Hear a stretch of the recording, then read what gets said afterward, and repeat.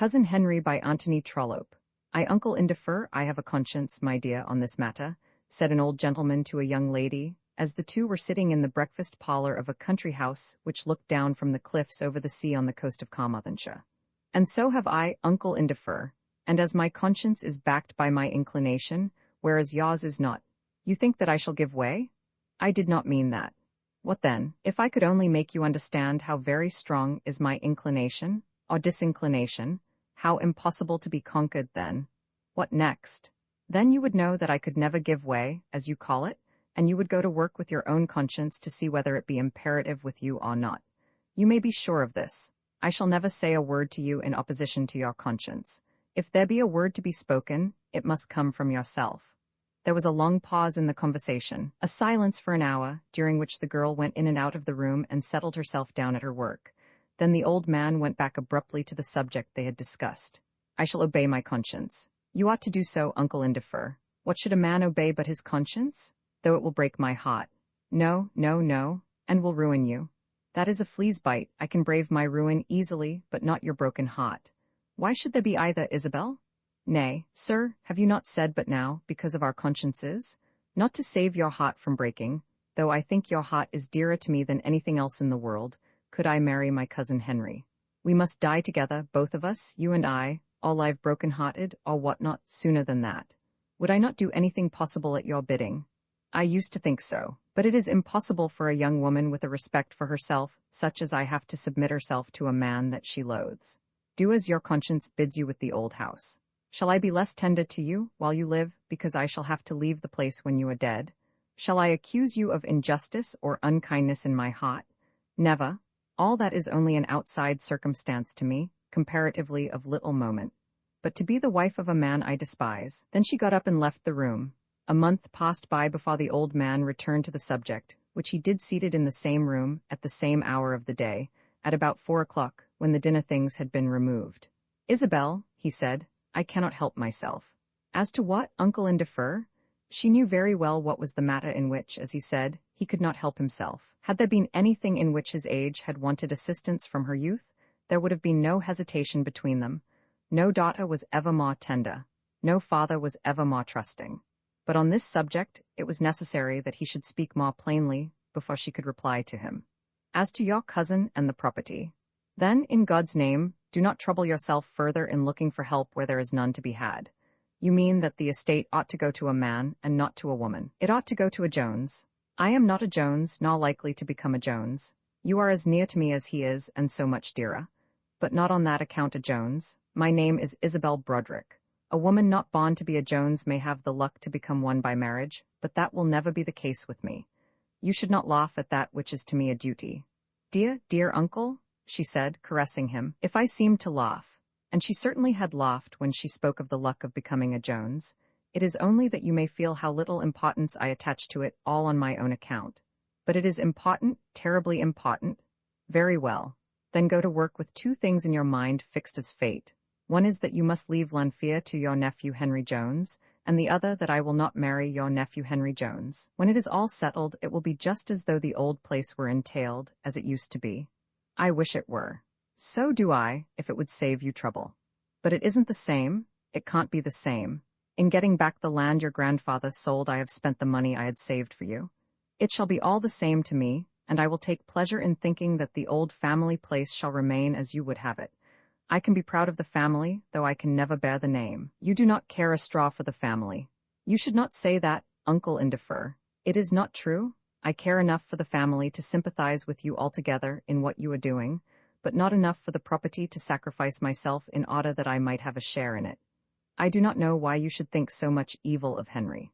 Do you know any reason why I should think well enough of him to become his wife? I do not. In marrying a man, a woman should be able to love every little trick belonging to him. The parings of his nails should be a care to her. It should be pleasant to her to serve him in things most menial. Would it be so to me, do you think, with Henry Jones? You are always full of poetry and books. I should be full of something very bad if I were to allow myself to stand at the altar with him. Drop it, uncle, and defer. Get it out of your mind as a thing quite impossible. It is the one thing I can't and won't do, even for you. It is the one thing that you ought not to ask me to do. Do as you like with the property, as you think right. It is not as I like. As your conscience bids you then, and I with myself, which is the only little thing that I have in the world, will do as I like, or as my conscience bids me." These last words she spoke almost roughly, and as she said them, she left him, walking out of the room with an air of offended pride. But in this there was a purpose. If she were hard to him, hard and obstinate in her determination, then would he be enabled to be so also to her in his determination, with less of pain to himself. She felt it to be her duty to teach him that he was justified in doing what he liked with his property, because she intended to do what she liked with herself. Not only would she not say a word towards dissuading him from this change in his old intentions, but she would make the change as little painful to him as possible by teaching him to think that it was justified by her own manner to him. For there was a change, not only in his mind, but in his declared intentions. Lanfear had belonged to Indefer Joneses for many generations. When the late squire had died, now 20 years ago, there had been remaining out of 10 children only one, the eldest, to whom the property now belonged. 4 or 5 coming in succession after him had died without issue. Then there had been a Henry Jones who had gone away and married, had become the father of the Henry Jones above mentioned, and had then also departed. The youngest, a daughter, had married an attorney named Broderick, and she also had died, having no other child but Isabel. Mr. Broderick had married again, and was now the father of a large family, living at Hereford, where he carried on his business. He was not very well-to-do in the world. The new Mrs. Broderick had preferred her own babies to Isabel, and Isabel, when she was 15 years of age, had gone to her bachelor uncle at Lanfear. There she had lived for the last 10 years, making occasional visits to her father at Hereford. Mr. Indefer Jones, who was now between 70 and 80 years old, was a gentleman who through his whole life had been disturbed by reflections, fears, and hopes as to the family property on which he had been born, on which he had always lived, in possession of which he would certainly die, and as to the future disposition of which it was his lot in life to be altogether responsible. It had been entailed upon him before his birth in his grandfather's time, when his father was about to be married, but the entail had not been carried on. There had come no time in which this Indefer Jones had been about to be married, and the former old man, having been given to extravagance, and been generally in want of money, had felt it more comfortable to be without an entail. His son had occasionally been induced to join with him in raising money. Thus not only since he had himself owned the estate, but before his father's death, there had been forced upon him reflections as to the destination of Lanfear. At 50, he had found himself unmarried, and unlikely to marry. His brother Henry was then alive, but Henry had disgraced the family, had run away with a married woman whom he had married after a divorce, had taken to race courses and billiard rooms, and had been altogether odious to his brother Indefer.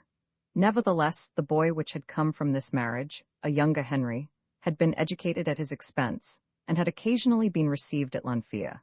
He had been popular with no one there, having been found to be a sly boy, given to lying, and, as even the servants said about the place, unlike a Jones of Lanfear. Then had come the time in which Isabel had been brought to Lanfear. Henry had been sent away from Oxford for some offence not altogether trivial, and the squire had declared to himself and others that Lanfear should never fall into his hands. Isabel had so endeared herself to him that before she had been 2 years in the house, she was the young mistress of the place. Everything that she did was right in his eyes. She might have anything that she would ask, only that she would ask for nothing. At this time the cousin had been taken into an office in London, and had become, so it was said of him, a steady young man of business. But still, when allowed to show himself at Lanfear, he was unpalatable to them all, unless it might be to the old squire. It was certainly the case that in his office in London he made himself useful, and it seemed that he had abandoned that practice of running into debt, and having the bills sent down to Lanfear, which he had adopted early in his career. During all this time, the old squire was terribly troubled about the property. His will was always close at his hand.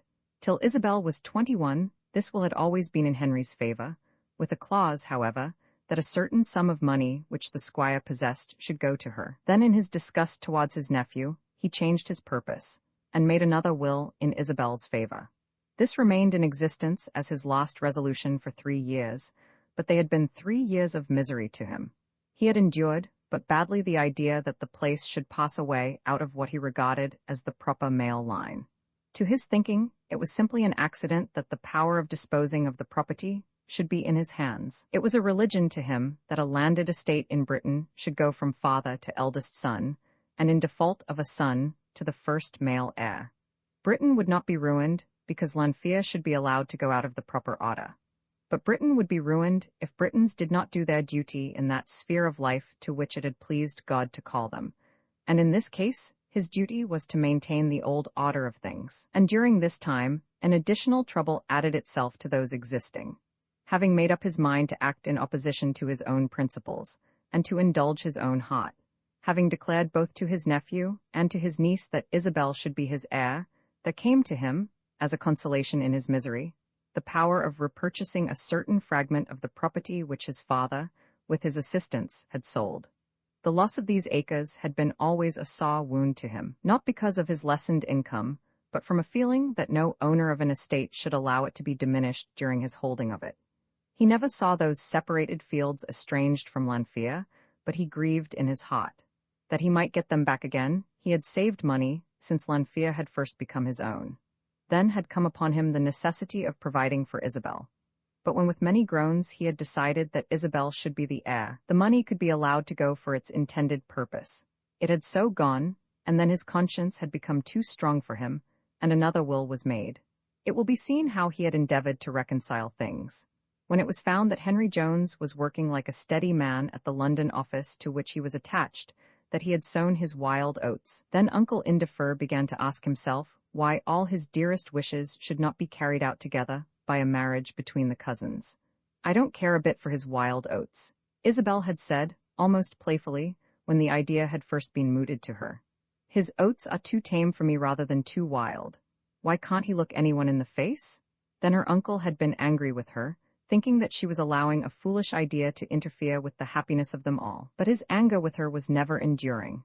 And indeed, before the time at which our story commenced, he had begun to acknowledge to himself that he might rather be afraid of her anger than she of his. There was a courage about her which nothing could dash. She had grown up under his eyes strong, brave, sometimes almost bold, with a dash of humor, but always quite determined in her own ideas of wrong or right. He had in truth been all but afraid of her, when he found himself compelled to tell her of the decision to which his conscience compelled him. But the will was made, the third, perhaps the fourth or fifth, which had seemed to him to be necessary, since his mind had been exercised in this matter. He made this will, which he assured himself should be the last, leaving Lanfear to his nephew on condition that he should prefix the name of Indefer to that of Jones, and adding certain stipulations as to further entail. Then everything of which he might die possessed, except Lanfear itself and the furniture in the house, he left to his niece Isabel. "We must get rid of the horses," he said to her about a fortnight after the conversation last recorded. "Why that? My will has been made, and there will be so little now for you, that we must save what we can before I die." "Oh, bother me," said Isabel, laughing. "Do you suppose it is not dreadful to me to have to reflect how little I can do for you? I may, perhaps, live for 2 years, and we may save 600 or 700 a year. I have put a charge on the estate for £4,000. The property is only a small thing, after all, not above 1,500 a year. I will not hear of the horses being sold, and there is an end of it. You have been taken out about the place every day for the last 20 years, and it would crush me if I were to see a change. You have done the best you can, and now leave it all in God's hands. Pray let there be no more talking about it. If you only knew how welcome he is to it." Ex-cousin Henry dreams a dream from what had passed with Mrs. Griffith. It was clear to cousin Henry that he must go out of the house and be seen about the place. The woman had been right in saying that his seclusion was mysterious. It was peculiarly imperative upon him to avoid all appearance of mystery. He ought to have been aware of this before. He ought to have thought of it, and not to have required to be reminded by a rebuke from the housekeeper. He could now only amend the fault for the future, and endeavor to live down the mystery which had been created. Almost as soon as Mrs. Griffith had left him, he prepared to move. But then he bethought himself that he must not seem to have obeyed, quite at the moment, the injunctions of his own servant. So he reseated himself, resolved to postpone for a day or two his intention of calling upon one of the tenants. He reseated himself, but turned his back to the shelf, lest the aspect of his countenance should be watched through the window. On the following morning, he was relieved from his immediate difficulty by the arrival of a letter from Mr. Upjohn. It was necessary that a declaration as to the will should be made before a certain functionary at Carmarthen, and as the papers necessary for the occasion had been prepared in the lawyer's office, he was summoned into Carmarthen for the purpose. Immediately after that, he would be put into full possession of the property. Mr. Upjohn also informed him that the deed had been prepared for charging the estate with £4,000 on behalf of his cousin Isabel. By this, he would bind himself to pay her £200 a year for the next 2 years, and at the end of that period to hand over to her the entire sum. Here was an excuse provided for him to leave the house and travel as far as Carmarthen. There were the horses and the carriage with which his uncle had been accustomed to be taken about the estate, and there was still the old coachman, who had been in the service for the last 20 years. So he gave his orders, and directed that the carriage should be ready soon after 2, in order that he might keep the appointment made by the lawyer at 3. The order was sent out to the stable through the butler, and as he gave it, he felt how unable he was to assume the natural tone of a master to his servants. "The carriage, sir?" said the butler, as though surprised. Then the owner of Lanfear found himself compelled to explain to his own man that it was necessary that he should see the lawyer in Carmarthen. Should he or should he not take the book with him as he went? It was a large volume, and could not well be concealed in his pocket. He might no doubt take a book, any book, with him for his own recreation in the carriage, but were he to do so, the special book which he had selected would be mocked to the eyes of the servants. It required but little thought to tell him that the book must certainly be left in its place. He could have taken the will and kept it safe, and certainly unseen, in the pocket of his coat. But then, to take the will from its hiding place and to have it on his person, unless he did so for the purpose of instant and public revelation, would, as he thought, be in itself a felony. There would be the doing of a deed in the very act of abstracting the document, and his safety lay in the abstaining from any deed. What if a fit should come upon him, or he should fall and hurt himself, and the paper be found in his possession? Then there would at once be the intervention of the police, and the cell, and the angry voices of the crowd, and the scowling of the judge, and the quick sentence, and that dwelling among thieves and felons for the entire period of his accursed life. Then would that great command, "Thou shalt not steal," be sounding always in his ear. Then would self-condemnation be heavy upon him.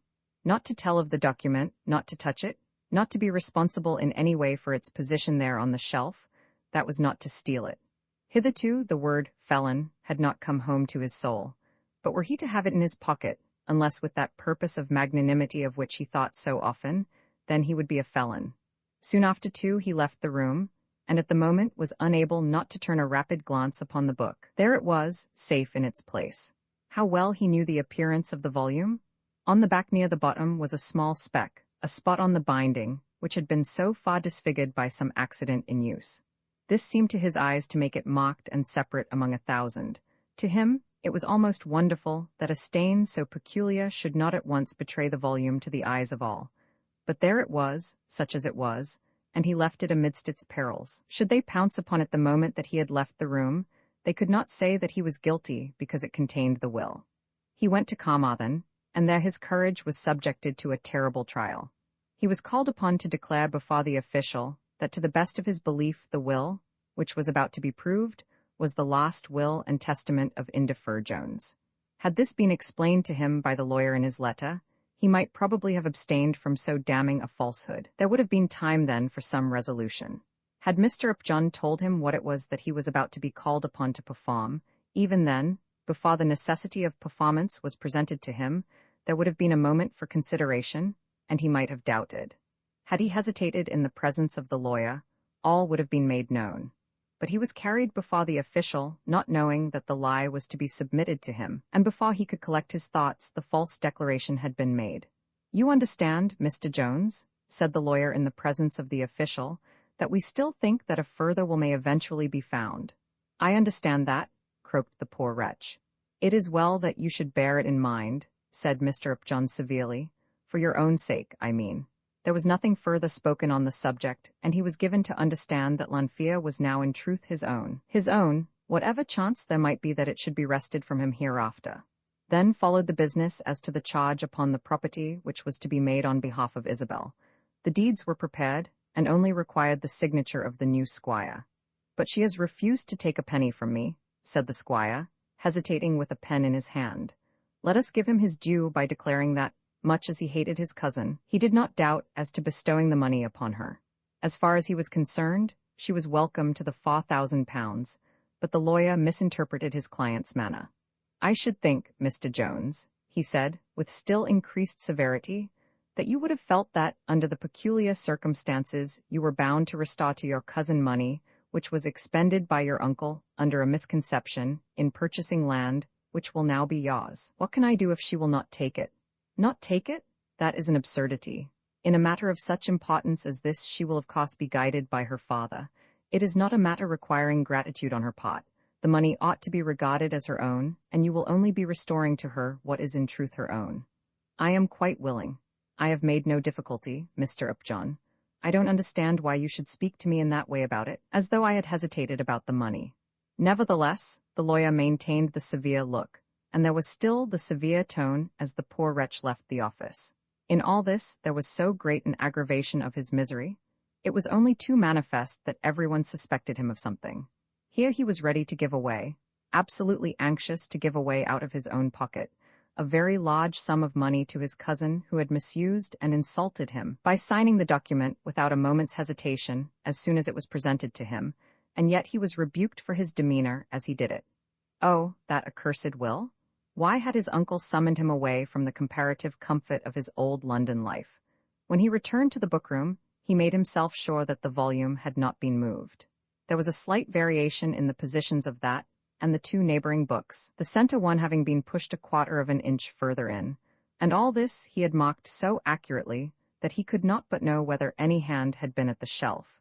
He did not go near to the shelf, but could see the variation as he stood at the table. His eye had become minutely exact as to the book and its position. Then he resolved that he would not look at the book again, would not turn a glance on it, unless it might be when he had made up his mind to reveal its contents. His neck became absolutely stiff with the efforts necessary not to look at the book.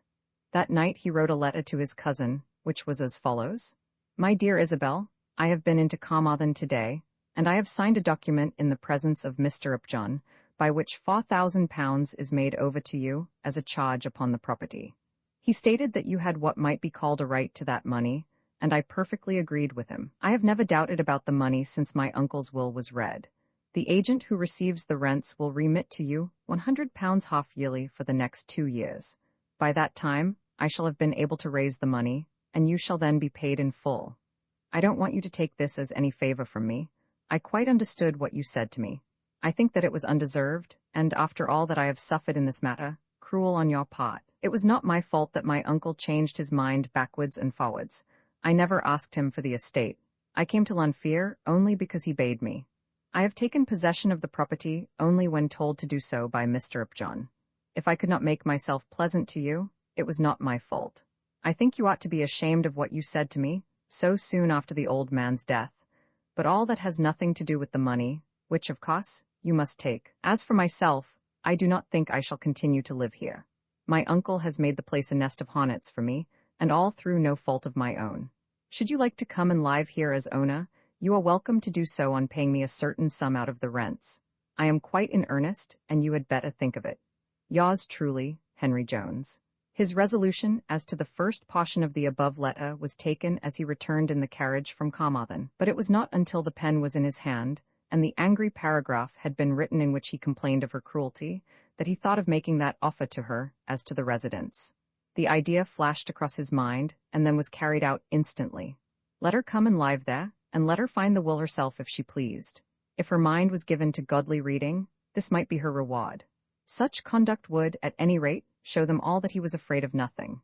He would, he thought, if this could be arranged, still remain at his office, would give up that empty title of Squire of Lanfear, and live in such comfort as might come to him from the remittances which would be made to him on account of the rents, till that paper had been found. Such was his last plan, and the letter proposing it was duly sent to the post office. On the following day he again acknowledged the necessity of going about the place, so that the feeling of mystery might, if possible, be gradually dissipated, and he went out for a walk. He roamed down towards the cliffs and there sat in solitude, looking out upon the waters. His mind was still intent upon the book. Oh, if the book could be buried there below the sea, be drowned, and no hand of his be necessary for the drowning. As he sat there, feeling himself constrained to remain away from the house for a certain period, he fell asleep by degrees and dreamed. He dreamt that he was out there in a little boat all alone, with the book hidden under the seats, and that he rowed himself out to sea till he was so far distant from the shore that no eye could see him. Then he lifted the book, and was about to rid himself forever of his burden, when there came by a strong man swimming. The man looked up at him so as to see exactly what he was doing, and the book was not thrown over, and the face of the swimming man was the face of that young cantor who had been so determined in his assertion that another will had been made. The dream was still vivid as a reality to his intellect when he was awakened suddenly, whether by a touch or a sound he did not know. He looked up, and there was the young man whom he had seen swimming to him across the sea.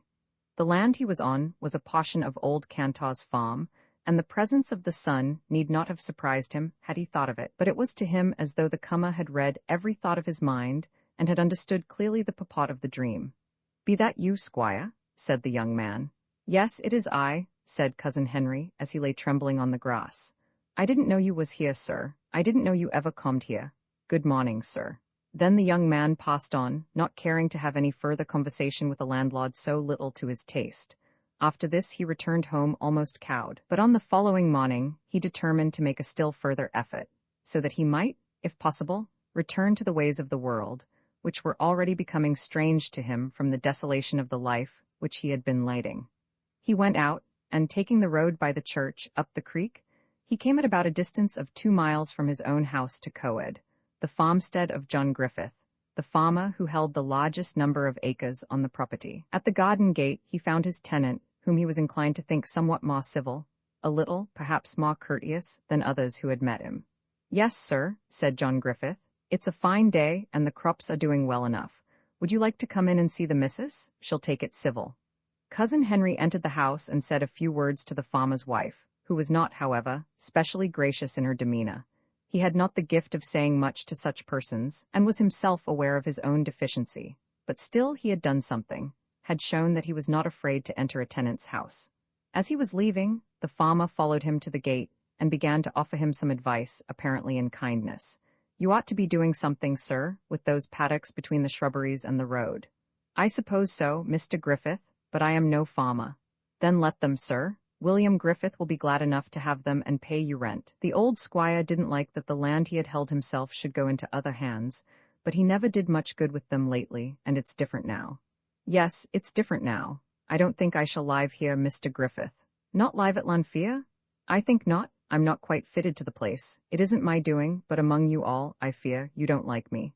As he said this, he tried to carry it off with a laugh. "You'd live down that, squire, if you did your duty and was good to the people, and took no more than was your own, but perhaps you don't like a country life." "I don't like being where I ain't liked, that's the truth of it, Mr. Griffith."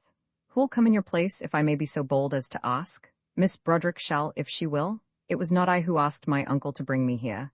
"But she is not to have the property?" "Not the property, at least I suppose not, but she shall have the house and the grounds, and the land adjacent. And she shall manage it all, dividing the rents with me, or something of that kind. I have offered it to her, but I do not say that she will agree. In the meantime, if you will come up and see me sometimes, I will take it as a kindness. I do not know that I have done any harm, so as to be shunned." Then Farmer Griffith readily said that he would go up occasionally and see his landlord. Roman 11, Isabel at Hereford. Isabel had not been many hours at home at Hereford before, as was natural. Her father discussed with her the affairs of the property and her own peculiar interest in the will, which had at last been accepted. It has to be acknowledged that Isabel was received somewhat as an interloper in the house.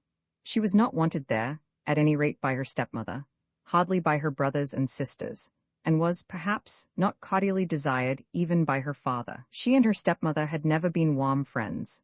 Isabel herself was clever and high-minded, but high-spirited also, imperious and sometimes hard. It may be said of her that she was at all points a gentlewoman. So much could hardly be boasted of the present Mrs. Broderick, and as was the mother, so were that mother's children. The father was a gentleman, born and bred as such, but in his second marriage he had fallen a little below his station, and having done so, had accommodated himself to his position. Then there had come many children, and the family had increased quicker than the income. So it had come to pass that the attorney was not a wealthy man. This was the home which Isabel had been invited to leave when, now many years since, she had gone to Lanfear to become her uncle's darling. There her life had been very different from that of the family at Hereford. She had seen but little of society, but had been made much of, and almost worshipped, by those who were around her. She was to have been, the Lady of Lanfear. By every tenant about the place she had been loved and esteemed. With the servants she had been supreme. Even at Carmarthen, when she was seen there, she was regarded as the great lady, the acknowledged heiress, who was to have, at some not very distant time, all Lanfear in her own hands. It was said of her, and said truly, that she was possessed of many virtues. She was charitable, careful for others, in no way self-indulgent, sedulous in every duty, and above all things, affectionately attentive to her uncle. But she had become imperious, and inclined to domineer, if not in action, yet in spirit. She had lived much among books, had delighted to sit gazing over the sea with a volume of poetry in her hand, truly enjoying the intellectual gifts which had been given her. But she had, perhaps, learnt too thoroughly her own superiority, and was somewhat apt to look down upon the less refined pleasure of other people. And now her altered position in regard to wealth rather increased than diminished her foibles. Now, in her abject poverty, for she was determined that it should be abject, she would be forced to sustain her superiority solely by her personal gifts. She determined that, should she find herself compelled to live in her father's house, she would do her duty thoroughly by her stepmother and her sisters. She would serve them as far as it might be within her power, but she could not giggle with the girls, nor could she talk little gossip with Mrs. Broderick. While there was work to be done, she would do it, though it should be hard, menial, and revolting. But when her work was done, there would be her books. It will be understood that, such being her mood and such her character, she would hardly make herself happy in her father's house, or make others happy. And then, added to all this, there was the terrible question of money. When last at Hereford, she had told her father that, though her uncle had revoked his grand intention in her favor, still there would be coming to her enough to prevent her from being a burden on the resources of her family. Now that was all changed. If her father should be unable or unwilling to support her, she would undergo any hardship, any privation, but would certainly not accept bounty from the hands of her cousin. Some deed had been done, she felt assured, some wicked deed, and Cousin Henry had been the doer of it. She alone had heard the last words which her uncle had spoken, and she had watched the man's face narrowly when her uncle's will had been discussed in the presence of the tenants. She was quite sure. Let her father say what he might, let her stepmother look at her ever so angrily with her greedy, hungry eyes, she would take no shilling from her Cousin Henry. Though she might have to die in the streets, she would take no bread from her Cousin Henry's hand. She herself began the question of the money on the day after her arrival. "Papa," she said, "there is to be nothing for me after all."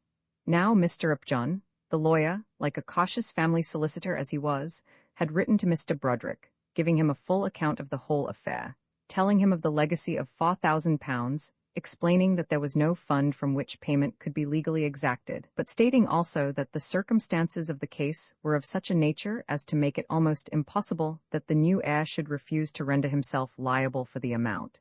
Then had come another letter saying that the new heir had assented to do so. "Oh, yes, there will, Isabel," said the father. Then she felt that the fighting of the battle was incumbent upon her, and she was determined to fight it. "No, papa, no, not a shilling."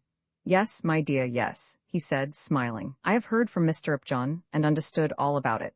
The money, no doubt, is not there, but your cousin is quite prepared to charge the estate with the amount. Indeed, it would be almost impossible for him to refuse to do so. No one would speak to him were he to be so base as that. I do not think much of your Cousin Henry, but even Cousin Henry could not be so mean. He has not the courage for such villainy."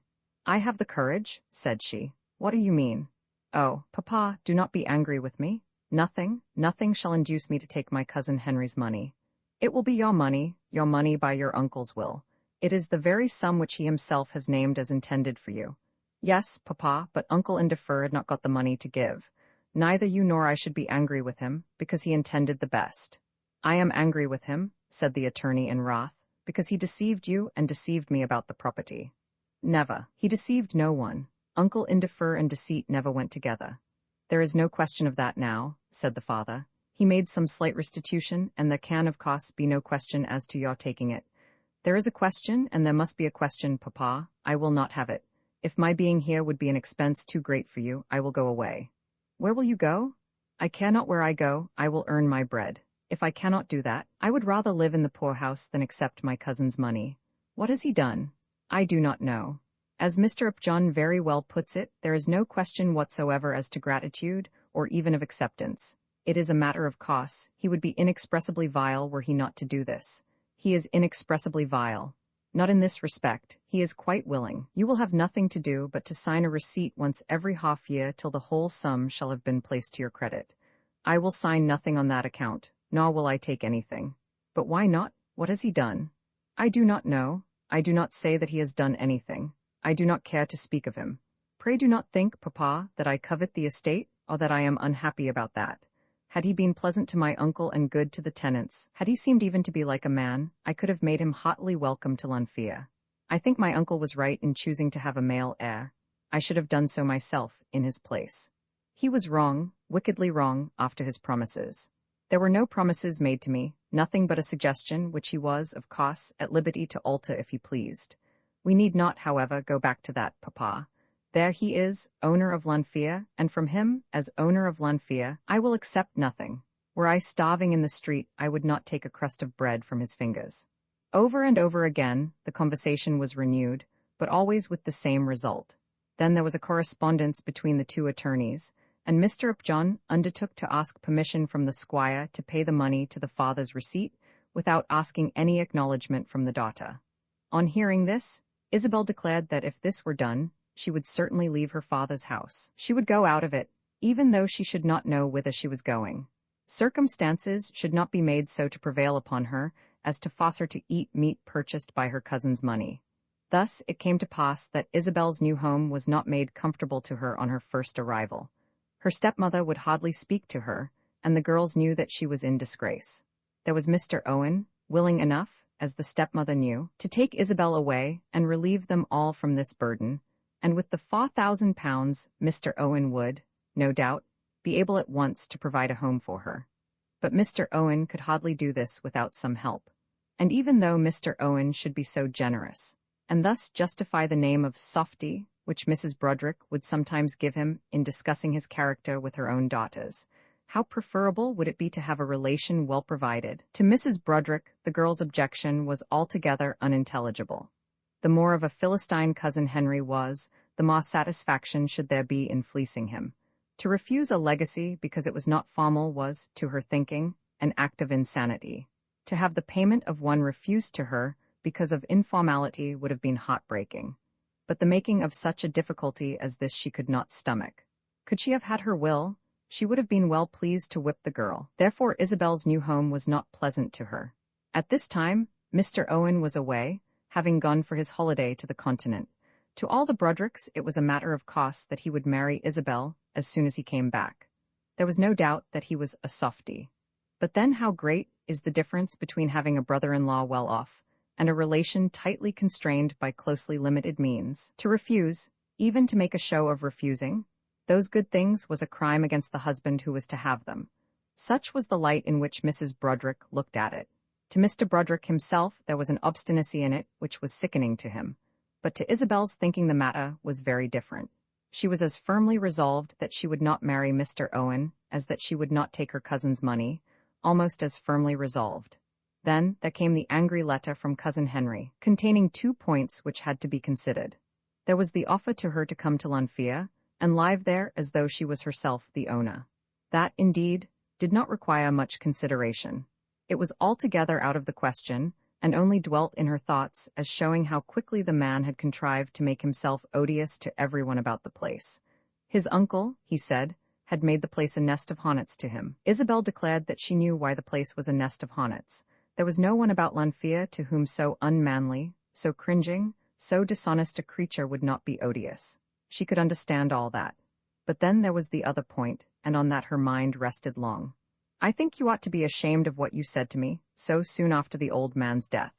She sat long in silence thinking of it, meditating whether he had been true in that, whether it did behove her to repent her harshness to the man.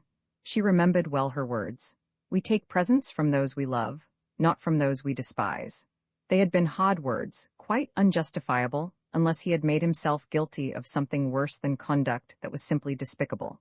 Not because he had been a poor creature, not because he had tormented the old man's last days by an absence of all generous feeling, not because he had been altogether unlike what, to her thinking, a squire of Lanfear should be, had she answered him with those crushing words. It was because at the moment she had believed him to be something infinitely worse than that. Grounding her aversion on such evidence as she had, on such evidence as she thought she had brought against him her heavy accusation. She could not tell him to his face that he had stolen the will, she could not accuse him of felony, but she had used such quick mode of expression as had come to her for assuring him that he stood as low in her esteem as a felon might stand. And this she had done when he was endeavoring to perform to her that which had been described to him as a duty. And now he had turned upon her and rebuked her as he was again endeavoring to perform the same duty, rebuked her as it was so natural that a man should do who had been subjected to so gross an affront. She hated him, despised him, and in her heart condemned him. She still believed him to have been guilty. Had he not been guilty, the beads of perspiration would not have stood upon his brow. He would not have become now red, now pale, by sudden starts. He would not have quivered beneath her gaze when she looked into his face. He could not have been utterly mean as he was, had he not been guilty. But yet, and now she saw it with her clear-seeing intellect, now that her passion was in abeyance, she had not been entitled to accuse him to his face. If he were guilty, it was for others to find it out, and for others to accuse him. It had been for her as a lady, and as her uncle's niece, to accept him in her uncle's house as her uncle's heir. No duty could have compelled her to love him, no duty would have required her to accept even his friendship. But she was aware that she had misbehaved herself in insulting him. She was ashamed of herself in that she had not been able to hide her feelings within her own high heart, but had allowed him to suppose that she had been angered because she had been deprived of her uncle's wealth. Having so resolved, she wrote to him as follows: "My dear Henry, do not take any further steps about the money, as I am quite determined not to accept it. I hope it will not be sent, as there would only be the trouble of repaying it. I do not think that it would do for me to live at Lanfear, as I should have no means of supporting myself, let alone the servants. The thing is of course out of the question. You tell me that I ought to be ashamed of myself for certain words that I spoke to you. They should not have been spoken. I am ashamed of myself, and I now send you my apology. Yours truly, Isabel Broderick." The reader may perhaps understand that these words were written by her with extreme anguish, but of that her cousin Henry understood nothing. Roman 12 Mr. Owen in this way, Isabel spent 4 very uncomfortable weeks in her new home before Mr. Owen returned to Hereford. Nor was her discomfort much relieved by the prospect of his return. She knew all the details of his circumstances, and told herself that the man would be wrong to marry without any other means than those he at present possessed. Nor did she think of herself that she was well qualified to be the wife of a poor gentleman. She believed that she could starve if it were required of her, and support her sufferings with fortitude. She believed that she could work from morning till night, from week to week, from month to month, without complaining, but she did not think that she could make herself sweet as a wife should be sweet to a husband with a threadbare coat, or that she could be tender as a mother should be tender while dividing limited bread among her children. To go and die and have done with it, if that might be possible, was the panacea of her present troubles most commonly present to her mind. Therefore, there was no comfort to her in that promised coming of her lover, of which the girls chatted to her continually. She had refused her lover when she held the proud position of the heiress of Lanfear, refused him, no doubt, in obedience to her uncle's word, and not in accordance with her own feelings, but still she had refused him. Afterwards, when she had believed that there would be a sum of money coming to her from her uncle's will, there had been room for possible doubt. Should the money have proved sufficient to cause her to be a relief rather than a burden to the husband, it might have been her duty to marry him, seeing that she loved him with all her heart, seeing that she was sure of his love. There would have been much against it even then, because she had refused him when she had been a grand lady, but had the money been forthcoming, there might have been a doubt. Now there could be no doubt. Should she who had denied him her hand because she was her uncle's heiress, on that avowed ground alone, should she, now that she was a pauper, burden him with her presence? He, no doubt, would be generous enough to renew his offer. She was well aware of his nobility, but she, too, could be generous and, as she thought, noble. Thus it was that her spirit spoke within her, bidding her subject all the sweet affections of her heart to a stubborn pride. The promised return, therefore, of Mr. Owen did not make her very happy. "He will be here tomorrow," said her stepmother to her. "Mrs. Richards expects him by the late train tonight. I looked in there yesterday and she told me." Mrs. Richards was the respectable lady with whom Mr. Owen lodged. "I dare say he will," said Isabel wearily. sorry, too, that Mr. Owen's goings and comings should have been investigated. Now, Isabel, let me advise you. You cannot be so unjust to Mr. Owen as to make him fancy for a moment that you will refuse your uncle's money. Think of his position, about 250 a year in all. With your 200 added it would be positive comfort, without it you would be frightfully poor. Do you think I have not thought of it? I suppose you must. But then you are so odd and so hard, so unlike any other girl I ever saw. I don't see how you could have the face to refuse the money, and then to eat his bread. This was an unfortunate speech as coming from Mrs. Broderick, because it fortified Isabel in the reply she was bound to make. Hitherto the stepmother had thought it certain that the marriage would take place in spite of such maiden denials as the girl had made, but now the denial had to be repeated with more than maiden vigor. I have thought of it, said Isabel, thought of it very often, till I have told myself that conduct such as that would be inexpressibly base. What, to eat his bread after refusing him mine when it was believed to be so plentiful? I certainly have not face enough to do that, neither face nor courage for that. There are ignoble things which require audacity altogether beyond my reach. Then you must accept the money from your cousin. Certainly not, said Isabel, neither that nor yet the position which Mr. Owen will perhaps offer me again.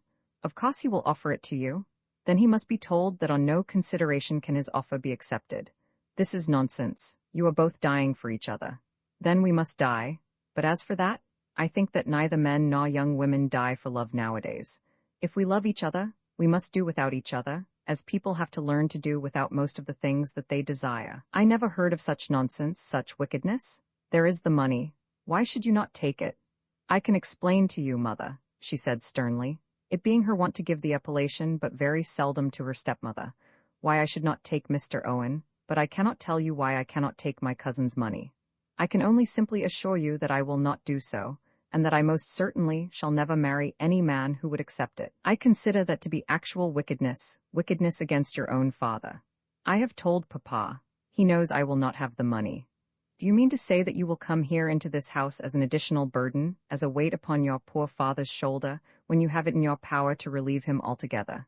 Do you not know how pressed he is, and that there are your brothers to be educated?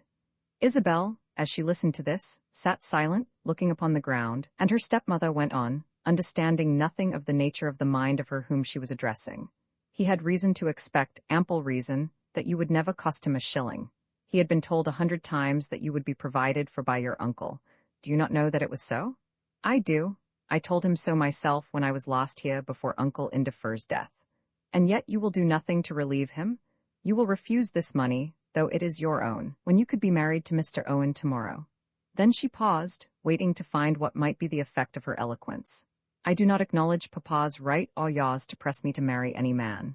But I suppose you acknowledge your right to be as good as your word. Here is the money, you have only got to take it. What you mean is that I ought to acknowledge my obligation to be as good as my word. I do. I told my father that I would not be a burden to him, and I am bound to keep to that. He will have understood that at the present moment I am breaking my promise through a mistake of Uncle Indefer's which I could not have anticipated. You are breaking your promise because you will not accept money that is your own. I am breaking my promise, and that is sufficient. I will go out of the house and will cease to be a burden. If I only knew where I could go, I would begin tomorrow. That is all nonsense, said Mrs. Broderick, getting up and bursting out of the room in anger. There is a man ready to marry you, and there is the money. Anybody can see with half an eye what is your duty. Isabel, with all the eyes that she had, could not see what was her duty, that it could not be her duty to take a present of money from the man whom she believed to be robbing her of the estate she felt quite sure. It could not be her duty to bring poverty on a man whom she loved, especially not as she had refused to confer wealth upon him. It was, she thought, clearly her duty not to be a burden upon her father, as she had told him that no such burden should fall upon him. It was her duty, she thought, to earn her own bread, or else to eat none at all. In her present frame of mind she would have gone out of the house on the moment, if anyone would have accepted her even as a kitchen maid, but there was no one to accept her. She had questioned her father on the matter, and he had ridiculed her idea of earning her bread. When she had spoken of service, he had become angry with her. It was not thus that he could be relieved. He did not want to see his girl a maidservant or even a governess. It was not thus that she could relieve him. He simply wanted to drive her into his views, so that she might accept the comfortable income which was at her disposal, and become the wife of a gentleman whom everyone esteemed. But she, in her present frame of mind, cared little for any disgrace she might bring on others by menial service.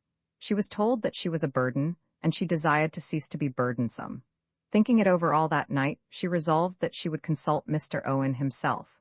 It would, she thought, be easy, or if not easy at any rate feasible, to make him understand that there could be no marriage. With him she would be on her own ground. He, at least, had no authority over her, and she knew herself well enough to be confident of her own strength. Her father had a certain right to insist. Even her stepmother had a deputed right, but her lover had none. He should be made to understand that she would not marry him, and then he could advise her as to that project of being governess, housemaid, schoolmistress, or what not. On the following morning he came, and was soon closeted with her. When he arrived, Isabel was sitting with Mrs. Broderick and her sisters, but they soon packed up their hemmings and sewings, and took themselves off, showing that it was an understood thing that Isabel and Mr. Owen were to be left together. The door was no sooner closed than he came up to her, as though to embrace her, as though to put an arm round her waist before she had a moment to retreat, preparing to kiss her as though she were already his own. She saw it all in a moment. It was as though, since her last remembered interview, there had been some other meeting which she had forgotten, some meeting at which she had consented to be his wife. She could not be angry with him. How can a girl be angry with a man whose love is so good, so true? He would not have dreamed of kissing her had she stood there before him, the declared heiress of Lanfear. She felt more than this. She was sure by his manner that he knew that she had determined not to take her cousin's money. She was altogether unaware that there had already been some talking that morning between him and her father, but she was sure that he knew. How could she be angry with him? But she escaped. "No, not that," she said. "It must not be so, Mr. Owen. It must not, it cannot be so. Tell me one thing, Isabel, before we go any further, and tell me truly. Do you love me?" She was standing about 6 feet from him, and she looked hard into his face, determined not to blush before his eyes for a moment, but she could hardly make up her mind as to what would be the fitting answer to his demand. "I know," said he, "that you are too proud to tell me a falsehood. I will not tell you a falsehood. Do you love me?" There was still a pause. "Do you love me as a woman should love the man she means to marry?" "I do love you." "Then, in God's name, why should we not kiss? You are my love and I am yours. Your father and mother are satisfied that it should be so. Seeing that we are so, is it a disgrace to kiss? Having won your heart, may I not have the delight of thinking that you would wish me to be near you?" "You must know it all," she said, "though it may be unwomanly to tell so much." "Know what?" "There has never been a man whose touch has been pleasant to me, but I could revel in yours. Kiss you? I could kiss your feet at this moment, and embrace your knees. Everything belonging to you is dear to me. The things you have touched have been made sacred to me. The prayer book tells the young wife that she should love her husband till death shall part them. I think my love will go further than that. Isabel, Isabel, keep away from me. I will not even give you my hand to shake till you have promised to be of one mind with me. I will not become your wife." "You shall become my wife?" "Never, never. I have thought it out, and I know that I am right. Things have been hard with me." "Not to me. They will not have been hard to me when I shall have carried my point with you. I was forced to appear before your eyes as the heiress of my uncle. Has that made any difference with me? And I was forced to refuse you in obedience to him who had adopted me. I understand all that very completely. Then he made a new will, and left me some money. Of all that I know, I think, every particular. But the money is not there." At this, he nodded his head as though smiling at her absurdity in going back over circumstances which were so well understood by both of them. "The money is offered to me by my cousin, but I will not take it. As to that, I have nothing to say. It is the one point on which, when we are married, I shall decline to give you any advice. Mr. Owen," and now she came close to him, but still ready to spring back should it be necessary. "Mr. Owen, I will tell you what I have told no one else." "Why me?" "Because I trust you as I trust no one else." "Then tell me." "There is another will. There was another will rather, and he has destroyed it." "Why do you say that? You should not say that, you cannot know it." "And therefore, I say it only to you as I would to my own heart. The old man told me so in his last moments. And then there is the look of the man. If you could have seen how his craven spirit cowered beneath my eyes. One should not judge by such indications. One cannot but see them and notice them, but one should not judge. You would have judged had you seen. You could not have helped judging. Nothing, however, can come of it except this, that not for all the world would I take his money. It may be right, Isabel, that all that should be discussed between you and me right if you wish it. It will be my delight to think that there shall be no secret between us. But believe me, dearest, it can have no reference to the question between us. Not that I should be absolutely penniless. Not in the least. But it will, Mr. Owen. In that even my father agrees with me. In this she was no doubt wrong. Her father had simply impressed upon her the necessity of taking the money because of her lover's needs. I will not be a burden at any rate to you, and as I cannot go to you without being a burden, I will not go at all. What does it matter whether there be a little more suffering or a little less? What does it matter? It matters a great deal to me. A man gets over that quickly, I think. So does a woman, if she be the proper sort of woman for getting over her difficulties of that kind. I don't think you are. I will try. I won't. This he said, looking full into her face. My philosophy teaches me to despise the grapes which hang too high, but to make the most of those which come within my reach. Now, I look upon you as being within my reach. I am not within your reach. Yes, pardon me for my confidence, but you are. You have confessed that you love me. I do. Then you will not be so wicked as to deny to me that which I have a right to demand. If you love me as a woman should love the man who is to become her husband, you have no right to refuse me. I have made good my claim, unless there be other reasons. There is a reason. None but such as I have to judge of. Had your father objected, that would have been a reason, or when your uncle disapproved because of the property, that was a reason. As to the money, I will never ask you to take it, unless you can plead that you yourself are afraid of the poverty. Then he paused, looking at her as though he defied her to say so much on her own behalf. She could not say that, but sat there panting, frightened by his energy. Nor am I, he continued very gently, the least in the world. Think of it and you will find that I am right, and then, when next I come then, perhaps you will not refuse to kiss me. And so he went. Oh, how she loved him! How sweet would it be to submit her pride, her independence, her maiden reticences to such a man as that! How worthy was he of all worship, of all confidence, of all service! How definitely better was he than any other being that had ever crossed her path! But yet she was quite sure that she would not marry him. Roman 13, the Carmarthen Herald. There was a great deal said at Carmarthen about the old squire's will. Such scenes as that which had taken place in the house, first when the will was produced, then when the search was made, and afterwards when the will was read, do not pass without comment. There had been many present, and some of them had been much moved by the circumstances. The feeling that the squire had executed a will subsequent to that which had now been proved was very strong, and the idea suggested by Mr. Upjohn that the squire himself had, in the weakness of his latter moments, destroyed this document, was not generally accepted. Had he done so, something of it would have been known. The ashes of the paper or the tattered fragments would have been seen. Whether Mr. Upjohn himself did or did not believe that it had been so, others would not think it. Among the tenants and the servants at Lanfear, there was a general feeling that something wrong had been done. They who were most inclined to be charitable in their judgment, such as John Griffith of Coed, thought that the document was still hidden, and that it might not improbably be brought to light at last. Others were convinced that it had fallen into the hands of the present possessor of the property, and that it had been feloniously but successfully destroyed. No guess at the real truth was made by anyone. How should a man have guessed that the false heir should have sat there with the will, as it were, before his eyes, close at his hand, and neither have destroyed it nor revealed its existence? Among those who believed the worst as to Cousin Henry were the two cantors. When a man has seen a thing done himself, he is prone to believe in it, and the more so when he has had a hand in the doing. They had been selected for the important operation of witnessing the will, and did not in the least doubt that the will had been in existence when the old squire died. It might have been destroyed since. They believed that it had been destroyed. But they could not be brought to understand that so great an injustice should be allowed to remain on the face of the earth without a remedy, or without punishment. Would it not be enough for a judge to know that they, two respectable men, had witnessed a new will, and that this new will had certainly been in opposition to the one which had been so fraudulently proved? The younger cantor especially was loud upon the subject, and got many ears in Carmarthen to listen to him. The Carmarthen Herald, a newspaper bearing a high character through South Wales, took the matter up very strongly, so that it became a question whether the new squire would not be driven to defend himself by an action for libel. It was not that the writer declared that Cousin Henry had destroyed the will, but that he published minute accounts of all that had been done at Lanfear, putting forward in every paper, as it came out, the reason which existed for supposing that a wrong had been done. That theory that old Indefer Jones had himself destroyed his last will without saying a word of his purpose to anyone was torn to tatters. The doctor had been with him from day to day, and must almost certainly have known it had such an intention been in his mind. The housekeeper would have known it. The nephew and professed heir had said not a word to anyone of what had passed between himself and his uncle.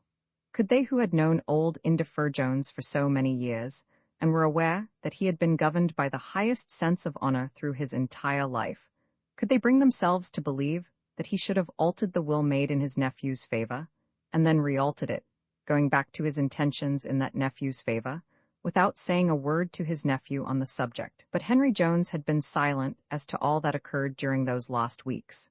Henry Jones had not only been silent when the will was being read, when the search was being made, but had sat there still in continued silence. We do not say, continued the writer in the paper, that Henry Jones, since he became owner of Lanfear, has been afraid to mingle with his brother men. We have no right to say so, but we consider it to be our duty to declare that such has been the fact. Circumstances will from time to time occur in which it becomes necessary, on public grounds, to inquire into the privacy of individuals, and we think that the circumstances now, as to this property, are of this nature. As will be the case in such matters, these expressions became gradually stronger, till it was conceived to be the object of those concerned in making them to drive Henry Jones to seek for legal redress, so that he might be subjected to cross-examination as to the transactions and words of that last fortnight before his uncle's death. It was the opinion of many that if he could be forced into a witness box, he would be made to confess if there were anything to confess. The cowardice of the man became known, or was rather exaggerated in the minds of those around him. It was told of him how he lived in the one room, how rarely he left the house, how totally he was without occupation. More than the truth was repeated as to his habits, till all Carmarthenshire believed that he was so trammelled by some mysterious consciousness of crime as to be unable to perform any of the duties of life. When men spoke to him, he trembled. When men looked at him, he turned away. All his habits were inquired into. It was said of him that the Carmarthen Herald was the only paper that he saw, and declared of him that he spent hour after hour in spelling the terrible accusations which, if not absolutely made against him, were insinuated. It became clear to lawyers, to Mr. Upjohn himself, that the man, if honest, should, on behalf of the old family and long-respected name, vindicate himself by prosecuting the owner of the paper for libel. If he were honest in the matter, altogether honest, there could be no reason why he should fear to encounter a hostile lawyer. There were at last 2 letters from young Joseph Cantor, printed in the paper, which were undoubtedly libelous.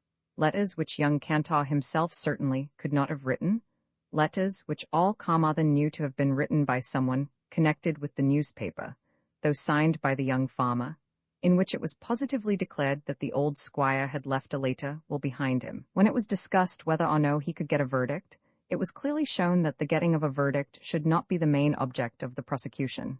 He has to show, said Mr. Upjohn, that he is not afraid to face a court of justice. But he was afraid.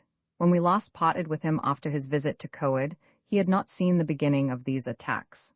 On the next day the first paper reached him, and they who were concerned in it did not spare to send him the copies as they were issued. Having read the first, he was not able to refuse to read what followed. In each issue they were carried on, and, as was told of him in Carmarthen, he lingered over every agonizing detail of the venom which was entering into his soul. It was in vain that he tried to hide the paper, or to pretend to be indifferent to its coming. Mrs. Griffith knew very well where the paper was, and knew also that every word had been perused. The month's notice which had been accepted from her, and the butler in lieu of the 3 months first offered, had now expired. The man had gone, but she remained, as did the 2 other women. Nothing was said as to the cause of their remaining, but they remained. As for Cousin Henry himself, he was too weak, too frightened, too completely absorbed by the horrors of his situation to ask them why they stayed, or to have asked them why they went. He understood every word that was written of him with sharp, minute intelligence. Though his spirit was cowed, his mind was still alive to all the dangers of his position. Things were being said of him, charges were insinuated, which he declared to himself to be false. He had not destroyed the will, he had not even hidden it. He had only put a book into its own place, carrying out as he did so his innocent intention when he had first lifted the book. When these searches had come, doing their work so idly, with such incurious futility, he had not concealed the book. He had left it there on its shelf beneath their hands. Who could say that he had been guilty? If the will were found now, who could reasonably suggest that there had been guilt on his part? If all were known, except that chance glance of his eye which never could be known. No one could say that he was other than innocent, and yet he knew of himself that he would lack strength to stand up in court and endure the sharp questions and angry glances of a keen lawyer. His very knees would fail to carry him through the court. The words would stick in his jaws. He would shake and shiver and faint before the assembled eyes. It would be easier for him to throw himself from the rocks on which he had lain dreaming into the sea than to go into a court of law, and there tell his own story as to the will. They could not force him to go. He thought he could perceive as much as that. The action, if action there were to be, must originate with him. There was no evidence on which they could bring a charge of felony or even of fraud against him. They could not drag him into the court, but he knew that all the world would say that if he were an honest man, he himself would appear there, denounce his defamers, and vindicate his own name. As day by day he failed to do so, he would be declaring his own guilt. Yet he knew that he could not do it. Was there no escape? He was quite sure now that the price at which he held the property was infinitely above its value. Its value? It had no value in his eyes. It was simply a curse of which he would rid himself with the utmost alacrity, if only he could rid himself of all that had befallen him in achieving it. But how should he escape? Were he now himself to disclose the document and carry it into Carmarthen, prepared to deliver up the property to his cousin, was there one who would not think that it had been in his possession from before his uncle's death, and that he had now been driven by his fears to surrender it? Was there one who would not believe that he had hidden it with his own hands? How now could he personate that magnanimity which would have been so easy had he brought forth the book, and handed it with its enclosure to Mr. Upjohn when the lawyer came to read the will? He looked back with dismay at his folly at having missed an opportunity so glorious. But now there seemed to be no escape. Though he left the room daily, no one found the will. They were welcome to find it if they would, but they did not. That base newspaper lied of him, as he told himself bitterly as he read it, in saying that he did not leave his room. Daily did he roam about the place for an hour or two, speaking, indeed, to no one, looking at no one. There the newspaper had been true enough, but that charge against him of self-imprisonment had been false as far as it referred to days subsequent to the rebuke which his housekeeper had given him. But no one laid a hand upon the book. He almost believed that, were the paper left open on the table, no eye would examine its contents. There it lay still hidden within the folds of the sermon that weighed upon his heart, that incubus on his bosom, that nightmare which robbed him of all his slumbers, and he could not rid himself of its presence. Property, indeed? Oh, if he were only back in London, and his cousin reigning at Lanfear. John Griffith, from Coed, had promised to call upon him, but when 3 weeks had passed by, he had not as yet made his appearance. Now, on one morning he came and found his landlord alone in the bookroom. "This is kind of you, Mr. Griffith," said Cousin Henry, struggling hard to assume the manner of a man with a light heart. "I have come, Mr. Jones," said the farmer very seriously, "to say a few words which I think ought to be said." "What are they, Mr. Griffith?" "Now, Mr. Jones, I am not a man as is given to interfering, especially not with my betters. I am sure you are not, and above all, not with my own landlord." Then he paused, but as Cousin Henry could not find an appropriate word either for rebuke or encouragement, he was driven to go on with his story. "I have been obliged to look at all those things in the Carmarthen Herald." Then Cousin Henry turned deadly pale. "We have all been driven to look at them. I have taken the paper these 20 years, but it is sent now to every tenant on the estate, whether they pay or whether they don't. Mrs. Griffith there in the kitchen has it. I suppose they sent it to you, sir?" "Yes, it does come," said Cousin Henry, with the faintest attempt at a smile. "And you have read what they say?" "Yes, the most of it. It has been very hard, sir." At this Cousin Henry could only affect a ghastly smile. "Very hard," continued the farmer. "It has made my flesh creep as I read it. Do you know what it all means, Mr. Jones?" "I suppose I know. It means that you have stolen the estates from your cousin, Miss Broderick?" This the man said very solemnly, bringing out each single word by itself. "I am not saying so, Mr. Jones." "No, no, no," gasped the miserable wretch. "No, indeed, if I thought so, I should not be here to tell you what I thought. It is because I believe that you are injured that I am here." "I am injured? I am injured?" "I think so, I believe so. I cannot tell what the mystery is, if mystery there be. But I do not believe that you have robbed that young lady, your own cousin, by destroying such a deed as your uncle's will." "No, no, no."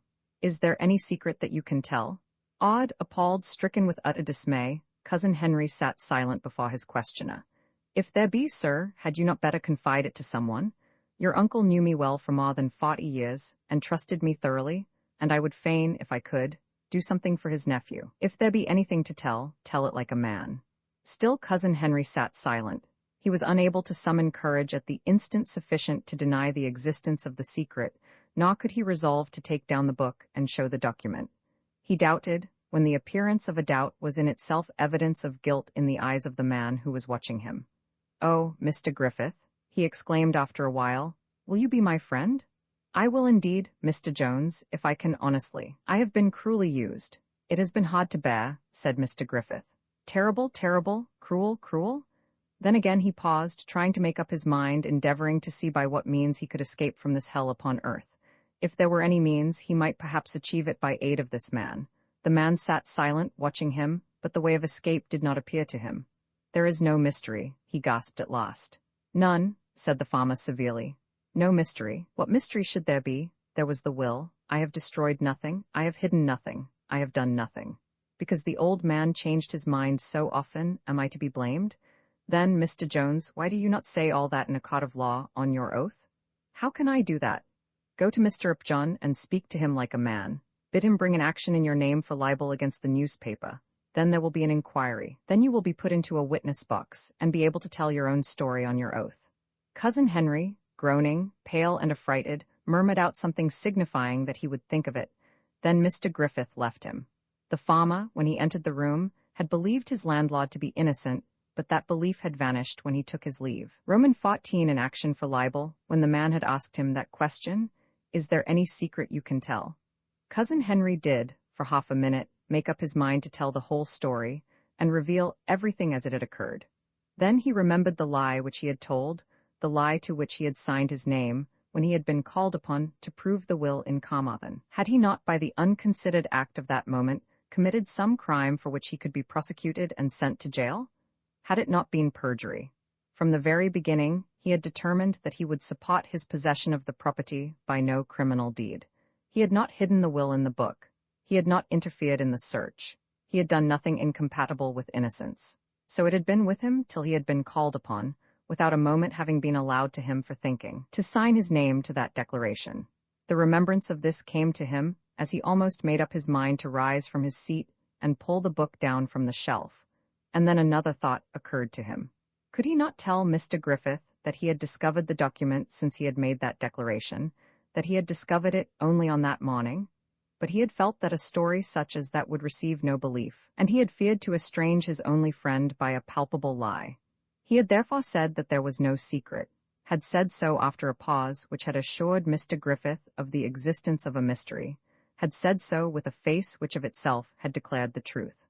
When the farmer left him, he knew well enough that the man doubted him, nay, that the man was assured of his guilt. It had come to be so with all whom he had encountered since he had first reached Lanfear. His uncle who had sent for him had turned from him. His cousin had scorned him. The tenants had refused to accept him when there certainly had been no cause for their rejection. Mr. Upjohn from the first had looked at him with accusing eyes. His servants were spies upon his actions. This newspaper was rending his very vitals, and now this one lost friend had deserted him.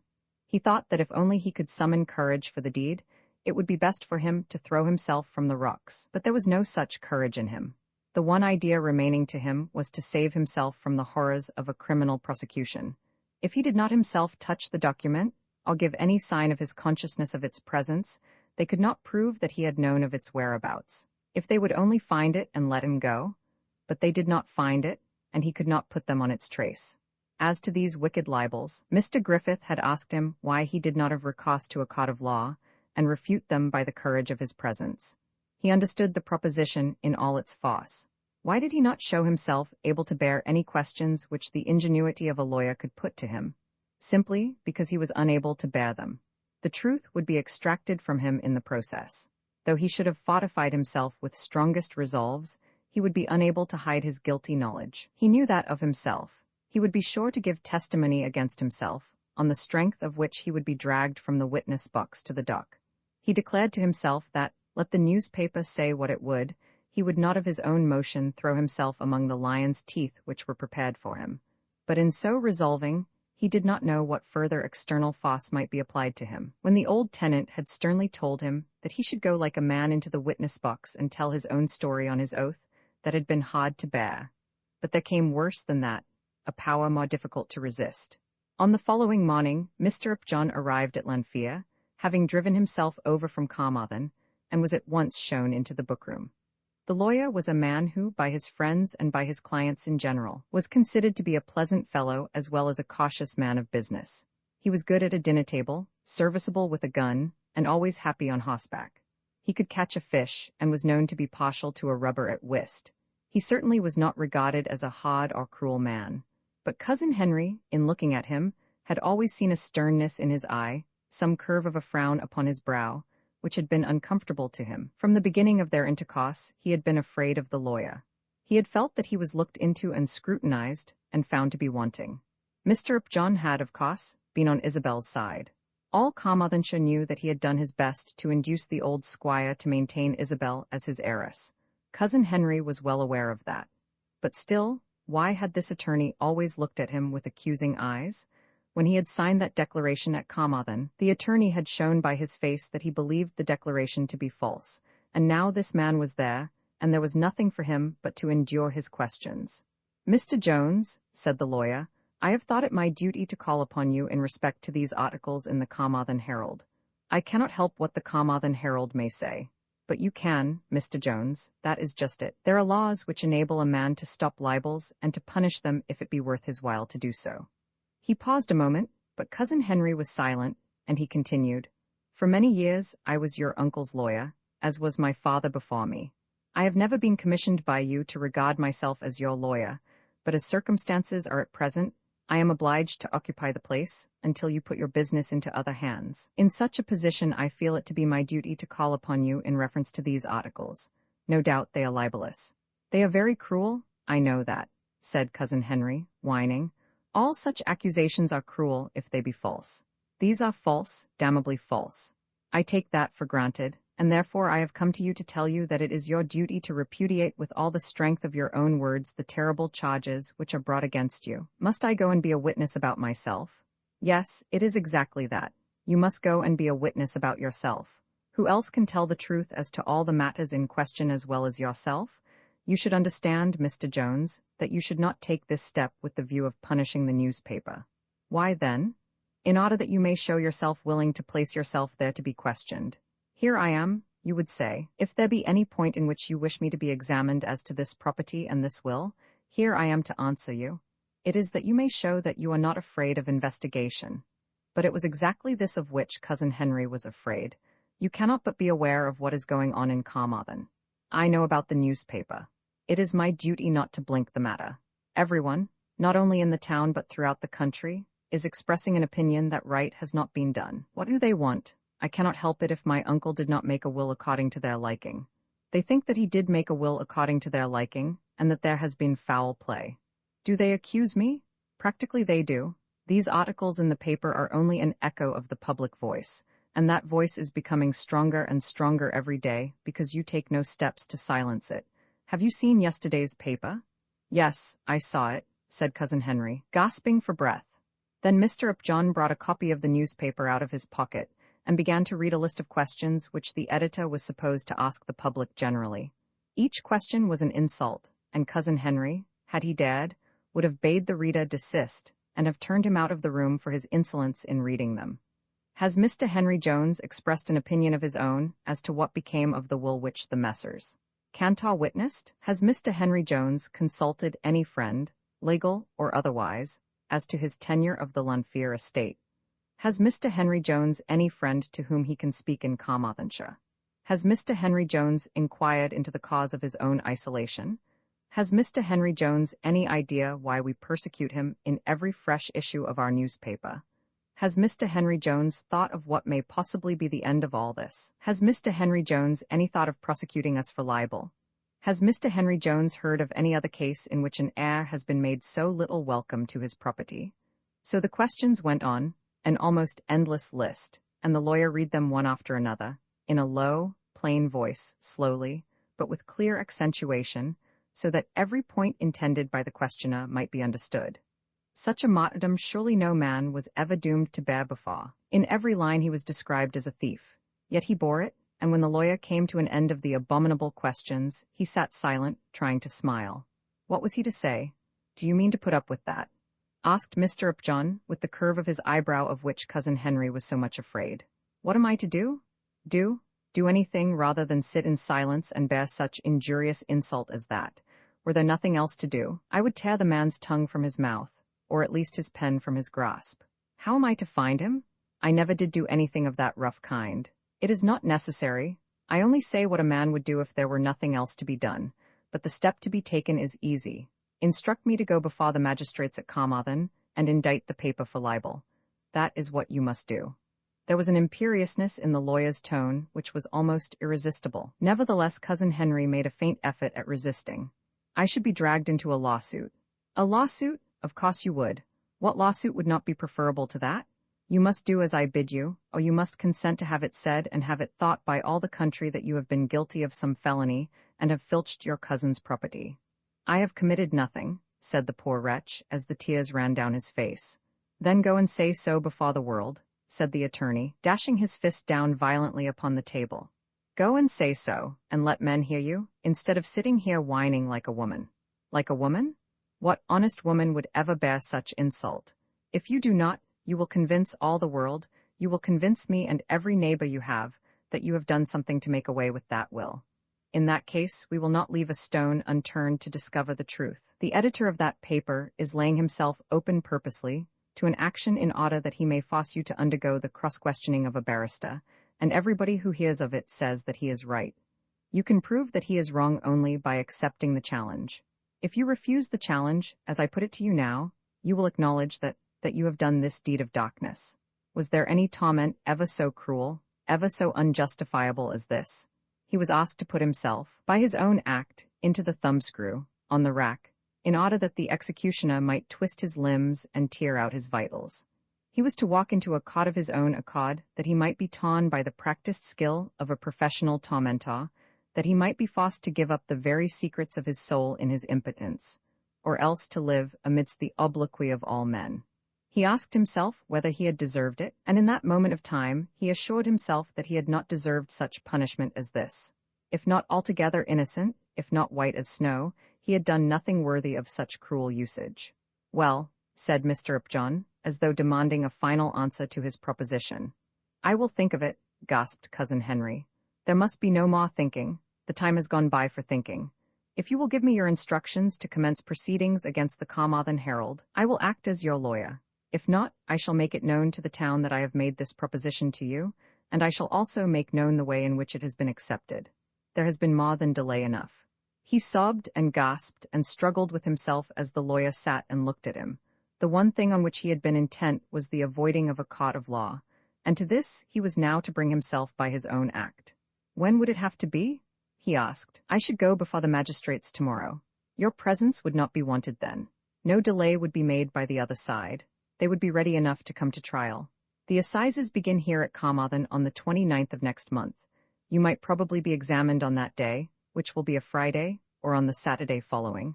You will be called as a witness on your own side to prove the libel, but the questions asked by your own counsel would amount to nothing." "Nothing," exclaimed Cousin Henry. "You would be there for another purpose," continued the lawyer. "When that nothing had been asked, you would be handed over to the other side, in order that the object of the proceedings might be attained." "What object?" How the barrister employed might put it I cannot say, but he would examine you as to any knowledge you may have as to that missing will. Mr. Upjohn, as he said this, paused for a full minute, looking his client full in the face. It was as though he himself were carrying on a cross-examination. "He would ask you whether you have such knowledge." Then again he paused, but Cousin Henry said nothing. "If you have no such knowledge, if you have no sin in that matter on your conscience, nothing to make you grow pale before the eyes of a judge, nothing to make you fear the verdict of a jury, no fault heavy on your own soul, then you may answer him with frank courage, then you may look him in the face, and tell him with a clear voice that as far as you are aware your property is your own by as fair a title as any in the country." In every word of this there had been condemnation. It was as though Mr. Upjohn were devoting him to infernal torture, telling him that his only escape would be by the exercise of some Herculean power which was notoriously beyond his reach. It was evident to him that Mr. Upjohn had come there under the guise of his adviser and friend, but was in fact leagued with all the others around him to drive him to his ruin. Of that he felt quite sure. The voice, the eyes, the face, every gesture of his unwelcome visitor had told him that it was so, and yet he could not rise in indignation and expel the visitor from his house. There was a cruelty, an inhumanity, in this which to his thinking was infinitely worse than any guilt of his own. "Well," said Mr. Upjohn, "I suppose it must be so. I have your instructions, then. Don't you hear me say that I suppose it must be so? Very well. The matter shall be brought in proper cause before the magistrates tomorrow, and if, as I do not doubt, an injunction be granted, I will proceed with the matter at once. I will tell you whom we select as our counsel at the assizes, and as soon as I have learnt, will let you know whom they employ. Let me only implore you not only to tell the truth as to what you know, but to tell all the truth. If you attempt to conceal anything, it will certainly be dragged out of you." Having thus comforted his client, Mr. Upjohn took his leave. Roman 15 Cousin Henry makes another attempt. When Mr. Upjohn had gone, Cousin Henry sat for an hour, not thinking. Men so afflicted have generally lost the power to think, but paralyzed by the weight of his sorrow, simply repeating to himself assertions that said no man had ever been used so cruelly.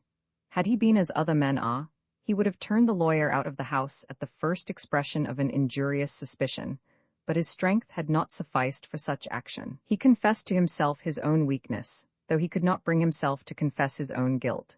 Why did they not find it and have done with it? Feeling at last how incapable he was of collecting his thoughts while he sat there in the bookroom, and aware, at the same time, that he must determine on some course of action, he took his hat and strolled out towards the cliffs.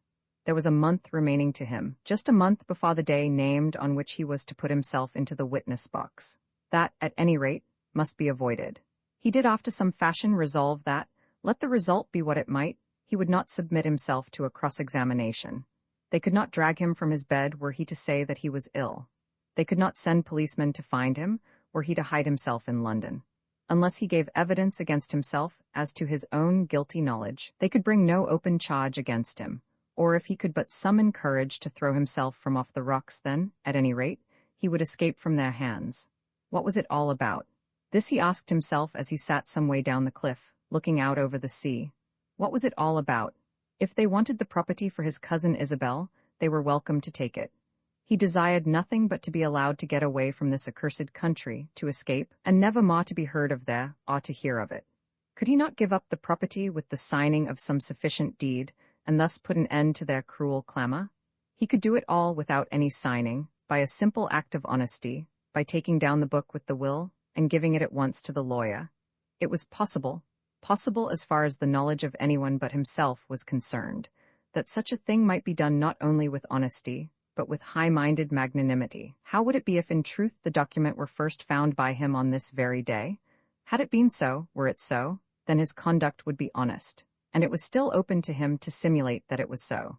He had taken down the book, let him say, for spiritual comfort in his great trouble, and lo, the will had been found there between the leaves. No one would believe him.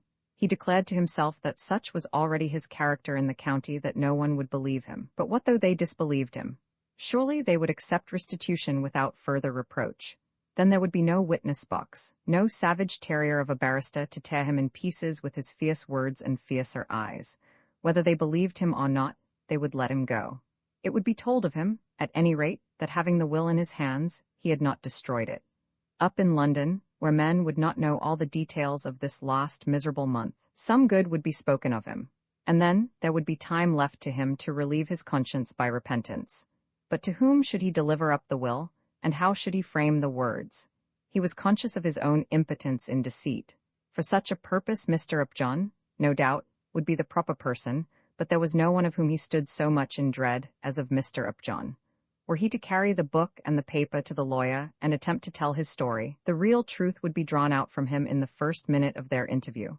The man's eyes looking at him, the man's brow bent against him, would extract from him instantly the one truth which it was his purpose to hold within his own keeping.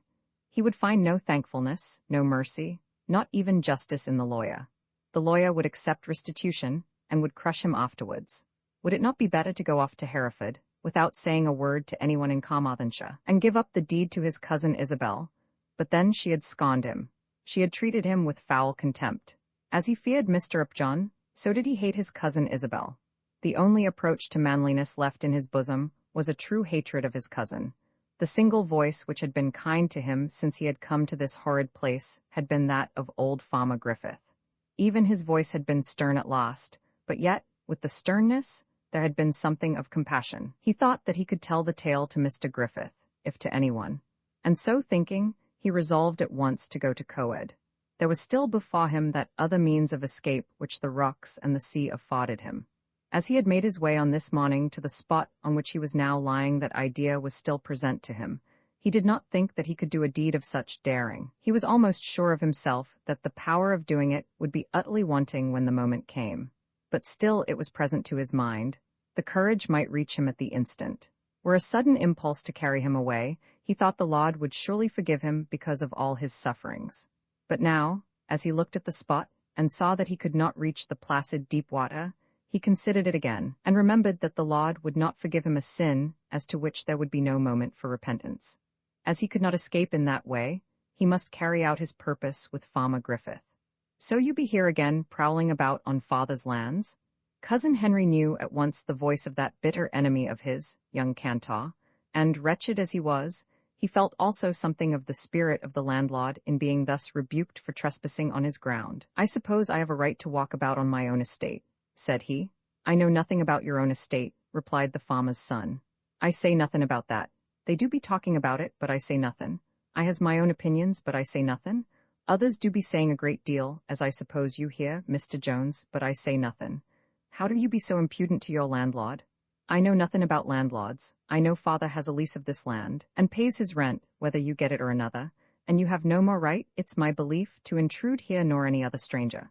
So, if you please, you'll walk." "I shall stay here just as long as it suits me," said Cousin Henry. "Oh, very well. Then father will have his action against you for trespass, and so you'll be brought into a court of law. You are bound to go off when you are warned. You ain't no right here because you call yourself landlord. You come up here and I'll thrash you, that's what I will. You wouldn't dare show yourself before a magistrate, that's what you wouldn't." The young man stood there for a while waiting, and then walked off with a loud laugh. Anyone might insult him, anyone might beat him, and he could seek for no redress because he would not dare to submit himself to the ordeal of a witness box.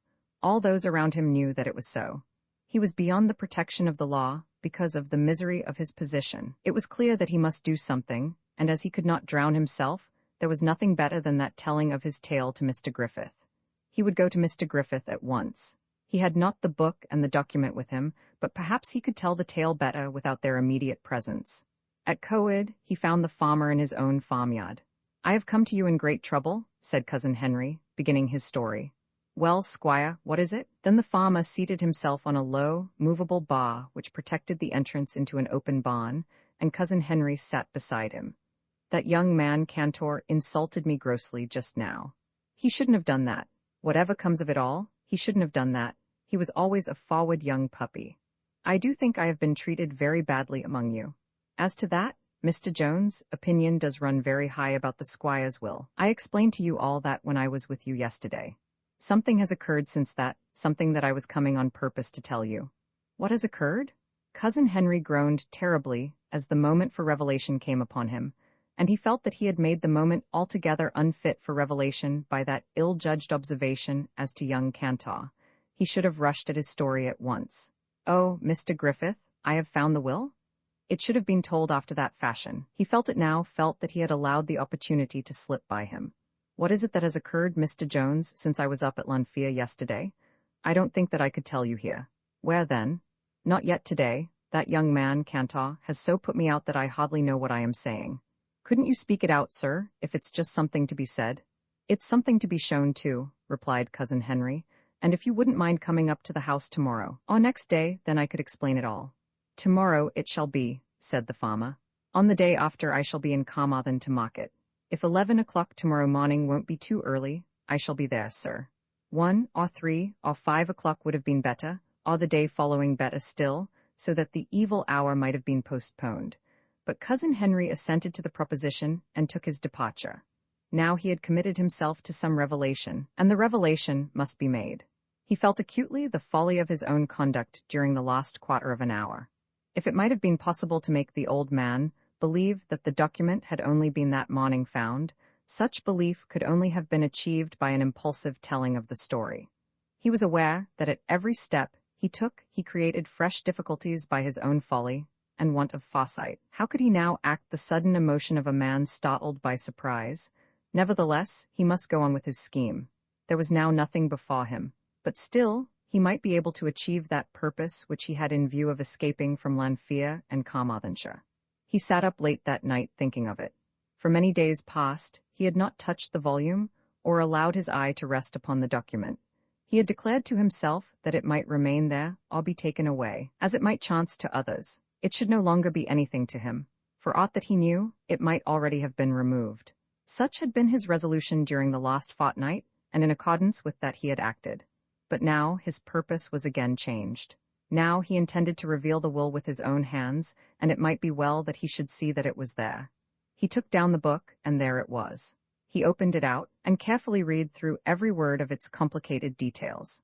For it had been arranged and drawn out in a lawyer's office, with all the legal want of punctuation and unintelligible phraseology. It had been copied verbatim by the old squire, and was no doubt a properly binding and effective will.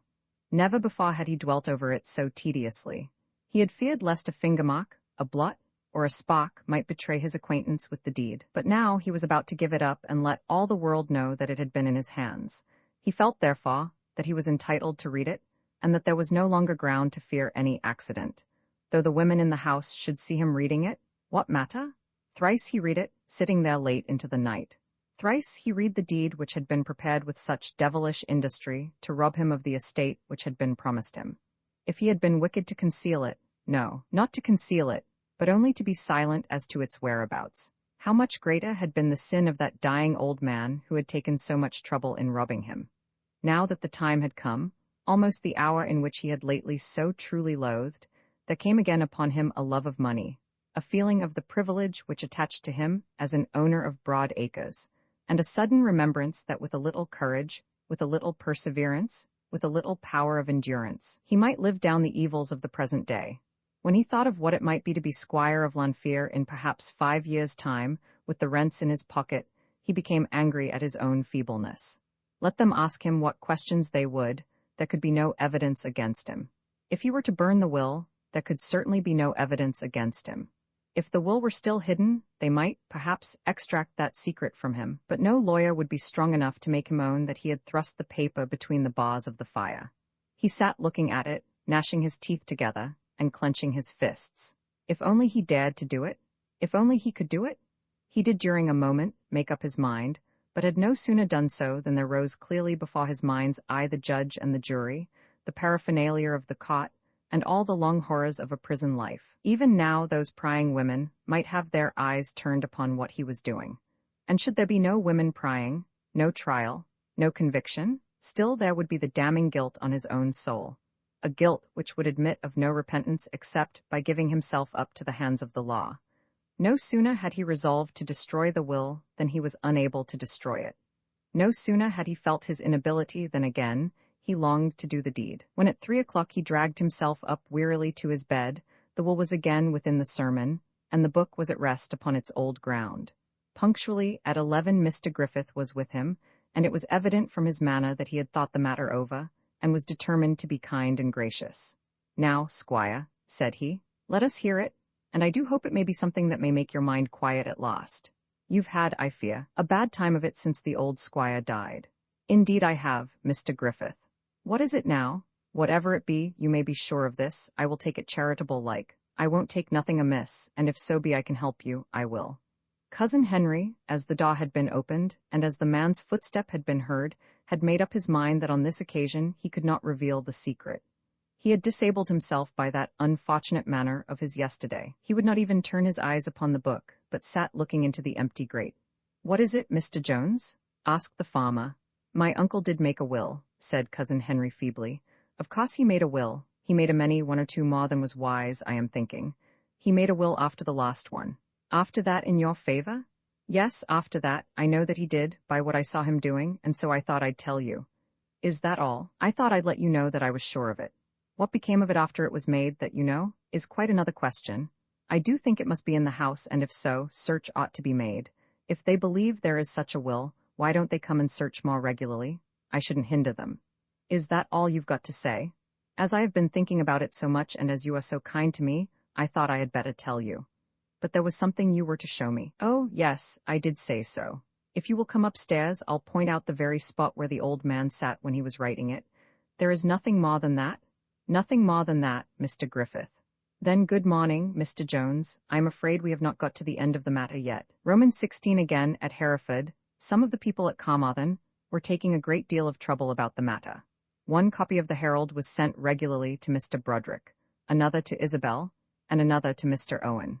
It was determined that they should not be kept in ignorance of what was being done. In the first number issued after Mr. Upjohn's last visit to Lanfear, there was a short-leading article recapitulating all that was hitherto known of the story. Mr. Henry Jones, said the article in its last paragraph, has at length been induced to threaten an action for libel against this newspaper. We doubt much whether he will have the courage to go on with it, but if he does, he will have to put himself into a witness box, and then probably we may learn something of the truth as to the last will and testament made by Mr. Indefer Jones. All this reached Hereford, and was of course deeply considered there by persons whom it concerned. Mr. Owen, for some days after the scene which has been described between him and Isabel, saw her frequently and generally found means to be alone with her for some moments. She made no effort to avoid him, and would fain have been allowed to treat him simply as her dearest friend, but in all these moments he treated her as though she were engaged to be his wife. There was no embracing, no kiss. Isabel would not permit it, but in all terms of affectionate expression he spoke of her and to her as though she were his own, and would only gently laugh at her when she assured him that it could never be so. Of course you can torment me a little, he said, smiling, but the forces arrayed against you are too strong, and you have not a chance on your side. It would be monstrous to suppose that you should go on making me miserable forever, and yourself too. In answer to this she could only say that she cared but little for her own misery, and did not believe in his. The question is, she said, whether it be fitting. As I feel that it is not fitting, I certainly shall not do it.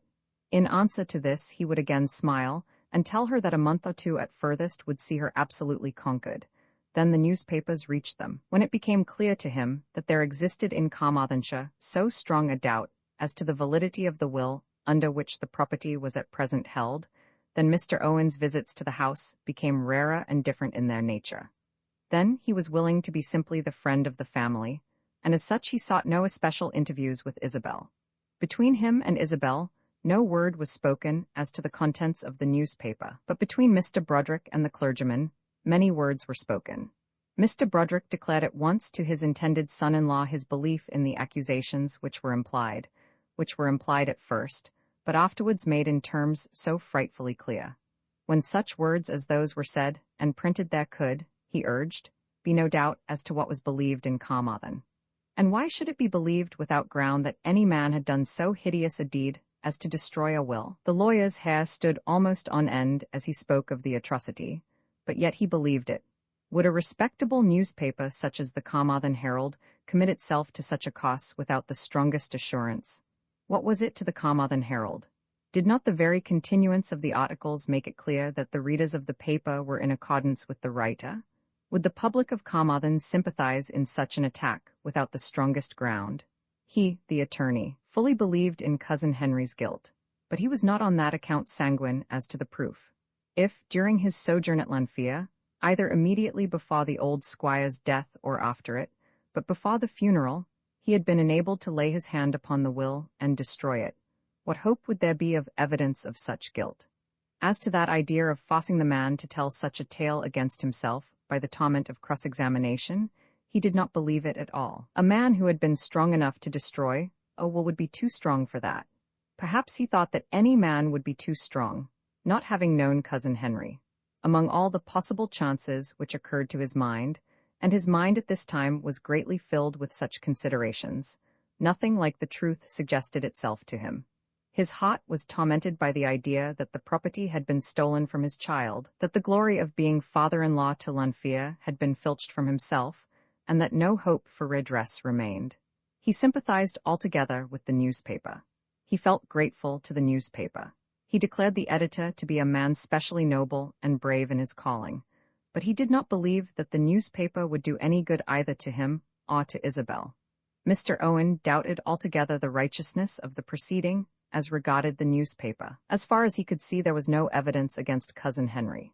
There seemed to him to be an injustice in accusing a man of a great crime, simply because the crime might have been possible, and would, if committed, have been beneficial to the criminal. That plan of frightening the man into self-accusation by the terrors of cross-examination was distasteful to him. He would not sympathize with the newspaper, but still, he found himself compelled to retreat from that affectation of certainty in regard to Isabel, which he had assumed when he knew only that the will had been proved, and that Cousin Henry was in possession of the property. He had regarded Isabel and the property as altogether separated from each other. Now he learned that such was not the general opinion in Carmarthenshire. It was not his desire to push forward his suit with the heiress of Lanfear. He had been rejected on what he had acknowledged to be fitting grounds while that had been her position. When the matter had been altogether settled in Cousin Henry's favor, then he could come forward again. Isabel was quite sure that the newspaper was right. Did she not remember the dying words with which her uncle had told her that he had again made her his heir? And had she not always clearly in her mind the hangdog look of that wretched man? She was strong-minded, but yet a woman, with a woman's propensity to follow her feelings rather than either facts or reason. Her lover had told her that her uncle had been very feeble when those words had been spoken, with his mind probably vague and his thoughts wandering. It had perhaps been but a dream. Such words did not suffice as evidence on which to believe a man guilty of so great a crime. She knew, so she declared to herself, that the old man's words had not been vague. And as to those hangdog looks, her lover had told her that she should not allow a man's countenance to go so far in evidence as that. In so judging, she would trust much too far to her own power of discernment. She would not contradict him, but she felt sure of her discernment in that respect. She did not in the least doubt the truth of the evidence conveyed by the man's hanged face. She had sworn to herself 1,000 times that she would not covet the house and property. When her uncle had first declared to her his purpose of disinheriting her, she had been quite sure of herself that her love for him should not be affected by the change. It had been her pride to think that she could soar above any consideration of money and be sure of her own nobility, even though she should be stricken with absolute poverty. But now she was tempted to long that the newspaper might be found to be right. Was there any man so fitted to be exalted in the world, so sure to fill a high place with honor, as her lover? Though she might not want Lanfear for herself, was she not bound to want it for his sake? He had told her how certain he was of her heart, how sure he was that sooner or later he would win her hand. She had almost begun to think that it must be so, that her strength would not suffice for her to hold to her purpose. But how sweet would be her triumph if she could turn to him and tell him that now the hour had come in which she would be proud to become his wife. I love you well enough to rejoice in giving you something, but too well to have been a burden on you when I could give you nothing. That would be sweet to her. Then there should be kisses. As for Cousin Henry, there was not even pity in her heart towards him. It would be time to pity him when he should have been made to give up the fruits of his wickedness and to confess his faults. Mrs. Broderick was not made to understand the newspapers, nor did she care much about the work which they had taken in hand. If Isabel could be made to accept that smaller legacy, so that Mr. Owen might marry her out of hand and take her away, that would be enough to satisfy Mrs. Broderick. If Isabel were settled somewhere with Mr. Owen, their joint means being sufficient to make it certain that no calls would be made on the paternal resources, that would satisfy Mrs. Broderick's craving in regard to the Welsh property. She was not sure that she was anxious to see the half-sister of her own children altogether removed from their sphere and exalted so high. And then this smallest stroke of good fortune might be so much more easily made certain. A single word from Isabel herself, a word which any girl less endowed with wicked obstinacy would have spoken at once, would make that sure and immediate. Whereas this great inheritance, which was to depend upon some almost impossible confession of the man who enjoyed it, seemed to her to be as distant as ever. "Bother the newspapers," she said to her eldest daughter. "Why doesn't she write and sign the receipt and take her income like anyone else? She was getting new boots at Jackson's yesterday, and where is the money to come from? If any of you want new boots, Papa is sure to tell me of it." Her spirit was embittered too by the severity of certain words which her husband had spoken to her. Isabel had appealed to her father when her stepmother had reproached her with being a burden in the house. "Papa," she had said, "let me leave the house and earn something. I can at any rate earn my bread." Then Mr. Broderick had been very angry. He too had wished to accelerate the marriage between his daughter and her lover, thinking that she would surely accept the money on her lover's behalf. He too had been annoyed at the persistency of her double refusal, but it had been very far from his purpose to drive his girl from his house, or to subject her to the misery of such reproaches as his wife had cast upon her. "My dear," he had said, "there is no necessity for anything of the kind. I and your mother are only anxious for your welfare. I think that you should take your uncle's money, if not for your own sake, then for the sake of him to whom we all hope that you will soon be married. But putting that aside, you are as well entitled to remain here as your sisters, and until you are married, here will be your home." There was comfort in this, some small comfort, but it did not tend to create pleasant intercourse between Isabel and her stepmother. Mrs. Broderick was a woman who submitted herself habitually to her husband, and intended to obey him, but one who nevertheless would not be deterred from her own little purposes. She felt herself to be ill-used by Isabel's presence in the house. Many years ago, Isabel had been taken away, and she had been given to understand that Isabel was removed forever. There was to be no more expense, no more trouble. There should be no more jealousies in regard to Isabel. The old uncle had promised to do everything, and that saw had been removed from her life. Now Isabel had come back again, and insisted on remaining there, so unnecessarily. Now again there were those boots to be bought at Jackson's, and all those other increased expenditures which another back, another head, another mouth, and another pair of feet must create. And then it was so palpable that Hereford thought much of Isabel, but thought little or nothing of her own girls. Such a one as Mrs. Broderick was sure to make herself unpleasant in circumstances such as these. "Isabel," she said to her one day, "I didn't say anything about you being turned out of the house." "Who has said that you did, mother? You shouldn't have gone to your father and talked about going out as a housemaid. I told papa that if he thought it right, I would endeavor to earn my bread. You told him that I had complained about you being here. So you did. I had to tell him so, or I could not explain my purpose. Of course I am a burden. Every human being who eats and wears clothes and earns nothing is a burden, and I know that this is thought of the more because it had been felt that I had been disposed of. You could be disposed of now, as you call it, if you pleased. But I do not please. That is a matter on which I will listen to no dictation. Therefore it is that I wish that I could go away and earn my own bread. I choose to be independent in that matter, and therefore I ought to suffer for it. It is reasonable enough that I should be felt to be a burden." Then the other girls came in, and nothing more was said till, after an hour or two, Mrs. Broderick and Isabel were again alone together. "I do think it very odd that you cannot take that money. I certainly do," said Mrs. Broderick. "What is the use of going on about it? I shall not be made to take it. And all those people at Carmarthen so sure that you are entitled to ever so much more. I say nothing about burdens, but I cannot conceive how you can reconcile it to your conscience when your poor papa has got so many things to pay, and is so little able to pay them." Then she paused, but as Isabel would not be enticed into any further declaration of independence, she continued, "It certainly is a setting up of your own judgment against people who must know better. As for Mr. Owen, of course it will drive him to look for someone else. The young man wants a wife, and of course he will find one. Then that chance will be lost."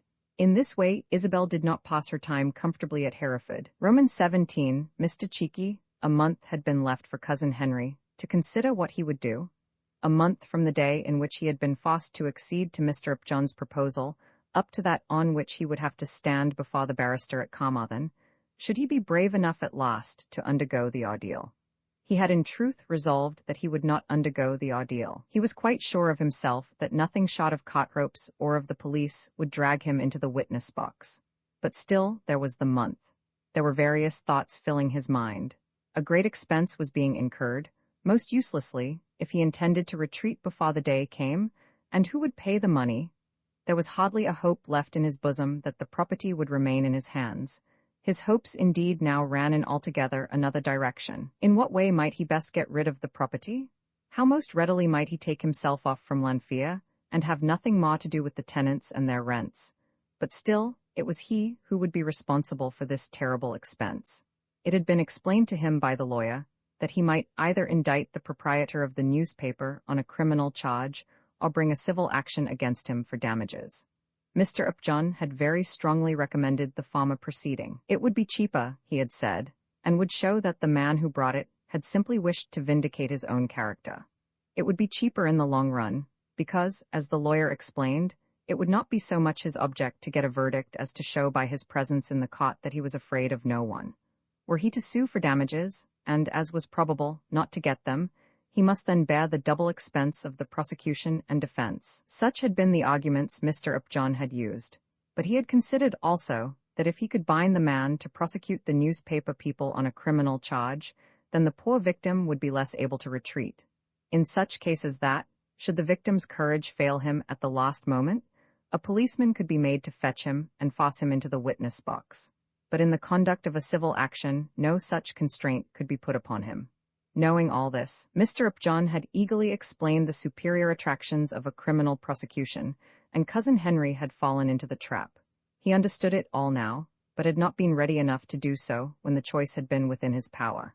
He had now bound himself to prosecute, and certainly would be dragged into Carmarthen, unless he first made known the truth as to the will. If he did that, then he thought that they would surely spare him the trial. Were he to say to them, "There, I have at last myself found the will. Here, behold it.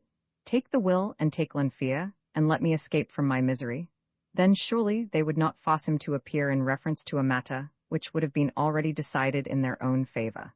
He had lost that opportunity of giving up the will through Mr. Griffith, but he was still resolved that some other mode must be discovered before the month should have run by. Every day was of moment, and yet the days passed on and nothing was done. His last idea was to send the will to Mr. Upjohn with a letter, in which he would simply declare that he had just found it amongst the sermons, and that he was prepared to go away. But as the days flew by, the letter was left unwritten, and the will was still among the sermons. It will be understood that all this was much talked of in Carmarthen. Mr. Henry Jones, of Lanfear, was known to have indicted Mr. Gregory Evans, of the Carmarthen Herald, for the publication of various wicked and malicious libels against himself, and it was known also that Mr. Upjohn was Mr. Jones's attorney in carrying on the prosecution. But not the less was it understood that Mr. Upjohn and Mr. Evans were not hostile to each other in the matter. Mr. Upjohn would be quite honest in what he did. He would do his best to prove the libel, on condition that his client were the honest owner of the property in question. In truth, however, the great object of them all was to get Henry Jones into a witness box, so that, if possible, the very truth might be extracted from him.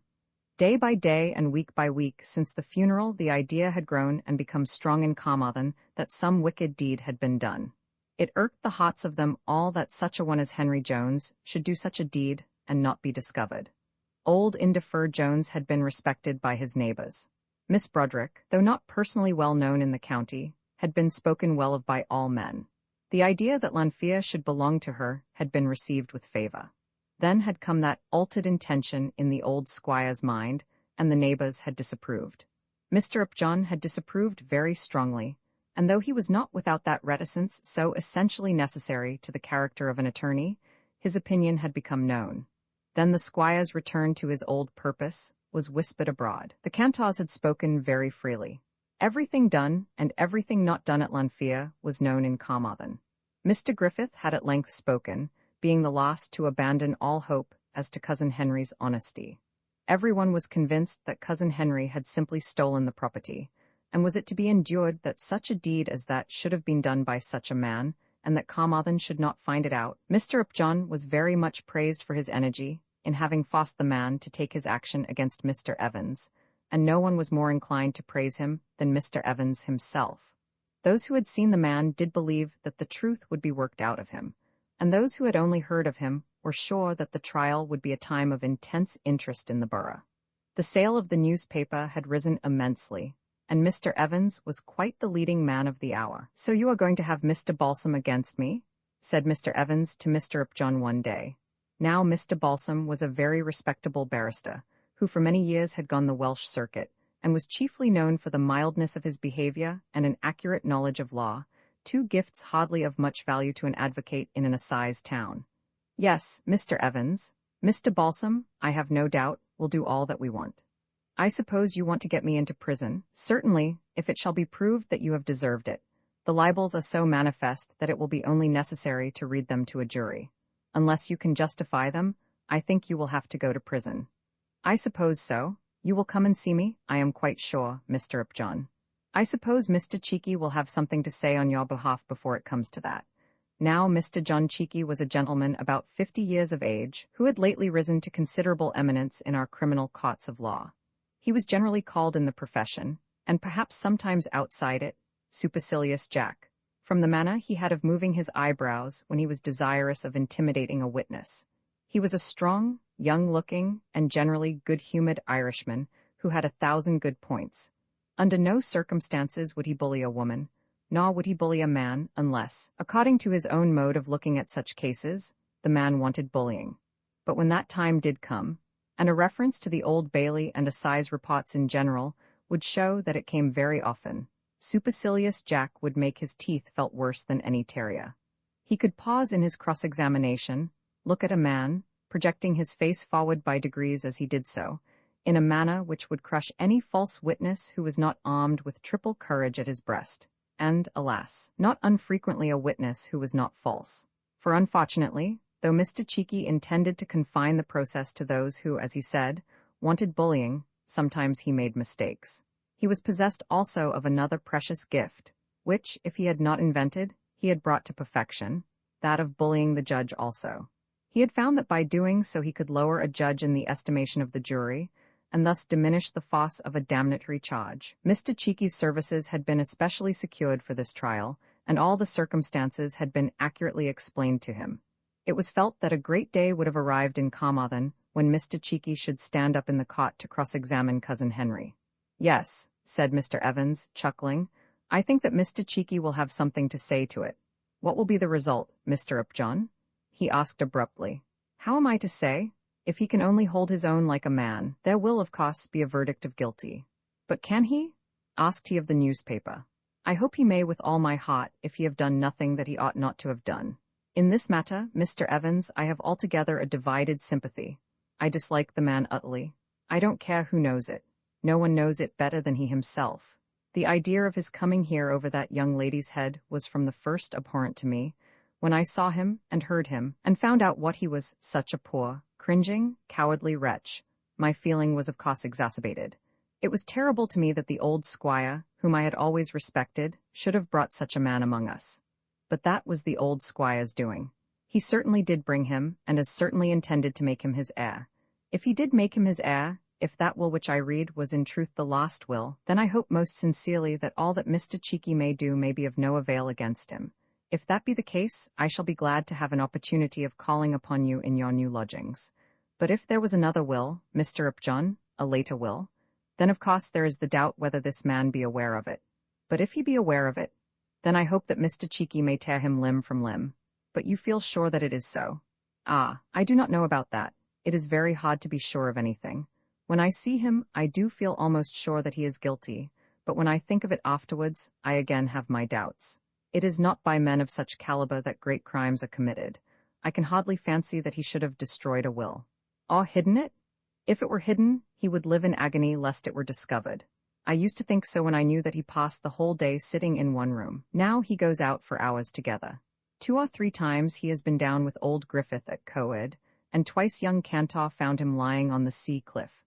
I doubt whether he would have gone so far afield if the will were hidden in the house. Can he have it on his own person? He is not brave enough for that. The presence of it there would reveal itself by the motion of his hands. His fingers would always be on the pocket that contained it. I do not know what to think, and it is because I am in doubt that I have brought him under Mr. Cheeky's thumbscrew. It is a case in which I would, if possible, force a man to confess the truth even against himself, and for this reason I have urged him to prosecute you. But as an honest man myself, I am bound to hope that he may succeed if he be the rightful owner of Lanfear. No one believes it, Mr. Upjohn. Not one in all Carmarthen believes it. I will not say what I believe myself. Indeed, I do not know, but I do hope that by Mr. Cheeky's aid or otherwise we may get at the truth. In his own peculiar circle, with Mr. Geary the attorney, with Mr. Jones the auctioneer, and Mr. Powell, the landlord of the Bush Hotel, Mr. Evans was much more triumphant. Among them, and indeed with the gentlemen of Carmarthen generally, he was something of a hero. They did believe it probable that the interloper would be extruded from the property which did not belong to him, and that the doing of this would be due to Mr. Evans.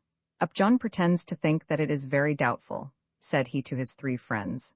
Upjohn isn't doubtful at all, said Mr. Geary, but he is a little cautious as to expressing himself. Upjohn has behaved very well, remarked the innkeeper. If it wasn't for him, we should never have got the rascal to come forward at all. He went out in one of my flies, but I won't let them charge for it on a job like that. I suppose you'll charge for bringing Cousin Henry into the cot, said the auctioneer. They had all got to call him Cousin Henry, since the idea had got abroad that he had robbed his cousin Isabel. I'd bring him 2 for nothing, and stand him his lunch into the bargain. Rather than that, he shouldn't have the pleasure of meeting Mr. Cheeky. Cheeky will get it out of him, if there is anything to get, said Mr. Evans. My belief is that Mr. Cheeky will about strike him dumb. If he has got anything in his bosom to conceal, he will be so awestruck that he won't be able to open his mouth. He won't be got to say he did it, but he won't be able to say he didn't. This was Mr. Geary's opinion. What would that amount to? Asked Mr. Powell. I'm afraid they couldn't give the place back to the young lady because of that. The jury would acquit Mr. Evans. That's about what it would amount to, said the attorney. And Cousin Henry would go back to Lanfear and have all his troubles over, remarked Mr. Jones. This they deemed to be a disastrous termination to all the trouble which they were taking, but one which seemed by no means improbable. They all agreed that even Mr. Cheeky would hardly be able to extract from the man an acknowledgment that he had with his own hands destroyed the will. Such a termination as that to a cross-examination had never been known under the hands of the most expert of advocates. That Cousin Henry might be stricken dumb, that he might faint, that he might be committed for contempt of court. All these events were possible, or perhaps not impossible, but that he should say, "Yes, I did it. I burnt the will. Yes, I, with my own hands," that they all declared to be impossible. And if so, Cousin Henry would go back again to Lanfear confirmed in his possession of the property. He will only laugh at us in his sleeve when it is over, said the auctioneer.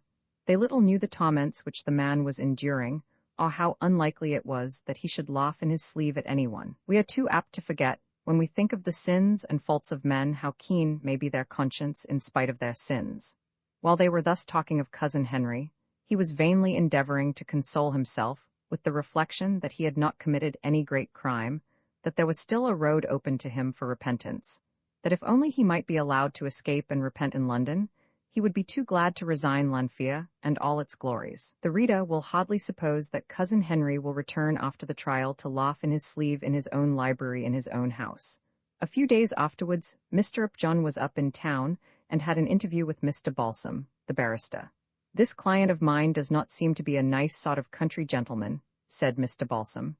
Anything but that. You will understand, Mr. Balsam, that my only object in persuading him to indict the paper has been to put him into a witness box. I told him so, of course. I explained to him that unless he would appear there, he could never hold up his head. And he took your advice. Very unwillingly. He would have given his right hand to escape, but I gave him no alternative. I so put it before him that he could not refuse to do as I bade him without owning himself to be a rascal. Shall I tell you what I think will come of it? What will come of it? He will not appear. I feel certain that he will not have the courage to show himself in the court. When the day comes, or perhaps a day or two before, he will run away.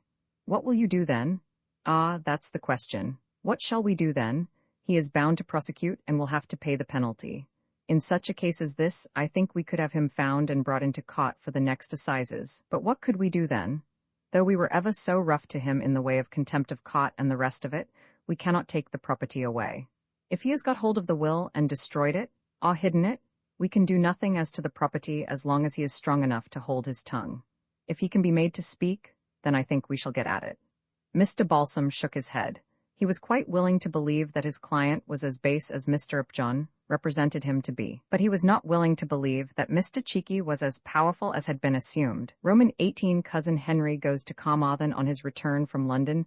Mr. Upjohn wrote the following letter to his client, and this he sent to Lanfear by a clerk, who was instructed to wait there for an answer. My dear sir, I have just returned from London, where I saw Mr. Balsam, who will be employed on your behalf at the assizes. It is necessary that you should come into my office, so that I may complete the instructions which are to be given to counsel. As I could not very well do this at Lanfear without considerable inconvenience, I must give you this trouble. My clerk who takes this out to you will bring back your answer, saying whether 11 in the morning tomorrow or 3 in the afternoon will best suit your arrangements. You can tell him also whether you would wish me to send a fly for you. I believe that you still keep your uncle's carriage, in which case it would perhaps be unnecessary. A message sent by the clock will suffice, so that you may be saved the trouble of writing. Yours truly, Nicholas Upjohn.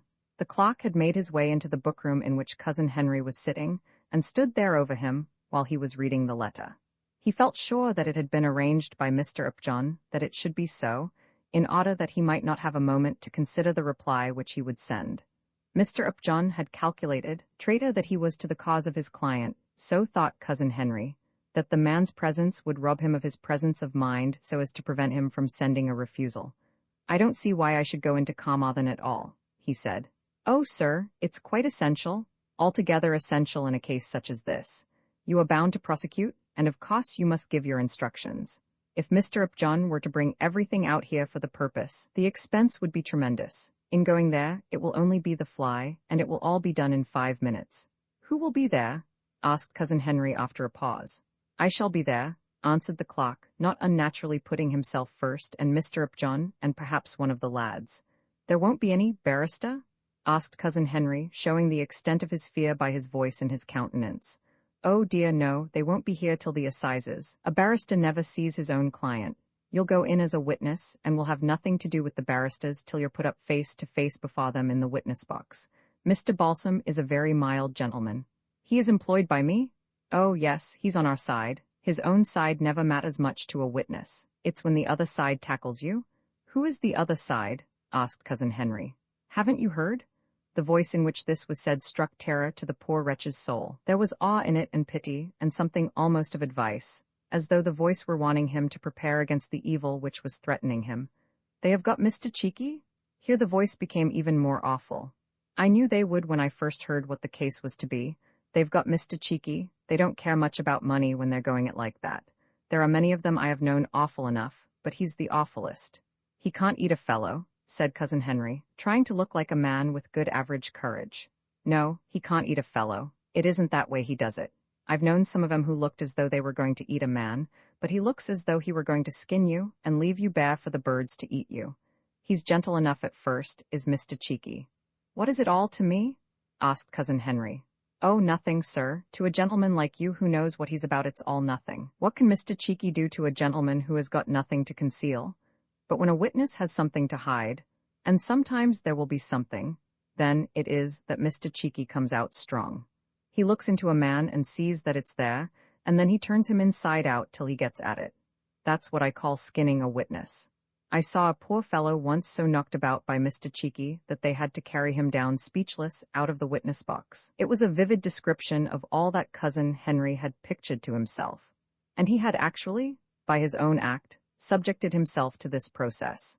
Had he been staunch in refusing to bring any action against the newspaper, Mr. Cheeky would have been powerless in reference to him.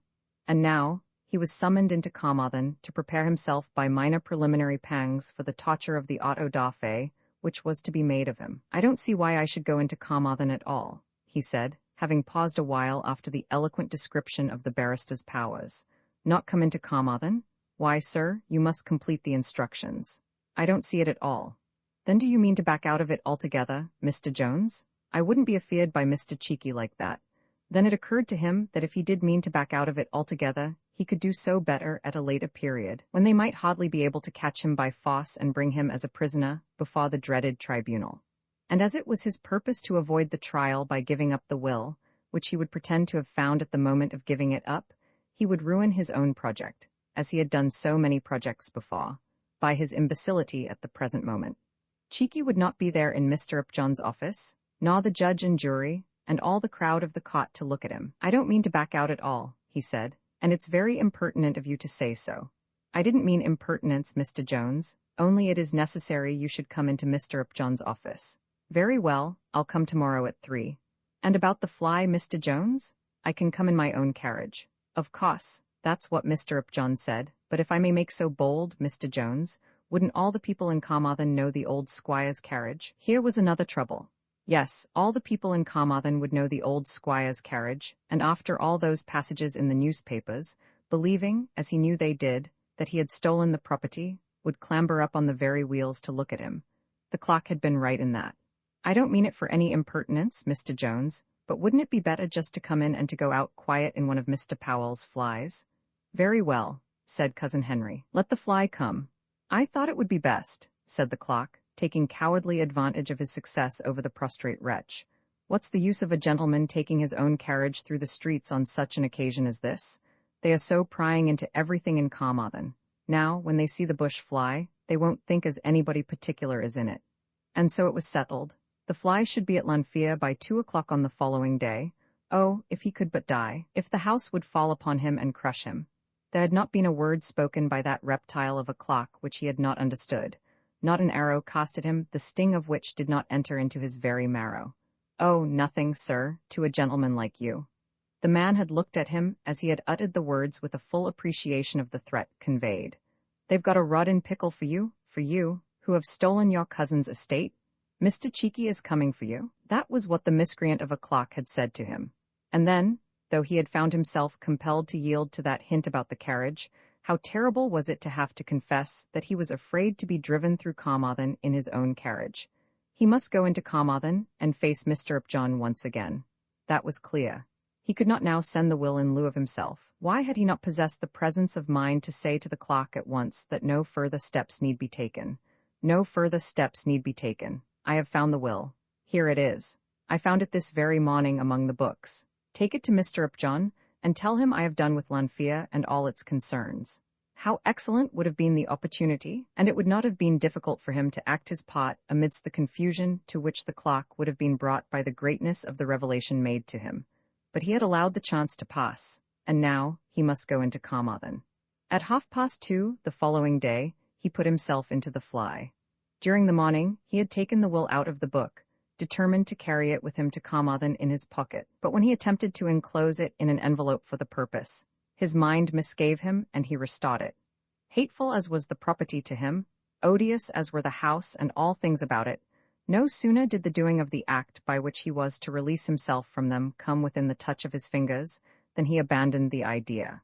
At such moments the estate would again have charms for him, and he would remember that such a deed, when once done, would admit of no recall. I am glad to see you, Mr. Jones, said the attorney as his client entered the inner office. There are a few words which must be settled between you and me before the day comes, and no time has to be lost. Sit down, Mr. Ricketts, and write the headings of the questions and answers. Then Mr. Jones can initial them afterwards. Mr. Ricketts was the clock who had come out to Lanfear. Cousin Henry sat silent as Mr. Ricketts folded his long sheet of folio paper with a double margin. Here was a new terror to him, and as he saw the preparations, he almost made up his mind that he would on no account sign his name to anything. The instructions to be given to Mr. Balsam were in fact very simple, and need not here be recapitulated. His uncle had sent for him to Lanfear, had told him that he was to be the heir, had informed him that a new will had been made in his favor. After his uncle's death and subsequent to the funeral, he had heard a will read, and under that will had inherited the property. As far as he believed, or at any rate as far as he knew, that was his uncle's last will and testament. These were the instructions which, under Mr. Upjohn's advice, were to be given to Mr. Balsam as to his, Cousin Henry's, direct evidence. Then Cousin Henry, remembering his last communication to Farmer Griffith, remembering also all that the two cantors could prove, added something on his own account. I saw the old man writing up in his room, he said, copying something which I knew to be a will. I was sure then he was going to make another change and take the property from me. No, I asked him no questions, I thought it very cruel, but it was of no use for me to say anything. No, he didn't tell me what he was about, but I knew it was another will. I wouldn't condescend to ask a question. When the cantors said that they had witnessed a will, I never doubted them. When you came there to read the will, I supposed it would be found. Like enough it's there now, if proper search were made. I can tell all that to Mr. Balsam if he wants to know it. Why didn't you tell me all this before? Said Mr. Upjohn. It isn't much to tell, it's only what I thought. If what the cantors said, and what you all believed yourselves, didn't bring you to the will, nothing I could say would help you. It doesn't amount to more than thinking after all. Then Mr. Upjohn was again confused and again in doubt. Could it be possible after all that the conduct on the part of the man, which had been so prejudicial to him in the eyes of all men, had been produced simply by the annoyances to which he had been subjected. It was still possible that the old man had himself destroyed the document which he had been tempted to make, and that they had all of them been most unjust to this poor fellow. He added, however, all the details of this new story to the instructions which were to be given to Mr. Balsam, and to which Cousin Henry did attach his signature. Then came some further conversation about Mr. Cheeky, which, however, did not take an official form. What questions Mr. Cheeky might ask would be between Mr. Cheeky and the other attorney, and formed no part of Mr. Upjohn's direct business. He had intended to imbue his client with something of the horror with which his clock had been before him in creating, believing that the cause of truth would be assisted by reducing the man to the lowest condition of mean terror. But this new story somewhat changed his purpose. If the man were innocent, if there were but some small probability of his innocence, was it not his duty to defend him as a client from ill usage on the part of Cheeky? That Cheeky must have his way with him was a matter of course. That is, if Cousin Henry appeared at all, but a word or two of warning might be of service. "You will be examined on the other side by Mr. Cheeky," he said, intending to assume a pleasant voice. At the hearing of the awful name, sweat broke out on Cousin Henry's brow. "You know what his line will be?" "I don't know anything about it. He will attempt to prove that another will was made." "I do not deny it. Haven't I said that I think another will was made, and that you are either aware of its existence?" Here Mr. Upjohn paused, having resumed that stern tone of his voice which was so disagreeable to Cousin Henry's ears. "Or that you have destroyed it? What right has he got to say that I have destroyed it? I have destroyed nothing." Mr. Upjohn mocked the words well, and was again all but convinced that his client was not innocent. "He will endeavor to make a jury believe from words coming out of your own mouth, or possibly by your silence, that you have either destroyed the deed, or have concealed it." Cousin Henry thought a moment whether he had concealed the will or not. No, he had not put it within the book. The man who hides a thing is the man who conceals the thing, not a man who fails to tell that he has found it. "Or concealed it," repeated Mr. Upjohn with that peculiar voice of his. "I have not concealed it," said the victim. "Nor know where it lies hidden?" Ghastly pale, he became livid, almost blue by degrees. Though he was fully determined to give up the will, he could not yield to the pressure now put upon him. Nor could he withstand it. The question was as terrible to him as though he had entertained no idea of abandoning the property. To acknowledge that he knew all along where it was hidden would be to confess his guilt and to give himself up to the tormentors of the law. "Nor know where it lies hidden," repeated Mr. Upjohn in a low voice. "Go out of the room, Ricketts," he said. "Nor know where it lies hidden?" he asked a third time when the clock had closed the door behind him. "I know nothing about it," gasped the poor man. "You have nothing beyond that to say to me?" "Nothing? You would rather that it should be left to Mr. Cheeky? If there be anything further that you can say, I should be more tender with you than he." "Nothing. And here in this room there is no public to gaze upon you." "Nothing," he gasped again. "Very well, so be it.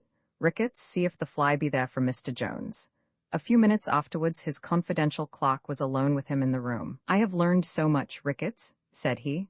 "The will is still in existence, I am sure of that, and he knows its whereabouts. We shall have Miss Broderick there before Christmas yet." Roman 19 Mr. Upjohn sends for assistance. The last words in the last chapter were spoken by Mr. Upjohn to his confidential clock in a tone of triumph. He had picked up something further, and, conscious that he had done so by his own ingenuity, was for a moment triumphant. But when he came to think over it all alone, and he spent many hours just at present in thinking of this matter, he was less inclined to be self-satisfied. He felt that a great responsibility rested with him, and that this weighed upon him peculiarly at the present moment. He was quite sure not only that a later will had been made, but that it was in existence. It was concealed somewhere, and Cousin Henry knew the secret of its hiding place. It had existed, at any rate, that morning, but now came the terrible question whether the man, driven to his last gasp in his misery, would not destroy it. Not only had Mr. Upjohn discovered the secret, but he was well aware that Cousin Henry was conscious that he had done so, and yet not a word had been spoken between them which, should the will now be destroyed, could be taken as evidence that it had ever existed. Let the paper be once burnt, and Cousin Henry would be safe in possession of the property. Mr. Cheeky might torment his victim, but certainly would not extract from him a confession such as that. The hiding of the will, the very place in which it was hidden, might possibly be extracted. It was conceivable that ingenuity on one side and abject terror on the other might lead a poor wretch to betray the secret, but a man who has committed a felony will hardly confess the deed in a court of law. Something of all this would, thought Mr. Upjohn, occur to Cousin Henry himself, and by this very addition to his fears, he might be driven to destroy the will. The great object now should be to preserve a document which had lived as it were a charmed life through so many dangers. If anything were to be done with this object, anything new, it must be done at once. Even now, while he was thinking of it, Cousin Henry was being taken slowly home in Mr. Powell's fly, and might do the deed as soon as he found himself alone in the bookroom. Mr. Upjohn was almost sure that the will was concealed somewhere in the bookroom. That long-continued sojourn in the chamber, of which the whole country had heard so much, told him that it was so. He was there always, watching the hiding-place. Would it be well that searchers should again be sent out, and that they should be instructed never to leave that room till after Cousin Henry's examination should be over? If so, it would be right that a man should be sent off instantly on horseback, so as to prevent immediate destruction. But then he had no power to take such a step in reference to another man's house. It was a question whether any magistrate would give him such a warrant, seeing that search had already been made, and that, on the failure of such search, that Squire's will had already been proved. A man's house is his castle, let the suspicion against him be what it may, unless there be evidence to support it. Were he to apply to a magistrate, he could only say that the man's own manner and mode of speech had been evidence of his guilt. And yet how much was there hanging, perhaps, on the decision of the moment? Whether the property should go to the hands of her who was entitled to enjoy it, or remain in the possession of a thief such as this, might so probably depend on the action which should be taken, now, at this very instant. Mr. Ricketts, his confidential clerk, was the only person with whom he had fully discussed all the details of the case, the only person to whom he had expressed his own thoughts as they had occurred to him. He had said a word to the clerk in triumph as Cousin Henry left him, but a few minutes afterwards recalled him with an altered tone. "Ricketts," he said, "the man has got that will with him in the bookroom at Lanfear." "Or in his pocket, sir," suggested Ricketts. "I don't think it. Wherever it be at this moment, he has not placed it there himself. The squire put it somewhere, and he has found it." "The squire was very weak when he made that will, sir," said the clerk. "Just at that time he was only coming down to the dining-room, when the sun shone in just for an hour or two in the day. If he put the will anywhere, it would probably be in his bedroom." "The man occupies another chamber?" asked the attorney.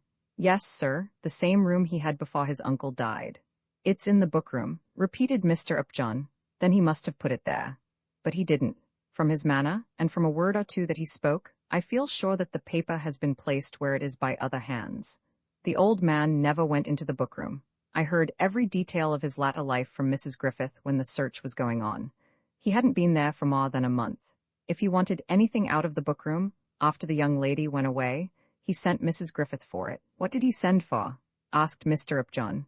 "He used to read a little sometimes," said the clerk. "Sermons?" suggested Mr. Upjohn. "For many years past he has read sermons to himself whenever he has failed in going to church. I have seen the volumes there on the table in the parlor when I have been with him. Did they search the books?" "Had every volume off the shelves, sir." "And opened every one of them?"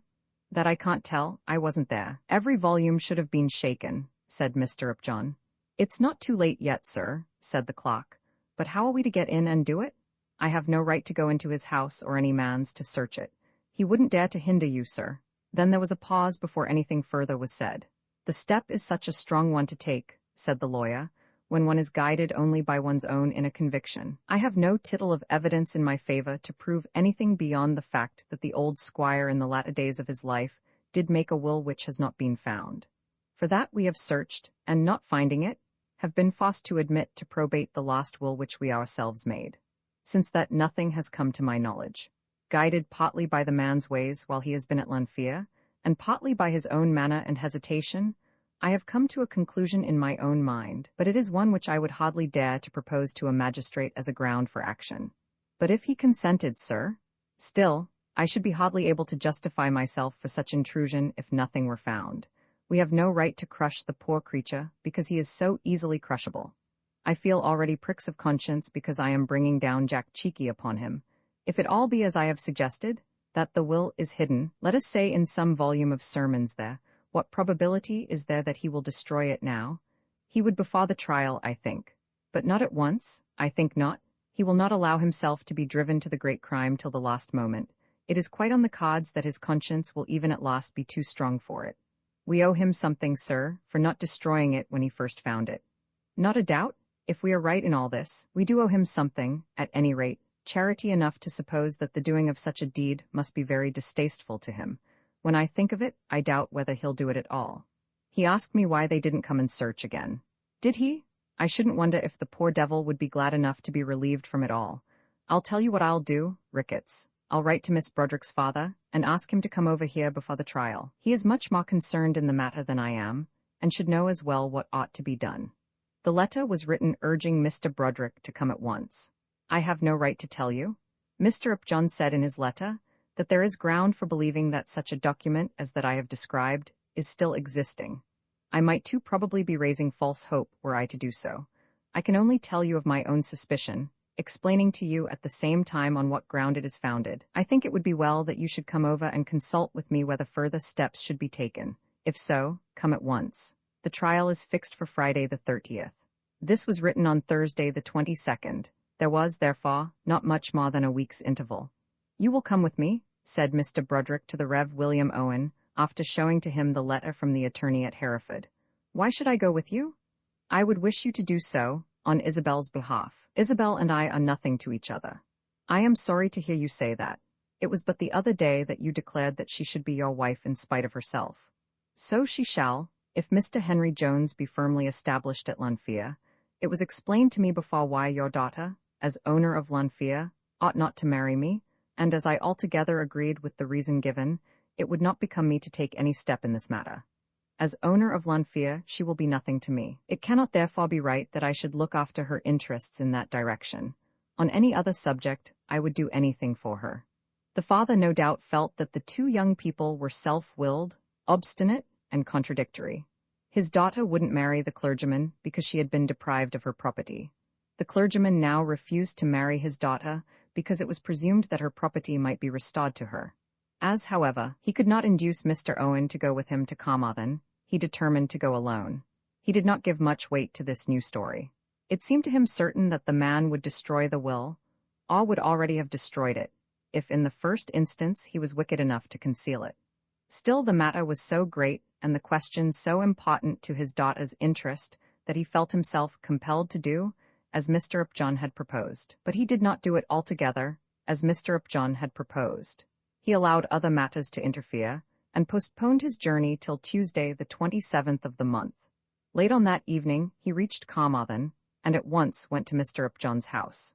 Cousin Henry's journey into Carmarthen had been made on the previous Thursday, and since that day no new steps had been taken to unravel the mystery, none at least which had reference to Lanfear. No further search had been made among the books. All that was known in Carmarthen of Cousin Henry during these days was that he remained altogether within the house. Were he so minded, ample time was allowed to him for the destruction of any document. In the town, preparation went on in the usual way for the assizes, at which the one case of interest was to be the indictment of Mr. Evans for defamation of character. It was now supposed by the world at large that Cousin Henry would come into court, and because this was believed of him, there was something of a slight turn of public opinion in his favor. It would hardly be the case that the man, if really guilty, would encounter Mr. Cheeky. During the days that had elapsed, even Mr. Upjohn himself had lost something of his confidence. If any further step was to be taken, why did not the young lady's father himself come and take it? Why had he been so dilatory in a matter which was of so much greater importance to himself than to anyone else? But now the two attorneys were together, and it was necessary that they should decide upon doing something or nothing. "I hoped you would have been here last week," said Mr. Upjohn. "I couldn't get away. There were things I couldn't possibly leave." "It is so important," said Mr. Upjohn. "Of course it is important, of most vital importance, if there be any hope. I have told you exactly what I think and feel. Yes, yes, I know how much more than kind, how honorable you have been in all this matter. You still think that the will is hidden? I did think so. Something has changed your opinion." "I can hardly say that either," said Mr. Upjohn. "There was ground on which to form my opinion, and I do not know that there is any ground for changing it. But in such a matter the mind will vacillate. I did think that he had found the will shut up in a volume of sermons, in a volume which his uncle had been reading during his illness, and that he had left the book in its place upon the shelf. That, you will say, is a conclusion too exact for man to reach without anything in the shape of absolute evidence. I do not say so, but then as yet I hardly know the process by which that belief has been reached. But I say so. I say that is too exact. There is more of imagination in it than of true deduction. I certainly should not recommend another person to proceed far on such reasoning. You see, it has been in this way. Then he explained to his brother, attorney, the process of little circumstances by which he had arrived at his own opinion. The dislike of the man to leave the house, his clinging to one room, his manifest possession of a secret as evinced by his conversations with Farmer Griffith, his continual dread of something, his very clinging to Lanfear as a residence which would not have been the case had he destroyed the will, his exaggerated fear of the coming cross-examination, his ready assertion that he had destroyed nothing and hidden nothing, but his failure to reply when he was asked whether he was aware of any such concealment. Then the fact that the books had not been searched themselves, that the old squire had never personally used the room, but had used a book or one or two books which had been taken from it, that these books had been volumes which had certainly been close to him in those days when the lost will was being written. All these and other little details known to the reader made the process by which Mr. Upjohn had arrived at the conclusion which he now endeavored to explain to Mr. Broderick. "I grant that the chain is slight," said Mr. Upjohn, "so slight that a feather may break it. The strongest point in it all was the look on the man's face when I asked him the last question. Now I have told you everything, and you must decide what we ought to do." But Mr. Broderick was a man endowed with lesser gifts than those of the other attorney.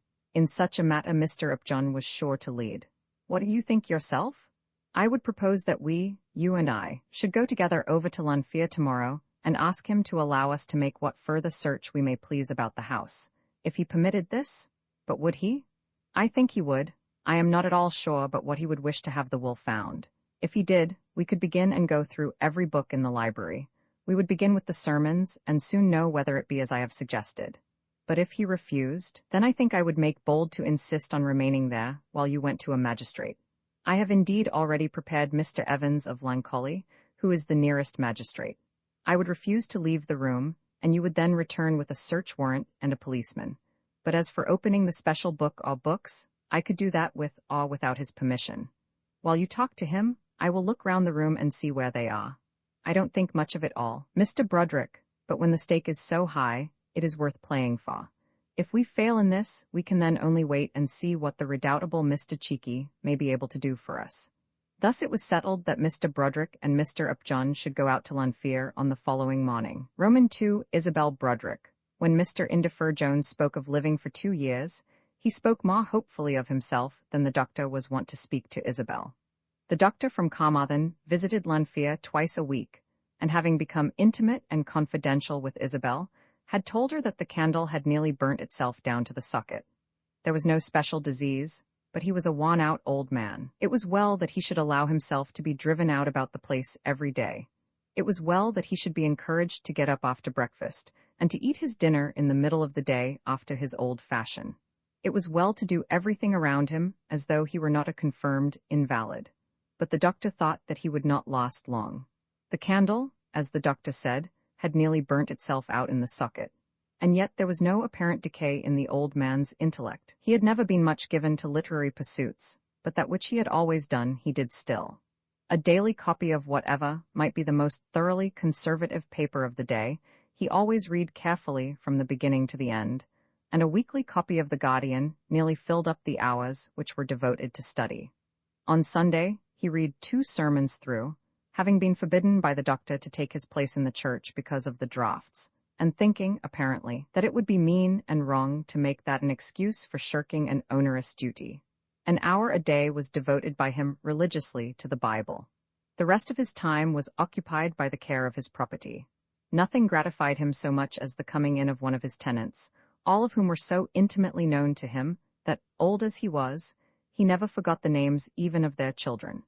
The idea of raising a rent was abominable to him. Around the house there were about 200 acres which he was supposed to farm. On these, some half-dozen worn-out old laborers were maintained in such a manner that no return from the land was ever forthcoming. On this subject he would endure remonstrance from no one, not even from Isabel. Such as he has been here described, He would have been a happy old man during these last half-dozen years, had not his mind been exercised day by day, and hour by hour, by these cares as to the property which were ever present to him. A more loving heart than his could hardly be found in a human bosom, and all its power of love had been bestowed on Isabel.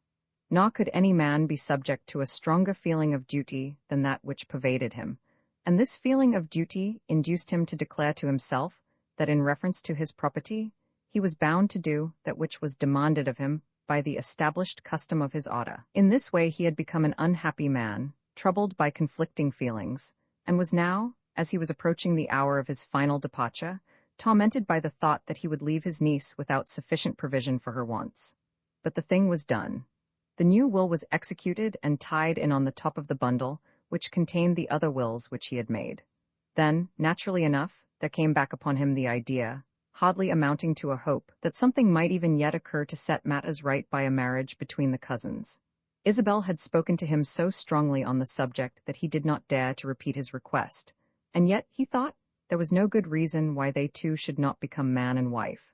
Henry, as far as he could learn, had given up his bad causes. The man was not evil to the eye, a somewhat cold-looking man rather than otherwise, tall with well-formed features, with light hair and blue-gray eyes, not subject to be spoken of as being unlike a gentleman, if not noticeable as being like one.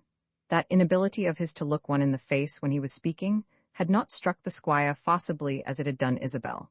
He would not have been agreeable to the squire had there been no bond between them, would still have been the reverse, as he had been formerly, but for that connection. But, as things were, there was room for an attempt at love, and if for an attempt at love on his part, why not also on Isabel's? But he did not dare to bid Isabel even to try to love this cousin. "I think I would like to have him down again soon," he said to his niece. "By all means. The more the tenants know him the better it will be. I can go to Hereford at any time.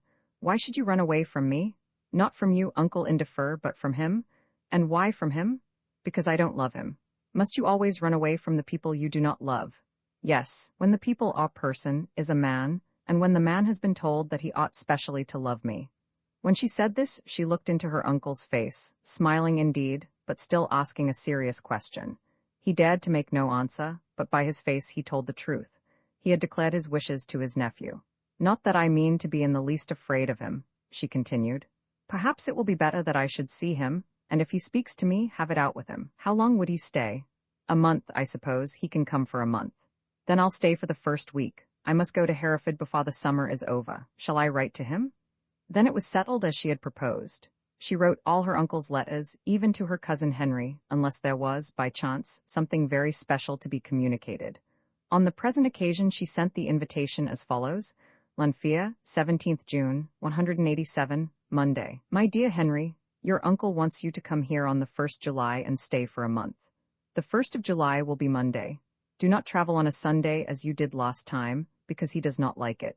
I shall be here the first part of the time, and then I shall go to Hereford. It is in the middle of the summer, only that I can leave him. Your affectionate cousin, Isabel Broderick." She had often felt herself compelled to sign herself to him in that way, and it had gone much against the grain with her.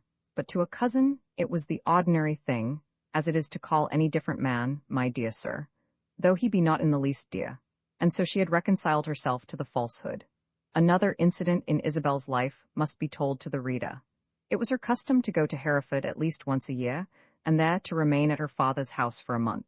These visits had been made annually since she had lived at Lanfear, and in this way she had become known to many of the Hereford people.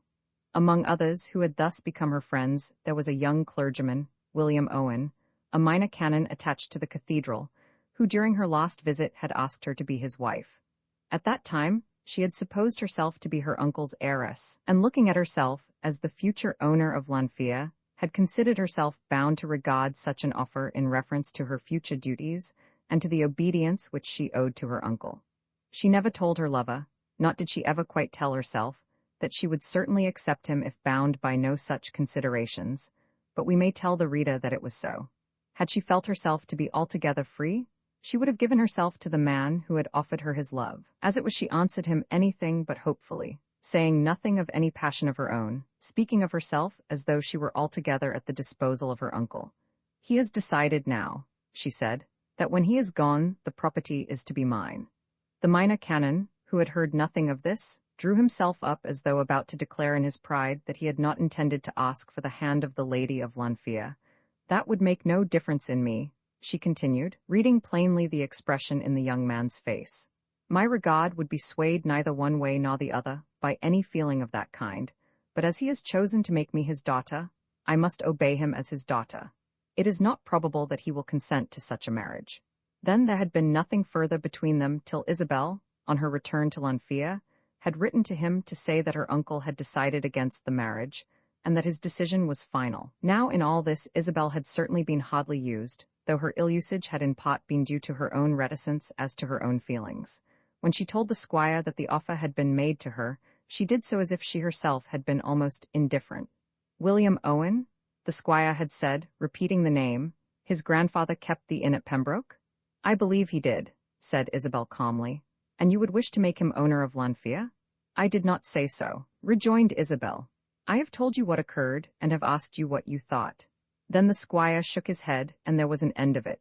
The letter was written to the minor canon telling him that the squire's decision was final. In all this, there had been no allusion to love on the part of Isabel.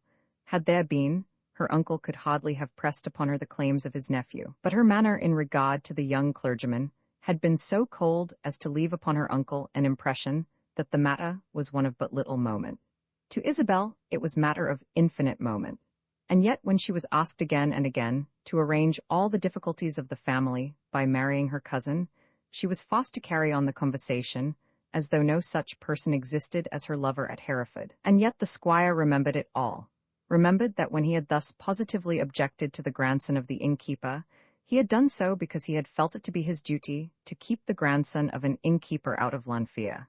That the grandson of old Thomas Owen, of the Pembroke Lion, should reign at Lanfia in the place of an Indefer, Jones had been abominable to him. To prevent that had certainly been within his duties. But it was very different now, when he would leave his girl poorly provided for, without a friend and without a roof of her own over her head. And yet, though her name was Broderick, she too was a Jones, and her father, though an attorney, had come of a family nearly as good as his own. In no case could it be right that she should marry the grandson of old Thomas Owen. Therefore, hitherto, he had never again referred to that proposal of marriage. Should she again have spoken of it, his answer might perhaps have been less decided, but neither had she again spoken of the clergyman. All this was hard upon Isabel, who, if she said nothing, still thought of her lover. And it must be acknowledged also that though she did not speak, still she thought of her future prospects. She had laughed at the idea of being solicitous as to her inheritance. She had done so in order that she might thereby lessen the trouble of her uncle's mind, but she knew as well as did another the difference between the position which had been promised her as owner of Lanfia, and that to which she would be reduced as the stepdaughter of a stepmother who did not love her. She knew, too, that she had been cold to William Owen, giving him no sort of encouragement, having seemed to declare to him that she had rejected him because she was her uncle's heiress. And she knew also, or thought that she knew, that she was not possessed of those feminine gifts which probably might make a man constant under difficulties. No more had been heard of William Owen during the last 9 months. Every now and then a letter would come to her from one of her younger sisters, who now had their own anxieties and their own loves, but not a word was there in one of them of William Owen. Therefore, it may be said that the last charge in her uncle's purpose had fallen upon her with peculiar hardness, but she never uttered a complaint, or even looked one. As for utterance, there was no one to whom she could have spoken it. There had never been many words between her and her own family as to the inheritance. As she had been reticent to her father, so had he to her. The idea in the attorney's house at Hereford was that she was stubborn, conceited, and disdainful. It may be that in regard to her stepmother there was something of this, but let that be as it might, there had been but little confidence between them as to matters at Lanfia. It was, no doubt, supposed by her father that she was to be her uncle's heir. Conceited, perhaps, she was as to certain gifts of character. She did believe herself to be strong of purpose and capable of endurance, but in some respects she was humble enough. She gave herself no credit for feminine charms such as the world loves. In appearance she was one calculated to attract attention, somewhat tall, well set on her limbs, active, and of good figure. Her brow was broad and fine, her grey eyes were bright and full of intelligence, her nose and mouth were well formed, and there was not a mean feature in her face. But there was withal a certain roughness about her, an absence of feminine softness in her complexion, which, to tell the truth of her, was more conspicuous to her own eyes than to any others.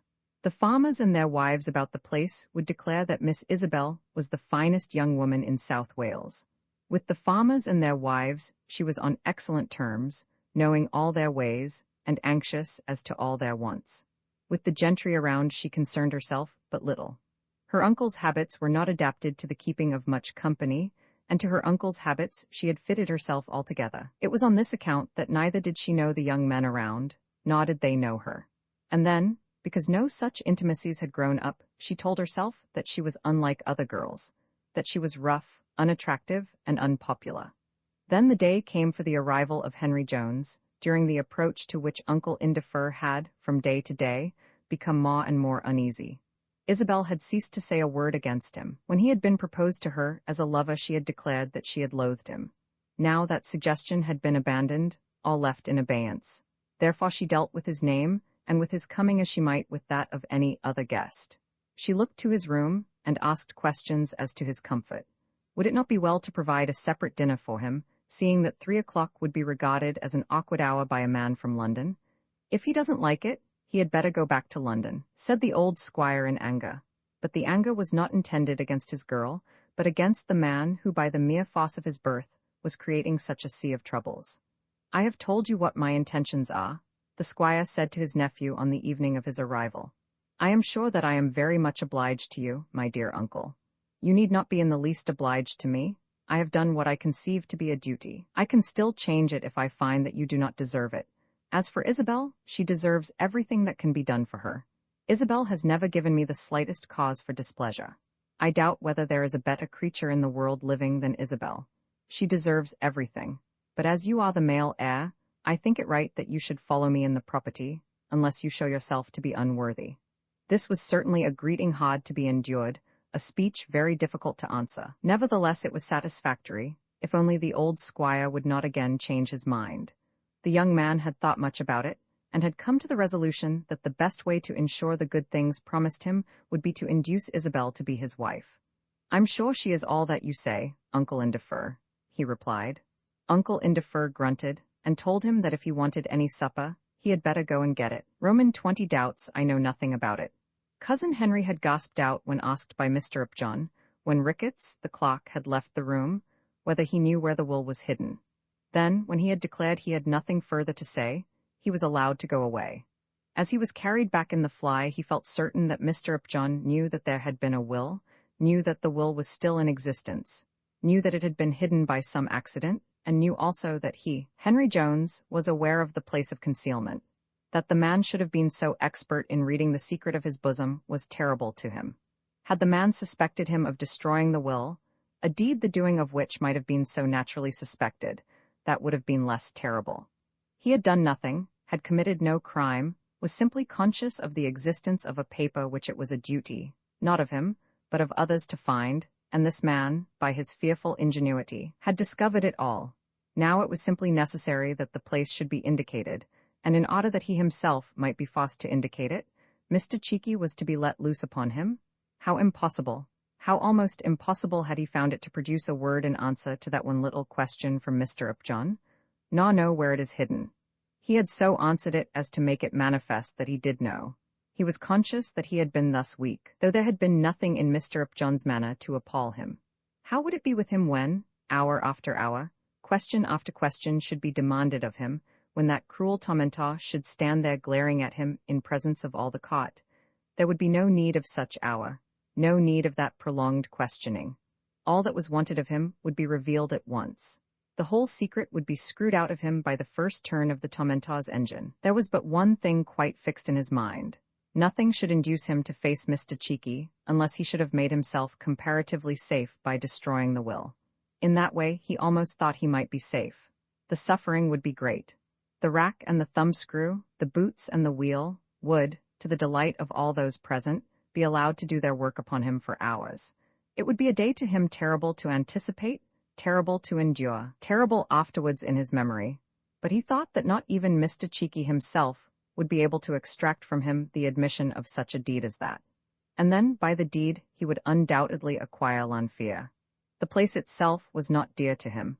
but there was rising in his heart so strong a feeling of hatred against those who were oppressing him that it seemed to him almost a duty to punish them by continued possession of the property. In this way he could triumph over them all. If once he could come down from Mr. Cheeky's grasp alive, if he could survive those fearful hours, he would walk forth from the cot the undoubted owner of Lanfear. It would be as though a man should endure some excruciating operation under the hands of a surgeon, with the assured hope that he might enjoy perfect health afterwards for the remainder of his life. To destroy the will was his only chance of escape. There was nothing else left to him, knowing, as he did, that it was impossible for him to put an end to his own life with his own hands. These little plots of his, which he had planned for the revelation of his secret without the acknowledgement of guilt, had all fallen to pieces as he attempted to execute them. He began to be aware of himself that anything that required skill in the execution was impossible to him. But to burn the will he was capable. He could surely take the paper from its hiding place and hold it down with the poker when he had thrust it between the bars. Or, as there was no fire provided in these summer months, he could consume it by the light of his candle when the dead hours of the night had come upon him. He had already resolved that, when he had done so, he would swallow the telltale ashes. He believed of himself that all that would be within his power, if only he could determine upon the doing of it, and he thought that the deed, when done, would give him a new courage.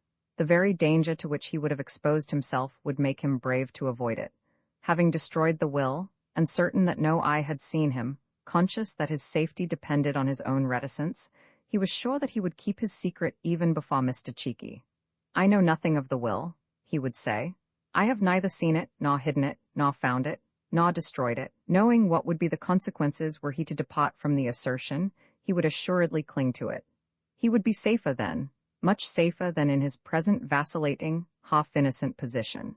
As he was carried home in the fly, his mind was so intent upon this, he was so anxious to resolve to bring himself to do the deed, that he hardly knew where he was when the fly stopped at his hall door. As he entered his house, he stared about him as though doubtful of his whereabouts, and then, without speaking a word, made his way into the book-room and seated himself on his accustomed chair. The woman came to him and asked him whether money should not be given to the driver. "What driver?" said he. "Let him go to Mr. Upjohn. It is Mr. Upjohn's business, not mine." Then he got up and shut the door violently as the woman retreated. Yes, it was Mr. Upjohn's business, and he thought that he could put a spoke into the wheel of Mr. Upjohn's business. Mr. Upjohn was not only anxious to criminate him now, but had been anxious when such anxiety on his part had been intrusive and impertinent. Mr. Upjohn had from first to last been his enemy, and by his enmity had created that fatal dislike which his uncle had felt for him. Mr. Upjohn was now determined to ruin him.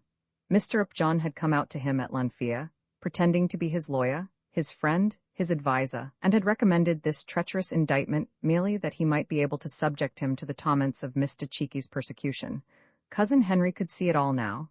So, at least, Cousin Henry told himself. He is a clever fellow, and he thinks that I am a fool. Perhaps he is right, but he will find that the fool has been too many for him. It was thus that he communed with himself. He had his dinner and sat by himself during the whole evening, as had been his practice every day since his uncle's death. But yet this peculiar night seemed to him to be eventful. He felt himself to be lifted into some unwonted eagerness of life, something approaching to activity. There was a deed to be done, and though he was not as yet doing it, though he did not think that he intended to do it that very night, yet the fact that he had made up his mind made him in some sort aware that the dumb spirit which would not speak had been exercised, and that the crushing dullness of the latter days had passed away from him. No, he could not do it that night, but he was sure that he would do it. He had looked about for a way of escape, and had been as though a dead man while he could not find it. He had lived in terror of Mrs. Griffith, the housekeeper, of Farmer Griffith, of the two cantors, of Mr. Upjohn, of that tyrant Cheeky, of his own shadow, while he and that Will were existing together in the same room, but it should be so no longer. There was one way of escape, and he would take it. Then he went on thinking of what good things might be in store for him. His spirit had hitherto been so quenched by the vicinity of the Will that he had never dared to soar into thoughts of the enjoyment of money. There had been so black a pall over everything that he had not as yet realized what it was that Lanfear might do for him. Of course he could not live there. Though he should have to leave the house untenanted altogether, it would matter but little. There was no law to make a man live on his own estate. He calculated that he would be able to draw £1,500 a year from the property. £1,500 a year? That would be clearly his own, on which no one could lay a finger.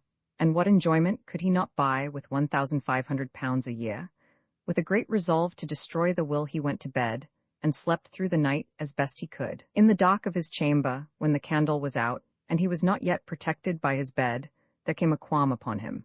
But the deed was not yet done, and the qualm was kept under, and he slept. He even repeated the Lord's Prayer to himself when he was under the clothes, struggling, however, as he did so, not to bring home to himself that petition as to the lading into temptation and the deliverance from evil. The next day, the Friday, and the Saturday were passed in the same way. The resolution was still there, but the qualms came every night. And the salve to the qualm was always the same remembrance that the deed had not been done yet. And the prayer was always said, morning and night, with the same persistent rejection of those words which, in his present condition, were so damning to him. Rejection from the intelligence, though with the whispering voice, the words were spoken. But still, there was the resolve the same as ever. There was no other way of escape. A stag, when brought to bay, will trample upon the hounds. He would trample upon them. Lanfear should all be his own. He would not return to his clock's desk to be the scorn of all men, to have it known that he had fraudulently kept the will hidden, and then revealed it, not of grace, but because he was afraid of Mr. Cheeky.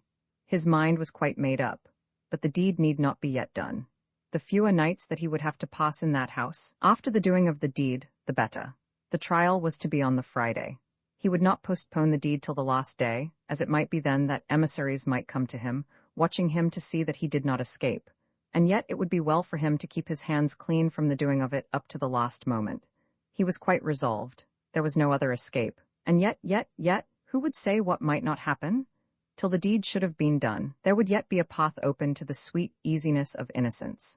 When it should have been done, there would be a final adieu to innocence. There would be no return to the white way, no possibility of repentance. How could a man repent while he was still holding the guilty prize which he had won? Or how could he give up the prize without delivering himself as a criminal to the law? But nevertheless, he was resolved, and he determined that the deed should be done on the Tuesday night. During the whole Tuesday he was thinking of it. Could he bring himself to believe that all that story of a soul tormented for its wickedness in everlasting fire was but an old woman's tale? If he could but bring himself to believe that, if he could do that, then could he master his qualms. And why not? Religious thoughts had hitherto but little troubled his life. The church and her services had been nothing to him.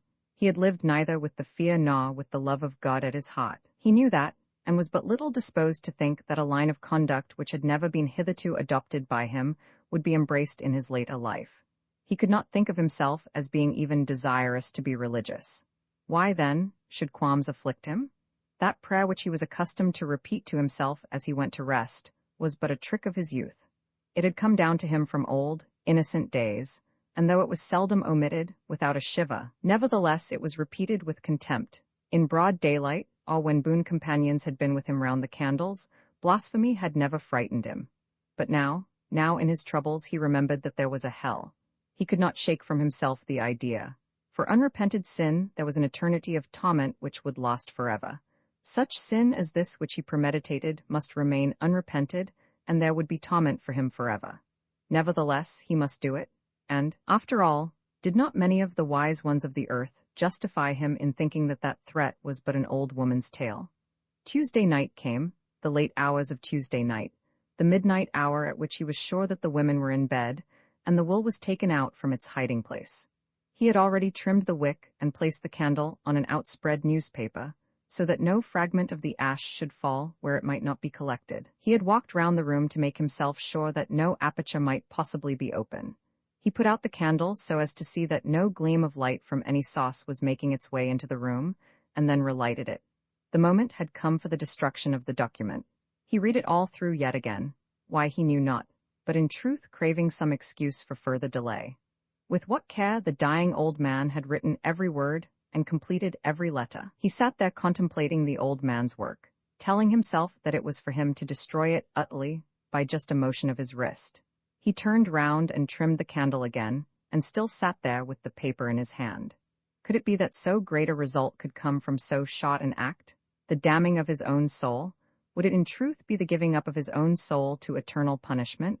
God would know that he had not meant to steal the property. God would know that he did not wish to steal it now. God would know that he was doing this as the only means of escape from misery which others were plotting for him. God would know how cruelly he had been used. God would know the injustice with which the old man had treated him. Then came moments in which he almost taught himself to believe that in destroying the will he would be doing no more than an act of rough justice, and that God would certainly condemn no one to eternal punishment for a just act. But still, whenever he would turn round to the candle, his hand would refuse to raise the paper to the flame. When done, it could not be undone, and whether those eternal flames should or should not get possession of him, there would be before him a life agonized by the dread of them. What could Mr. Cheeky do worse for him than that? The Wednesday would at any rate do as well. Why rob himself of the comfort of one day during which his soul would not be irretrievably condemned? Now he might sleep. For this night, at any rate, he might sleep. He doubted whether he would ever sleep again after the doing of the deed. To be commonly wicked was nothing to him, nothing to break through all those ordinary rules of life which parents teach their children and pastors their flocks, but as to which the world is so careless. To covet other men's goods, to speak evil of his neighbors, to run after his neighbor's wife if she came in his path, to steal a little in the ordinary way, such as selling a lame horse, or looking over an adversary's hand at whist, to swear to a lie, or to ridicule the memory of his parents. These peccadilloes had never oppressed his soul. That not telling of the will had been burdensome to him only because of the danger of discovery. But to burn a will, and thereby clearly to steal £1,500 a year from his cousin, to commit felony, to do that for which he might be confined at Dartmoor all his life, with his hair cut, and dirty prison clothes, and hard food, and work to do? He thought it would be well to have another day of life in which he had not done the deed. He therefore put the will back into the book and went to his bed. Roman 21. Mr. Upjohn's success. Early on the Wednesday morning, Mr. Upjohn and Mr. Broderick were on foot, and preparing for the performance of their very disagreeable day's work. Mr. Broderick did not believe at all in the day's work, and in discussing the matter with Mr. Upjohn, after they had determined upon their line of action, made his mind known very clearly.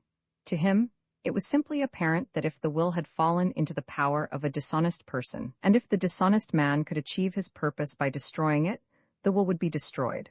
Of Cousin Henry he knew nothing. Cousin Henry might or might not be ordinarily honest, as are other ordinary people. There might be no such will as that spoken of, or there might be a will accidentally hidden, or the will might have been found and destroyed. But that they should be able to find a will, the hiding place of which should be known to Cousin Henry, was to his thinking out of the question. The subtler intellect of the other lawyer, appreciating the intricacies of a weak man's mind, saw more than his companion. When he found that Mr. Broderick did not agree with him, and perceived that the other attorney's mind was not speculative in such a matter as this, he ceased to try to persuade, and simply said that it was the duty of both of them to leave no stone unturned. And so they started. "I'll take you about half a mile out of our way to show you Mr. Evans's gate," Mr. Upjohn said, after they had started. "His house is not above 20 minutes from Lanfear, and should it be necessary to ask his assistance, he will know all about it. You will find a policeman there ready to come back with you. But my impression is that Cousin Henry will not attempt to prevent any search which we may endeavor to make." It was about 10 when they reached the house, and on being shown into the book-room, they found Cousin Henry at his breakfast. The front door was opened for them by Mrs. Griffith, the housekeeper, and when Mr. Upjohn expressed his desire to see Mr. Jones, she made no difficulty in admitting him at once. It was a part of the misery of Cousin Henry's position that everybody around him and near to him was against him. Mrs. Griffith was aware that it was the purpose of Mr. Upjohn to turn her present master out of Lanfear if possible, and she was quite willing to aid him by any means in her power. Therefore, she gave her master no notice of the arrival of the two strangers, but ushered them into the room at once. Cousin Henry's breakfast was frugal. All his meals had been frugal since he had become owner of Lanfear. It was not that he did not like nice eating as well as another, but that he was too much afraid of his own servants to make known his own tastes. And then, the general discomforts of his position had been too great to admit of relief from delicate dishes. There was the teapot on the table, and the solitary cup, and the bread and butter, and the nearly naked bone of a cold joint of mutton. And the things were not set after the fashion of a well-to-do gentleman's table, but were put on as they might be in a third-rate London lodging, with a tumbled tablecloth and dishes, plates, and cups all unlike each other. "Mr. Jones," said the attorney from Carmarthen, "this is your uncle, Mr. Broderick, from Hereford." Then the two men who were so nearly connected, but had never known each other, shook hands. "Of course this matter," continued Mr. Upjohn, "is of great moment, and Mr. Broderick has come over to look after his daughter's interests." "I am very glad to see my uncle," said Cousin Henry, turning his eye involuntarily towards the shelf on which the volume of sermons was resting. "I am afraid I can't offer you much in the way of breakfast. We breakfasted before we left Carmarthen," said Mr. Upjohn. "If you do not mind going on, we will talk to you whilst you are eating." Cousin Henry said that he did not mind going on, but found it impossible to eat a morsel. That which he did, and that which he endured during that interview, he had to do and had to endure fasting. "I had better tell you at once," continued Mr. Upjohn, "what we want to do now." "What is it you want to do now? I suppose I have got to go into the assizes all the same on Friday." "That depends. It is just possible that it should turn out to be unnecessary." As he said this, he looked into Cousin Henry's face and thought that he discerned something of satisfaction. When he made the suggestion, he understood well how great was the temptation offered in the prospect of not having to encounter Mr. Cheeky. "Both Mr. Broderick and I think it probable that your uncle's last will may yet be concealed somewhere in the house." Cousin Henry's eye, as this was said, again glanced up at the fatal shelf. "When Mr. Upjohn says that in my name," said Mr. Broderick, opening his mouth for the first time, "you must understand that I personally know nothing of the circumstances. I am guided in my opinion only by what he tells me." "Exactly," said Mr. Upjohn. "As the father of the young lady who would be the heiress of Lanfear if you were not the heir, I have of course told him everything, even down to the most secret surmises of my mind." "All right," said Cousin Henry. "My position," continued Mr. Upjohn, "is painful and very peculiar, but I find myself specially bound to act as the lawyer of the deceased, and to carry out whatever was in truth his last will and testament." "I thought that was proved at Carmarthen," said Cousin Henry. "No doubt. A will was proved? Well, that was very genuine if no subsequent will be found, but, as you have been told repeatedly, the proving of that will amounts to nothing if a subsequent one be forthcoming. The great question is this: does a subsequent will exist? How am I to know anything about it? Nobody says you do. I suppose you wouldn't come here and bring my Uncle Broderick down on me, giving me no notice, but coming into my house just when I am at breakfast, without saying a word to anyone, unless you thought so. I don't see what right you have to be here at all." He was trying to pluck up his spirit in order that he might get rid of them. Why had he not destroyed that document when, on the previous night, it had been brought out from its hiding place, purposely in order that it might be burned? "It is common, Mr. Jones, for one gentleman to call upon another when there is business to be done," said Mr. Upjohn, "but not common to come to a gentleman's house and accuse him of making away with a will." "Nobody has done that," said Mr. Broderick. "It is very like it. Will you allow us to search again? 2 of my clocks will be here just now, and will go through the house with us, if you will permit it." Cousin Henry sat staring at them. Not long ago he had himself asked one of Mr. Upjohn's clocks why they did not search again, but then the framing of his thoughts had been different. At that moment he had been desirous of surrendering Lanfear altogether, so that he might also get rid of Mr. Cheeky. Now he had reached a bolder purpose. Now he was resolved to destroy the will, enjoy the property, and face the barrister. An idea came across his mind that they would hardly insist upon searching instantly if he refused. A petition to that effect had already been made, and a petition implies the power of refusal on the part of him petitioned. "Where do you want to look?" he asked. Upon this, Mr. Broderick allowed his eyes to wander round the room, and Cousin Henry's eyes followed those of his uncle, which seemed to him to settle themselves exactly upon the one shelf. "To search the house generally. Your uncle's bedroom, for instance," said Mr. Upjohn. "Oh, yes, you can go there." This he said with an ill-formed, crude idea which sprang to his mind at the moment. If they would ascend to the bedroom, then he could seize the will when left alone and destroy it instantly, eat it bit by bit if it were necessary, go with it out of the house and reduce it utterly to nothing before he returned. He was still a free agent and could go and come as he pleased. "Oh, yes, you can go there." But this was not at all the scheme which had really formed itself in Mr. Upjohn's brain. "Or perhaps we might begin here," he said. "There are my 2 clocks just arrived in the fly." Cousin Henry became first red and then pale, and he endeavored to see in what direction Mr. Broderick had fixed his eye. Mr. Upjohn himself had not as yet looked anywhere round the books. He had sat close at the table, with his gaze fixed on Cousin Henry's face. As Cousin Henry had been well aware, if they began to search in the room, they would certainly find the document. Of that he was quite sure. Not a book would be left without having been made to disclose all that it might contain between its leaves. If there was any chance left to him, it must be seized now at this very moment. Suddenly, the possession of Lanfear was endeared to him by 1,000 charms. Suddenly, all fear of eternal punishment passed away from his thoughts. Suddenly, he was permeated by a feeling of contrition for his own weakness in having left the document unharmed. Suddenly, he was brave against Mr. Cheeky, as would be a tiger against a lion. Suddenly, there arose in his breast a great desire to save the will, even yet from the hands of these Philistines. "This is my private room," he said. "When I am eating my breakfast, I cannot let you disturb me like that." "In a matter such as this, you wouldn't think of your own comfort," said Mr. Upjohn severely. "Comfort, indeed? What comfort can you have while the idea is present to you that this house in which you live may possibly be the property of your cousin? It's very little comfort you've left me among you. Face it out, then, like a man, and when you have allowed us to do all that we can on her behalf, then enjoy your own, and talk of comfort. Shall I have the men in and go on with the search as I propose? If they were to find it, as certainly they would, then surely they would not accuse him of having hidden it. He would be enabled to act some show of surprise, and they would not dare to contradict him, even should they feel sure in their hearts that he had been aware of the concealment. There would be great relief. There would be an end of so many troubles. But then how weak he would have been, to have had the prize altogether within his grasp and to have lost it. A burst of foul courage swelled in his heart, changing the very color of his character for a time as he resolved that it should not be so.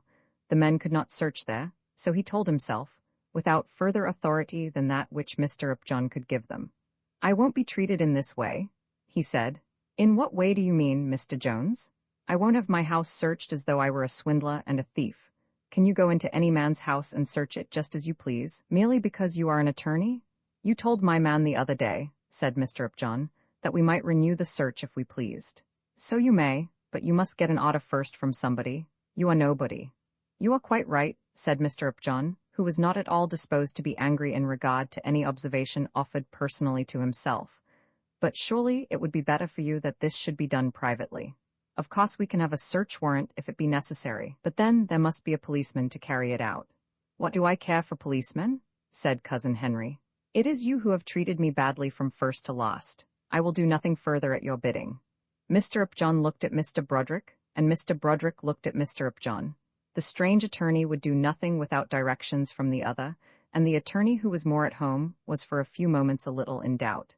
He got up from his chair and walked about the room, while Cousin Henry, standing also, watched every movement which he made. Cousin Henry took his place at the further end of the table from the fire, about 6 feet from the spot on which all his thoughts were intent. There he stood, ready for action, while the attorney walked up and down the room, meditating what it would be best that he should do next. As he walked, he seemed to carry his nose in the air, with a gait different from what was usual to him. Cousin Henry had already learned something of the man's ways, and was aware that his manner was at present strange. Mr. Upjohn was in truth looking along the rows of the books. In old days, he had often been in that room, and had read many of the titles as given on the backs. He knew the nature of many of the books collected there, and was aware that but very few of them had ever been moved from their places in the old squire's time for any purpose of use. He did not wish to stand and inspect them, not as yet. He walked on as though collecting his thoughts, and as he walked he endeavored to fix on some long set of sermons. He had in his mind some glimmering of remembrance that there was such a set of books in the room. "You might as well let us do as we propose," he said. "Certainly not. To tell you the truth, I wish you would go away and leave me. Mr. Cheeky will hear all about it, and how will you be able to answer Mr. Cheeky?" "I don't care about Mr. Cheeky." "Who is to tell Mr. Cheeky? Will you tell him?" "I cannot take your part, you know, if you behave like this." As he spoke, Mr. Upjohn had stopped his walk and was standing with his back close to the bookshelves, with the back of his head almost touching the set of Jeremy Taylor's works. There were 10 volumes of them, and he was standing exactly in front of them. Cousin Henry was just in front of him, doubting whether his enemy's position had not been chosen altogether by accident, but still trembling at the near approach. He was prepared for a spring if it was necessary. Anything should be hazarded now, so that discovery might be avoided. Mr. Broderick was still seated in the chair which he had at first occupied, waiting till that order should be given to him to go for the magistrate's warrant. Mr. Upjohn's eye had caught the author's name on the back of the book, and he remembered at once that he had seen the volume, a volume with Jeremy Taylor's name on the back of it, lying on the old man's table. Jeremy Taylor's works, sermons. He remembered the volume. That had been a long time ago, 6 months ago, but the old man might probably take a long time over so heavy a book. "You will let me look at some of these," he said, pointing with his thumb over his back. "You shall not touch a book without a regular order," said Cousin Henry. Mr. Upjohn fixed the man's eye for a moment. He was the smaller man of the two, and much the elder, but he was wiry, well set, and strong. The other was soft and unused to much bodily exercise. There could be no doubt as to which would have the best of it in a personal struggle. Very quickly he turned round and got his hand on one of the set, but not on the right one. Cousin Henry dashed at him, and in the struggle the book fell to the ground. Then the attorney seized him by the throat and dragged him forcibly back to the table. "Take them all out one by one, and shake them," he said to the other attorney, that sat like the one on the floor. "I'll hold him while you do it." Mr. Broderick did as he was told, and one by one, beginning from the last volume, he shook them all till he came to volume 4. Out of that fell the document. "Is it the will?" shouted Mr. Upjohn, with hardly breath enough to utter the words. Mr. Broderick, with a lawyer's cautious hands, undid the folds and examined the document. "It certainly is a will," he said, "and is signed by my brother-in-law." Roman 22, how Cousin Henry was let off easily. It was a moment of great triumph and of utter dismay. Of triumph to Mr. Upjohn, and of dismay to Cousin Henry. The two men at this moment, as Mr. Broderick was looking at the papers, were struggling together upon the ground. Cousin Henry, in his last frantic efforts, had striven to escape from the grasp of his enemy so as to seize the will, not remembering that by seizing it now he could retrieve nothing. Mr. Upjohn had been equally determined that ample time should be allowed to Mr. Broderick to secure any document that might be found, and, with the pugnacity which the state of fighting always produces, had held on to his prey with a firm grip. Now for the one man there remained nothing but dismay. For the other was the full enjoyment of the triumph produced by his own sagacity. "Here is the date," said Mr. Broderick, who had retreated with the paper to the furthest corner of the room. "It is undoubtedly my brother-in-law's last will and testament, and as far as I can see at a glance, it is altogether regular." "You dog!" exclaimed Mr. Upjohn, spurning Cousin Henry away from him. "You wretched, thieving miscreant." Then he got up onto his legs and began to adjust himself, setting his cravat right and smoothing his hair with his hands. "The brute has knocked the breath out of me," he said, "but only to think that we should catch him after such a fashion as this." There was a note of triumph in his voice which he found it impossible to repress. He was thoroughly proud of his achievement.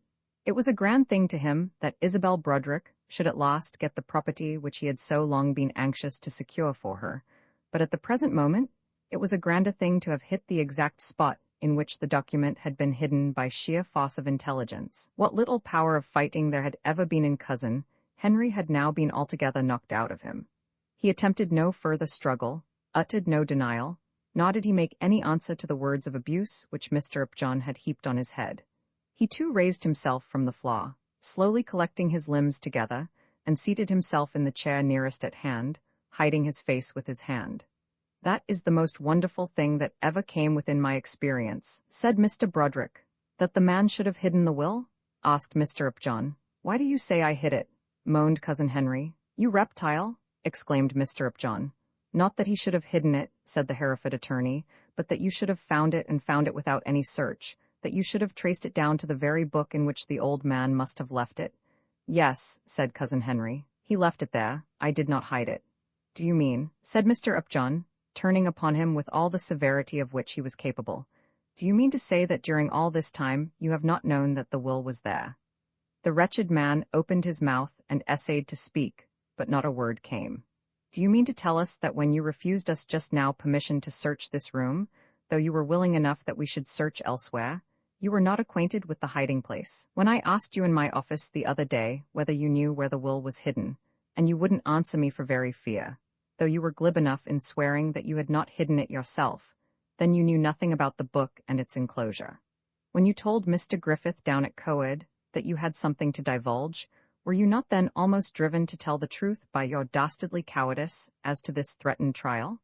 And did you not fail again because you were afraid?" "You mean poltroon," Will you dare to say before us now that when we entered the room this morning you did not know what the book contained?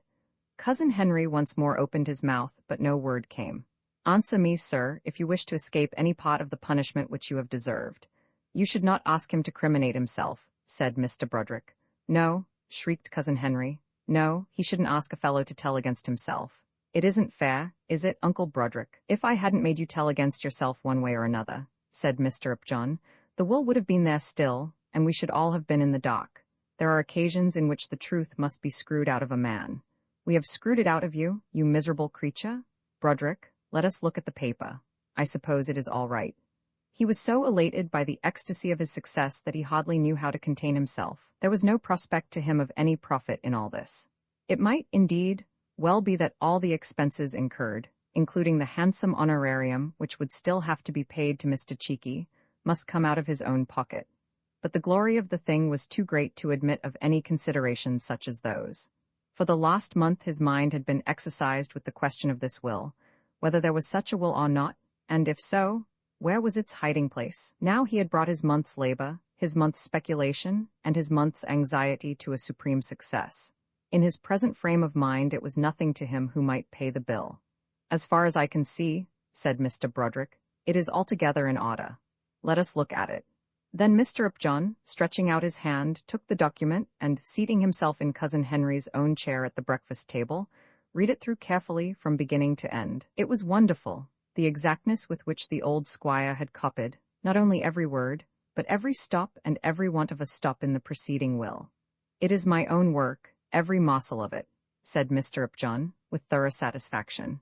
Why on earth did he not burn the intermediate one which he made in this rascal's favor? Then he indicated the rascal by a motion of his head, and make it all straight in that way. There are men who think that a will once made should never be destroyed, suggested Mr. Broderick. I suppose it was something of that kind. He was a fine old fellow, but as obstinate as a mule. Well, what are we to do now? My nephew will have to consult his lawyer whether he will wish to dispute this document or not. I do not want to dispute anything, said Cousin Henry, whining. Of course he will be allowed time to think of it, said Mr. Upjohn. He is in possession now, and will have plenty of time. He will have to answer some rather difficult questions from Mr. Cheeky on Friday. Oh no, shouted the victim. I am afraid it must be. Oh yes, Mr. Jones, how are you to get out of it? You are bound over to prosecute Mr. Evans, of the Herald, for defamation of character. Of course it will come out at the trial that we have found this document. Indeed, I shall be at no trouble to conceal that fact. No, I suppose will be Mr. Broderick. Why should we? I thought you were acting as my lawyer. So I was, and so I am, and so I will, while you were supposed to be an honest man, or rather, while it was possible that it might be so supposed. I told you what, as an honest man, you were bound to do. The Carmarthen Herald knew that you were not honest, and said so. If you are prepared to go into the court and swear that you knew nothing of the existence of this document, that you were not aware that it was concealed in that book, that you did nothing to prevent us from looking for it this morning, I will carry on the case for you. If I am called into the witness box against you, of course I must give my evidence for what it is worth, and Mr. Broderick must do the same. But it won't go on? He asked. Not if you are prepared to admit that there was no libel in all that the newspaper said. If you agree that it was all true, then you will have to pay the costs on both sides, and the indictment can be quashed. It will be a serious admission to make, but perhaps that won't signify, seeing what your position as to character will be. I think you are almost too hard upon him, said Mr. Broderick. Am I? Can one be too hard on a man who has acted as he has done? He is hard, isn't he, Mr. Broderick? Hard? Why, yes, I should think I am. I mean to be hard. I mean to go on trampling you to pieces till I see your cousin, Miss Broderick, put into full possession of this estate. I don't mean to leave you a loophole of escape by any mercy. At the present moment, you are Henry Jones, Esq., of Lanfear, and will be so till you are put out by the hard hand of the law. You may turn round for anything I know, and say that this document is a forgery.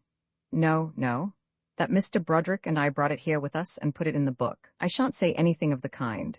Who did put it there? Cousin Henry sobbed and groaned, but said nothing. Who did put it there? If you want to soften our hearts to you in any degree, if you wish us to contrive some mode of escape for you, tell the truth. Who put the will into that book? How am I to know? You do know? Who put it there?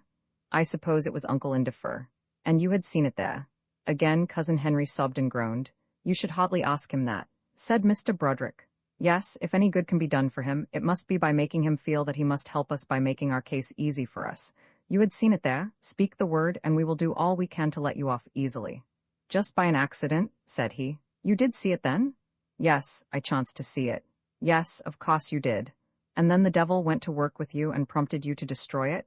He paused as though asking a question, but to this question Cousin Henry found it impossible to make any answer. But the devil had not quite hold enough over you to make you do that. It was so, was it not? There was a conscience with you? Oh, yes. But the conscience was not strong enough to force you to give it up when you found it? Cousin Henry now burst out into open tears. That was about it, I suppose. If you can bring yourself to make a clean breast of it, it will be easier for you. May I go back to London at once? He asked. Well, as to that, I think we had better take some little time for consideration, but I think I may say that, if you will make our way easy for us, we will endeavor to make yours easy for you. You acknowledge this to be your uncle's will as far as you know? Oh, yes. You acknowledge that Mr. Broderick found it in this book which I now hold in my hand? I acknowledge that. This is all that I ask you to sign your name to. As for the rest, it is sufficient that you have confessed the truth to your uncle and to me. I will just write a few lines that you shall sign, and then we will go back to Carmarthen, and do the best we can to prevent the trial for next Friday.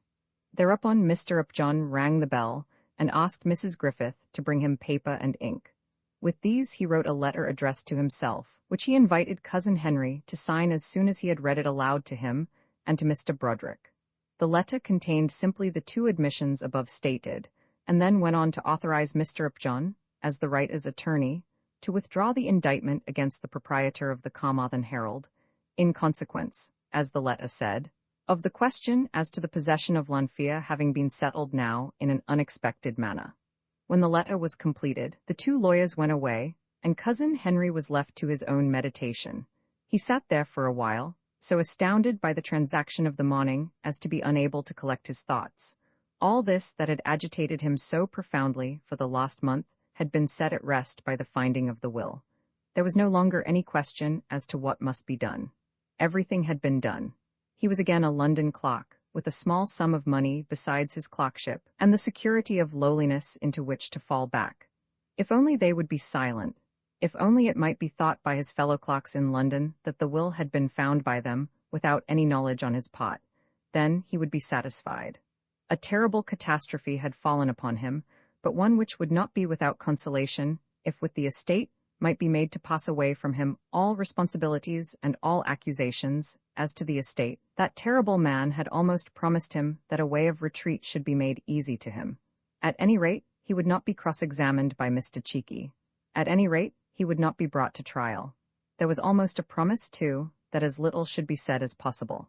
There must, he supposed, be some legal form of abdication on his part, but he was willing to execute that as quickly as possible on the simple condition that he should be allowed to depart without being forced to speak further on the matter to anyone in Wales.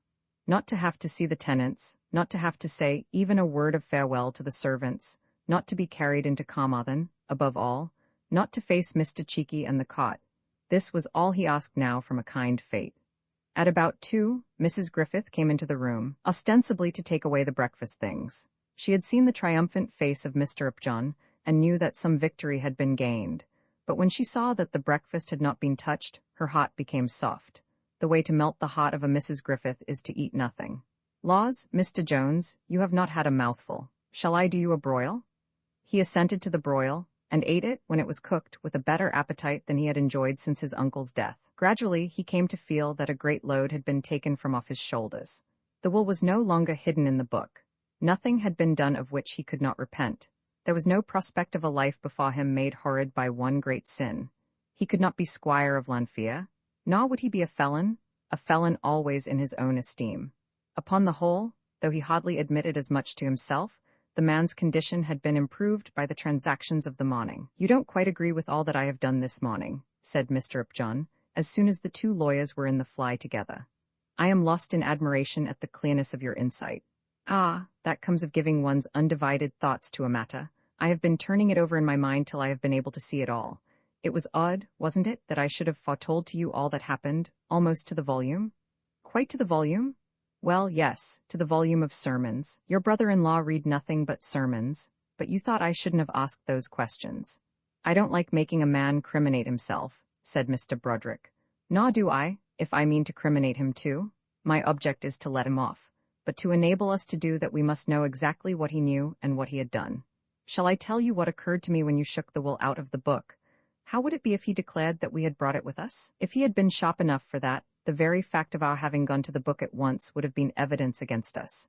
He was not up to it. No, poor devil. I am inclined to think that he has got as bad as he deserves. He might have been so much worse. We owe him ever so much for not destroying the will. His cousin will have to give him the £4,000 which he was to have given her. Certainly, certainly.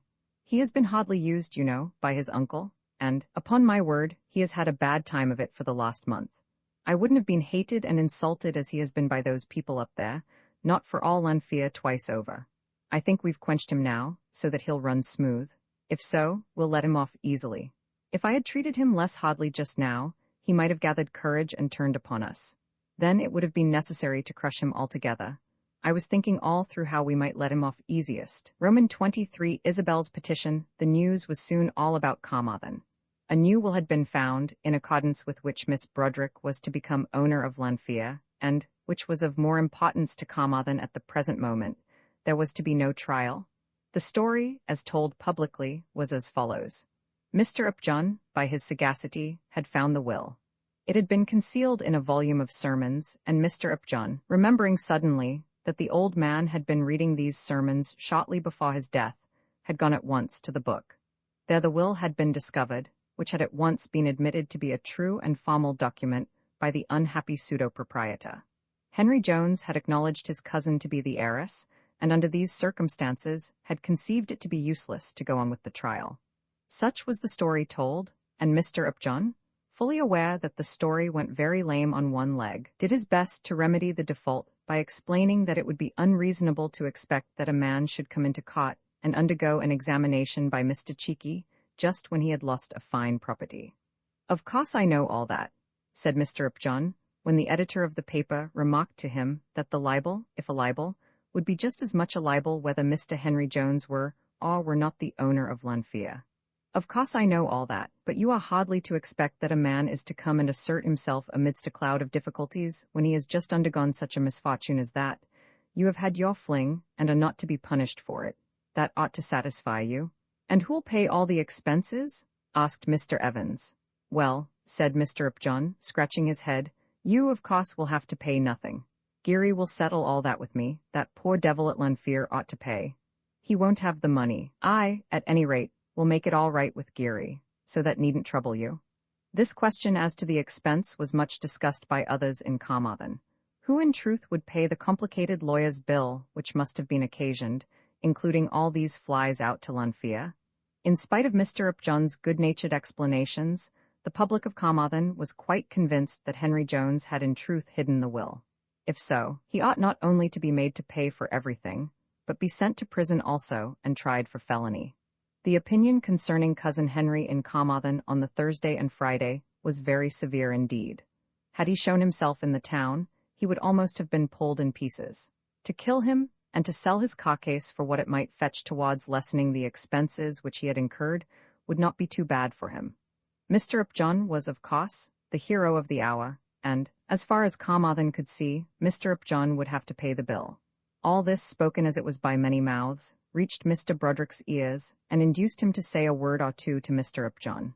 "This affair," said he, "will of course become a charge upon the property." "What affair?" "This trial which is not to take place, and the rest of it." "The trial will have nothing to do with the estate," said Mr. Upjohn. "It has everything to do with it. I only mention it now to let you know that, as Isabel's father, I shall make it my business to look after that."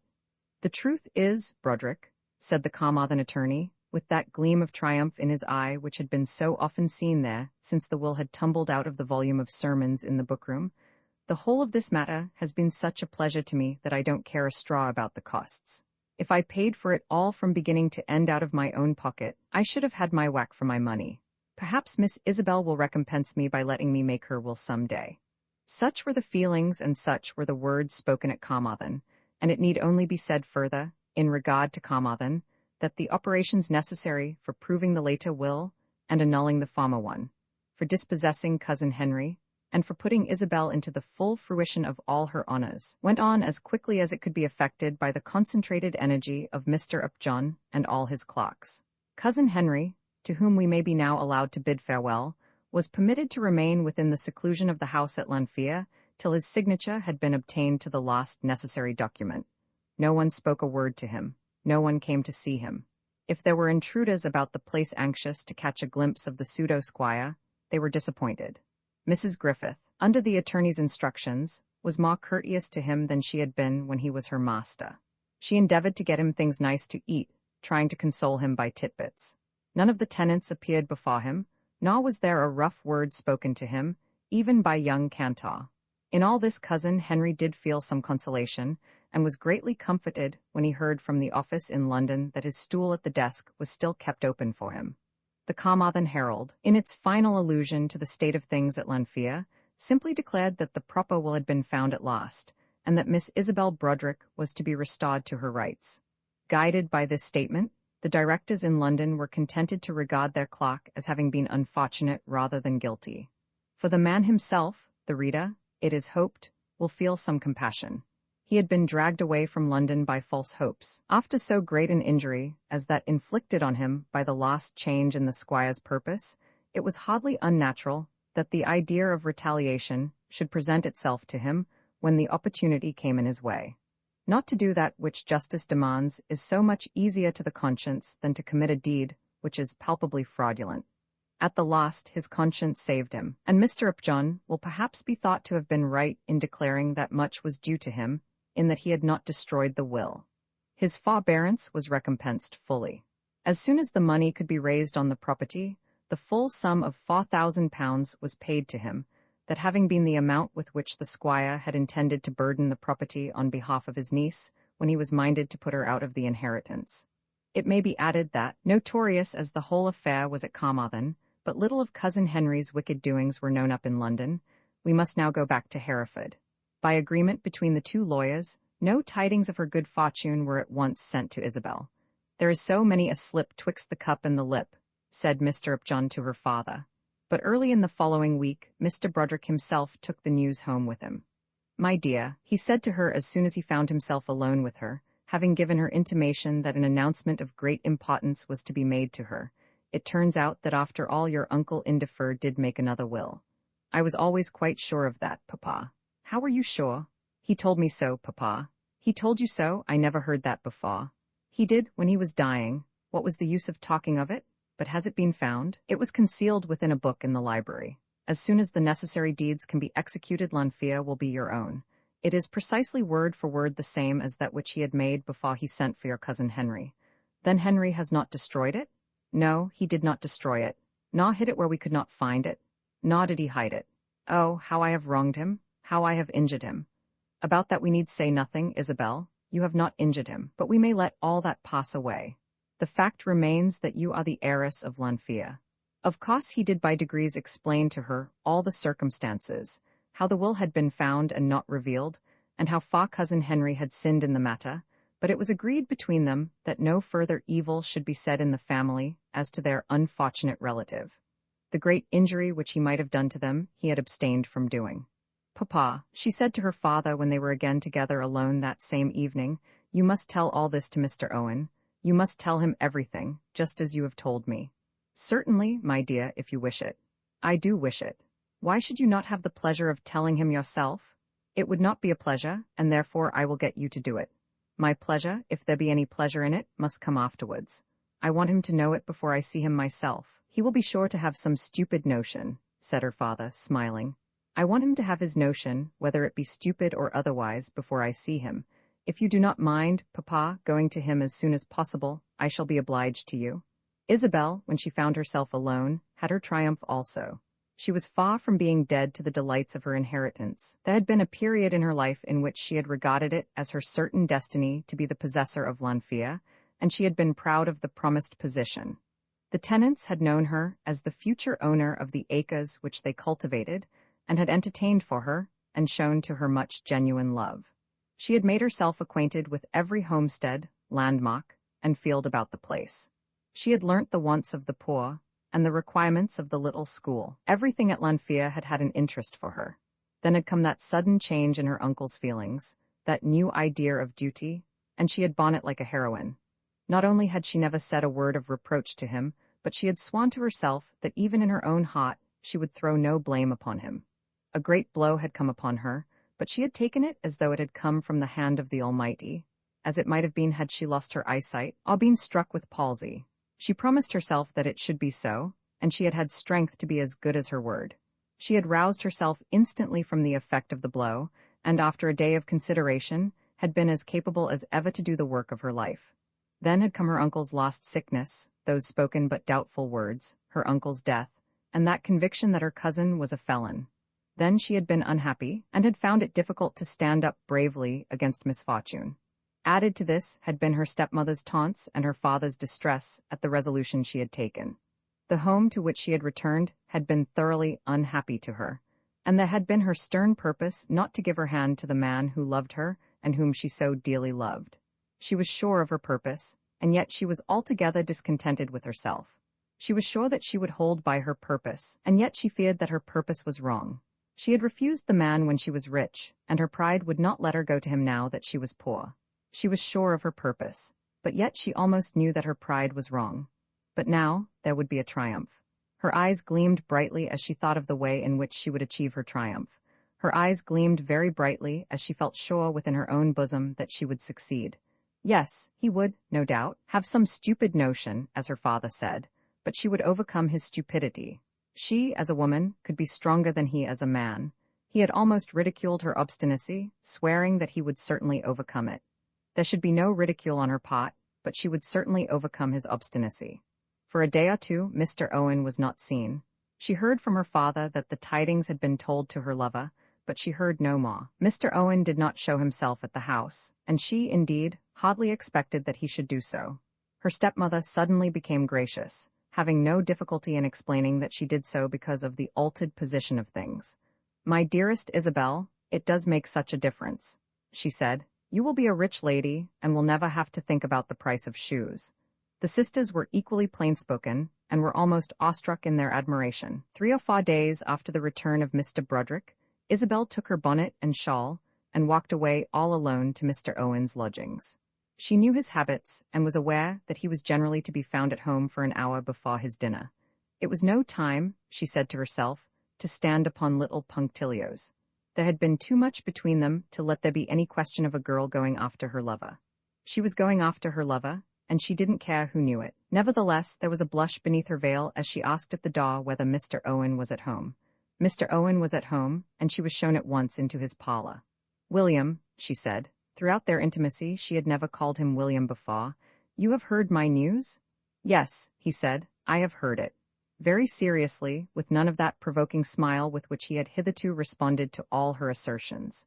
"And you have not come to congratulate me? I should have done so. I do own that I have been wrong." "Wrong? Very wrong. How was I to have any of the enjoyment of my restored rights unless you came to enjoy them with me? They can be nothing to me, Isabel. They shall be everything to you, sir. No, my dear. They are to be everything to me, and they can be nothing to me without you. You know that, I suppose?" Then she waited for his reply.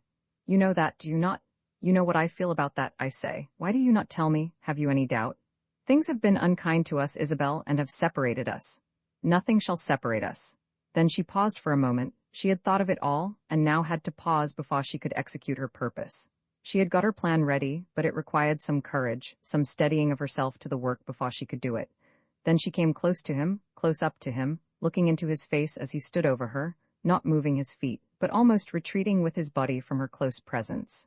"William," she said, "take me in your arms and kiss me. How often have you asked me during the last month? Now I have come for it." He paused a moment as though it were possible to refuse, as though his collected thoughts and settled courage might enable him so to outrage her in her petition. Then he broke down, and took her in his arms, and pressed her to his bosom, and kissed her lips and her forehead and her cheeks, while she, having once achieved her purpose, attempted in vain to escape from his long embrace. "Now I shall be your wife," she said at last, when her breath had returned to her. "It should not be so. Not after that. Will you dare to say so to me? After that? You could never hold up your head again. Say that you are happy? Tell me that you are happy. Do you think that I can be happy unless you are happy with me? Of course he gave her all the assurances that were needed, and made it quite unnecessary that she should renew her prayer. "And I beg, Mr. Owen, that for the future you will come to me, and not make me come to you." This she said as she was taking her leave. "It was very disagreeable, and very wrong, and will be talked about ever so much. Nothing but my determination to have my own way could have made me do it." Of course he promised her that there should be no occasion for her again to put herself to the same inconvenience. Roman 24 conclusion. Isabel spent one pleasant week with her lover at Hereford, and then was summoned into Carmarthenshire. Mr. Upjohn came over at her father's invitation, and insisted on taking her back to Lanfear.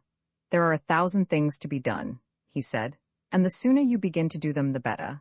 Of course you must live at the old house, and you had better take up your habitation there for a while before this other change is made." The other change was of course the coming marriage, with the circumstances of which the lawyer had been made acquainted. Then there arose other questions. Should her father go with her, or should her lover? It was, however, at last decided that she should go alone as regarded her family, but under the care of Mr. Upjohn. It was she who had been known in the house, and she who had better now be seen there as her uncle's representative. "You will have to be called Miss Jones," said the lawyer. "Miss Indefer Jones. There will be a farm, for which we shall have to pay, I am afraid, but we had better take the name at once. You will have to undergo a variety of changes in signing your name. You will become first Miss Isabel Broderick Indefer Jones, then Mrs. William Owen, then, when he shall have gone through the proper changes, Mrs. William Owen Indefer Jones. As such I hope you may remain till you shall be known as the oldest inhabitant of Carmarthenshire." Mr. Upjohn took her to Carmarthen, and hence on to Lanfear. At the station there were many to meet her, so that her triumph, as she got into the carriage, was almost painful to her. When she heard the bells ring from the towers of the parish churches, she could hardly believe that the peals were intended to welcome her back to her old home. She was taken somewhat out of her way round by the creek and coed, so that the little tinkling of her own parish church might not be lost upon her. If this return of hers to the estate was so important to others as to justify these signs, what must it be to her, and how deep must be the convictions as to her own duties? At the gate of Coed farmyard the carriage stopped, and the old farmer came out to say a few words to her. "God bless you, Miss Isabel. This is a happy sight to see. This is so kind of you, Mr. Griffith. We've had a bad time of it, Miss Isabel. Not that we wish to quarrel with your dear uncle's judgment, or that we had a right to say much against the poor gentleman who is gone, but we expected you, and it went against the grain with us to have our expectations disappointed. We shall always look up to you, miss, but at the same time, I wish you joy with all my heart of the new landlord you're going to set over us. Of course that was to be expected, but you'll be here with us all the time." Isabel, while the tears ran down her cheeks, could only press the old man's hand at parting. "Now, my dear," said Mr. Upjohn, as they went on to the house, "he has only said just what we've all been feeling. Of course it has been stronger with the tenants and servants than with others, but all round the country it has been the same. A man, if an estate belong to himself personally, can do what he likes with it, as he can with the half-crowns in his pocket, but where land is concerned, feelings grow up which should not be treated rudely. In one sense, Lanfear belonged to your uncle to do what he liked with it, but in another sense he shared it only with those around him, and when he was induced by a theory which he did not himself quite understand to bring your cousin Henry down among these people, he outraged their best convictions. He meant to do his duty, Mr. Upjohn. Certainly, but he mistook it. He did not understand the root of that idea of a male heir. The object has been to keep the old family, and the old adherences, and the old acres together. England owes much to the manner in which this has been done, and the custom as to a male heir has availed much in the doing of it. But in this case, in sticking to the custom, he would have lost the spirit and, as far as he was concerned, would have gone against the practice which he wished to perpetuate. There, my dear, is a sermon for you, of which, I dare say, you do not understand a word." "I understand every syllable of it, Mr. Upjohn," she answered. They soon arrived at the house, and there they found not only Mrs. Griffith and the old cook, who had never left the premises, but the old butler also, who had taken himself off in disgust at Cousin Henry's character, but had now returned as though there had been no break in his continuous service. They received her with triumphant clamors of welcome. To them, the coming of Cousin Henry, and the death of the old squire, and then the departure of their young mistress, had been as though the whole world had come to an end for them. To serve was their only ambition, to serve and to be made comfortable while they were serving, but to serve cousin Henry was to them altogether ignominious. The old squire had done something which, though they acknowledged it to be no worse on his part than a mistake, had to them been cruelly severe. Suddenly to be told that they were servants to such a one as cousin Henry, servants to such a man without any contract or agreement on their part, to be handed over like the chairs and tables to a disreputable clerk from London, whom in their hearts they regarded as very much inferior to themselves. And they, too, like Mr. Griffith and the tenants, had been taught to look for the future reign of Queen Isabel as a thing of course, in that there would have been an implied contract, an understanding on their part that they had been consulted and had agreed to this destination of themselves. But cousin Henry, now this gross evil to themselves and to all around them had been remedied, and justice was done. They had all been strongly convinced that the squire had made and had left behind him another will. The butler had been quite certain that this had been destroyed by cousin Henry, and had sworn that he would not stand behind the chair of a felon. The gardener had been equally violent, and had declined even to cut a cabbage for cousin Henry's use. The women in the house had only suspected. They had felt sure that something was wrong, but had doubted between various theories. But now everything was right. Now the proper owner had come. Now the great troubles had been vanquished, and Lanfear would once again be a fitting home for them. "Oh, Miss Isabel! Oh, Miss Isabel," said Mrs. Griffith, absolutely sobbing at her young mistress's feet up in her bedroom. "I did say that it could never go on like that. I did used to think that the Lord Almighty would never let it go on like that. It couldn't be that Mr. Henry Jones was to remain always landlord of Lanfear." When she came downstairs, and took her seat, as she did by chance, in the old armchair which her uncle had been used to occupy, Mr. Upjohn preached to her another sermon, or rather sang a loud paean of irrepressible delight. "Now, my dear, I must go and leave you, happily in your own house. You can hardly realize how great a joy this has been to me, how great a joy it is. I know well how much we owe you. From the first moment in which he intimated to me his wish to make a change in his will, I became so unhappy about it as almost to lose my rest. I knew that I went beyond what I ought to have done in the things that I said to him, and he bore it kindly. He was always kind, but I couldn't turn him. I told him what I told you today on the road, but it had no effect on him. Well, I had nothing to do but to obey his orders. This I did most grudgingly. It was a hot break to me, not only because of you, my dear, but for the sake of the property, and because I had heard something of your cousin. Then came the rumor of this lost will. He must have set about it as soon as you had left the house. He never told me that he was going to do it. He never told anyone, that is quite certain, but it shows how his mind must have been at work. Perhaps what I said may have had some effect at last. Then I heard from the Cantors what they had been asked to do. I need not tell you all that I felt then. It would have been better for him to send for me.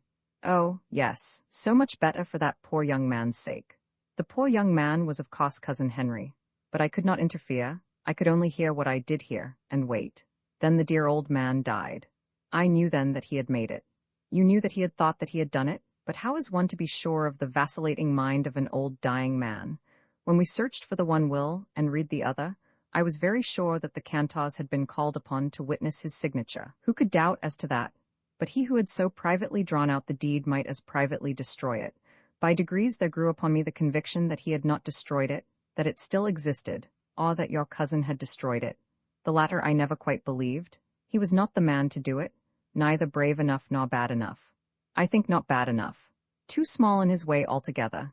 And yet it was clear as the sun at noonday that he was troubled in his conscience. He shut himself up in his misery, not knowing how strong a tale his own unhappiness told against him. Why did he not rejoice in the glory of his position? Then I said to myself that he was conscious of insecurity.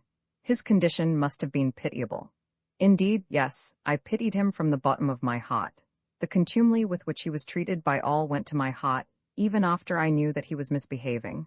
I knew that he was misbehaving? But how? It could only be by hiding the will, or by being conscious that it was hidden. Though he was a knave, he was not cunning. He failed utterly before the slightest cunning on the part of others.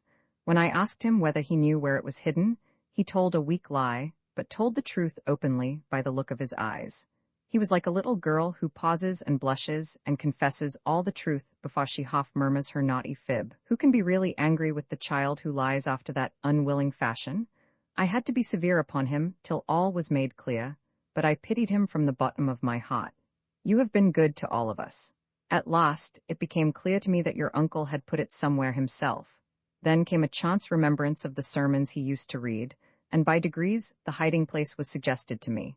When at last he welcomed us to go and search in his uncle's bedroom, but forbade us to touch anything in the bookroom, then I was convinced. I had but to look along the shelves till I found the set, and I almost knew that we had got the prize. Your father has told you how he flew at me when I attempted to lift my hand to the books.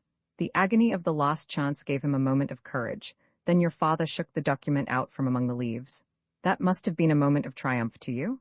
Yes, it was. I did feel a little proud of my success, and I am proud as I see you sitting there, and feel that justice has been done. By your means, that justice has been done, and that everyone has his own again. I own to all the litigious pugnacity of a lawyer.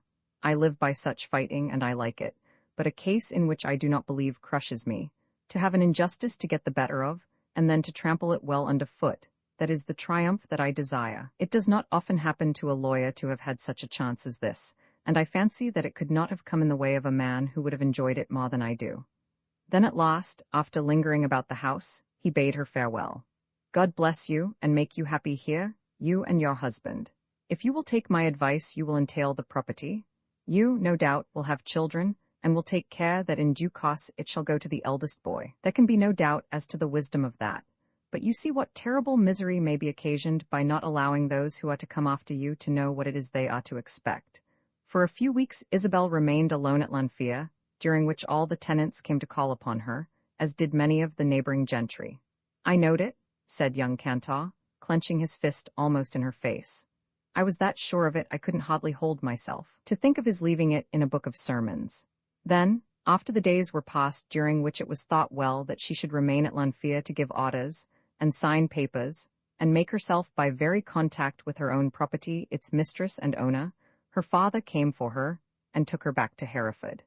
Then she had incumbent upon her the other duty of surrendering herself, and all that she possessed to another. As any little interest which this tale may possess has come rather from the heroine's material interests than from her love, as it has not been, so to say, a love story, the reader need not follow the happy pair absolutely to the altar.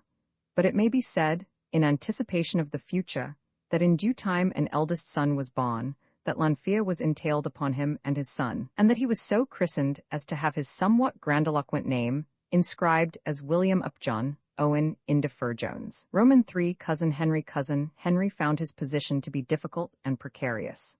That suggestion of his uncle's, or rather assertion, that he could still change his mind was disagreeable. No doubt he could do so, and, as Cousin Henry thought, would be the very man to do it, if angered, thwarted, or even annoyed. He knew that more than one will had already been made and set aside. Cousin Henry had turned the whole matter very much in his mind since he had become cognizant of his uncle's character. However imprudent he might have been in his earlier days, he was now quite alive to the importance of being squire of Lanfia. There was nothing that he was not ready to do to please and conciliate his uncle. Lanfia without Isabel as a burden would no doubt be preferable, but he was quite ready to marry Isabel tomorrow, if Isabel would only accept him. The game he had to play was for Lanfia. It was to be Lanfia or nothing. The position offered to him was to come, not from love, but from a sense of duty on the part of the old man. If he could keep the old man firm to that idea, Lanfia would be his own, but should he be excluded from that inheritance, there would be no less a prize by which he might reconcile himself to the loss. His uncle would not leave him anything from love. All this he understood thoroughly, and was therefore not unnaturally nervous as to his own conduct at the present crisis. It was only too manifest to him that his uncle did in fact dislike him. At their very first interview, he was made to listen to praises of Isabel and threats against himself. He was quite prepared to put up with both, or with any other disagreeable hardship which might be inflicted upon him, if only he could do so successfully. But he believed that his best course would be to press his suit with Isabel. Should he do so successfully, he would at any rate be safe. Should she be persistent in refusing him, which he believed to be probable, then he would have shown himself desirous of carrying out his uncle's wishes. As to all this, he was clear-sighted enough, but he did not quite perceive the state of his uncle's mind in regard to himself. He did not understand how painfully the old man was still vacillating between affection and duty, nor did he fathom the depth of the love which his uncle felt for Isabel. Had he been altogether wise in the matter, he would have kept out of his uncle's presence, and have devoted himself to the tenants and the land. But in lieu of this, He intruded himself as much as possible into his uncle's morning room, often to the exclusion of Isabel. Now it had come to pass that Uncle Indefer was never at his ease unless his niece were with him. "Nobody can be more attached to another than I am to Isabel," said the nephew to his uncle on the third morning of his arrival, whereupon Uncle Indefer grunted. The more he saw of the man, the less he himself liked the idea of sacrificing Isabel to such a husband. "I shall certainly do my best to carry out your wishes. My wishes have reference solely to her." "Exactly, sir. I understand that completely. As she is not to be the heiress, the best thing possible is to be done for her." "You think that marrying you would be the best thing possible?"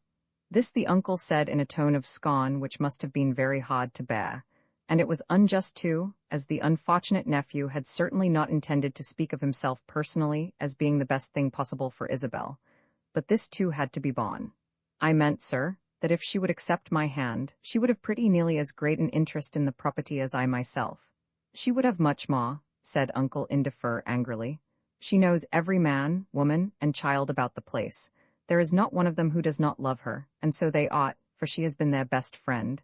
As far as they are concerned, it is almost cruel that they should not be left in her hands."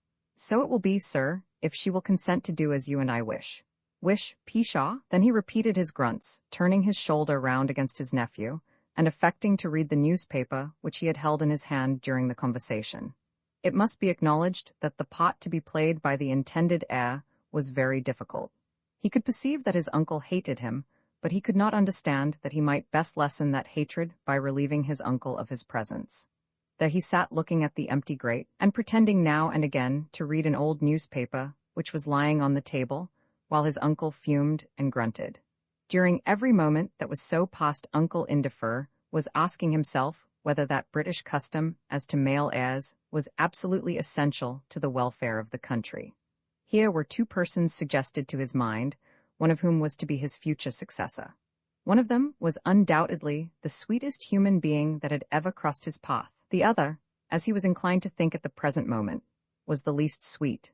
And as they were to him, would they not be to the tenants whose welfare was to depend so much on the future owner of the property? The longer that he endured the presence of the man, the more desirous did he feel of turning to the drawer which was close at hand, and destroying the topmost of those documents which lay there tied in a bundle together. But he did not allow himself to be at once driven to a step so unreasonable. The young man had done nothing which ought to offend him, had, indeed, only obeyed him in coming down to South Wales. That custom of the country was good and valid and wise. If he believed in anything of the world worldly, he believed in primogeniture in respect of land. Though Isabel was ever so sweet, duty was duty. Who was he that he should dare to say to himself that he could break through what he believed to be a law on his conscience without a sin? If he might permit himself to make a special exemption for himself in the indulgence of his own affection, then why might not another, and so on? Did he not know that it would have been better that the whole thing should have been settled for him by an entail? And if so, how could it be right that he should act in opposition to the spirit of such an entail, merely because he had the power to do so? Thus he argued with himself again and again, but these arguments would never become strong till his nephew had relieved him of his presence. While he was so arguing, Cousin Henry was trying his hand with Isabel.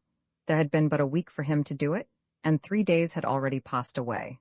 At the end of the week, Isabel was to go to Hereford, and Henry, as far as he knew, was still expected by his uncle to make an offer to his cousin, and as regarded himself, he was well enough disposed to do so.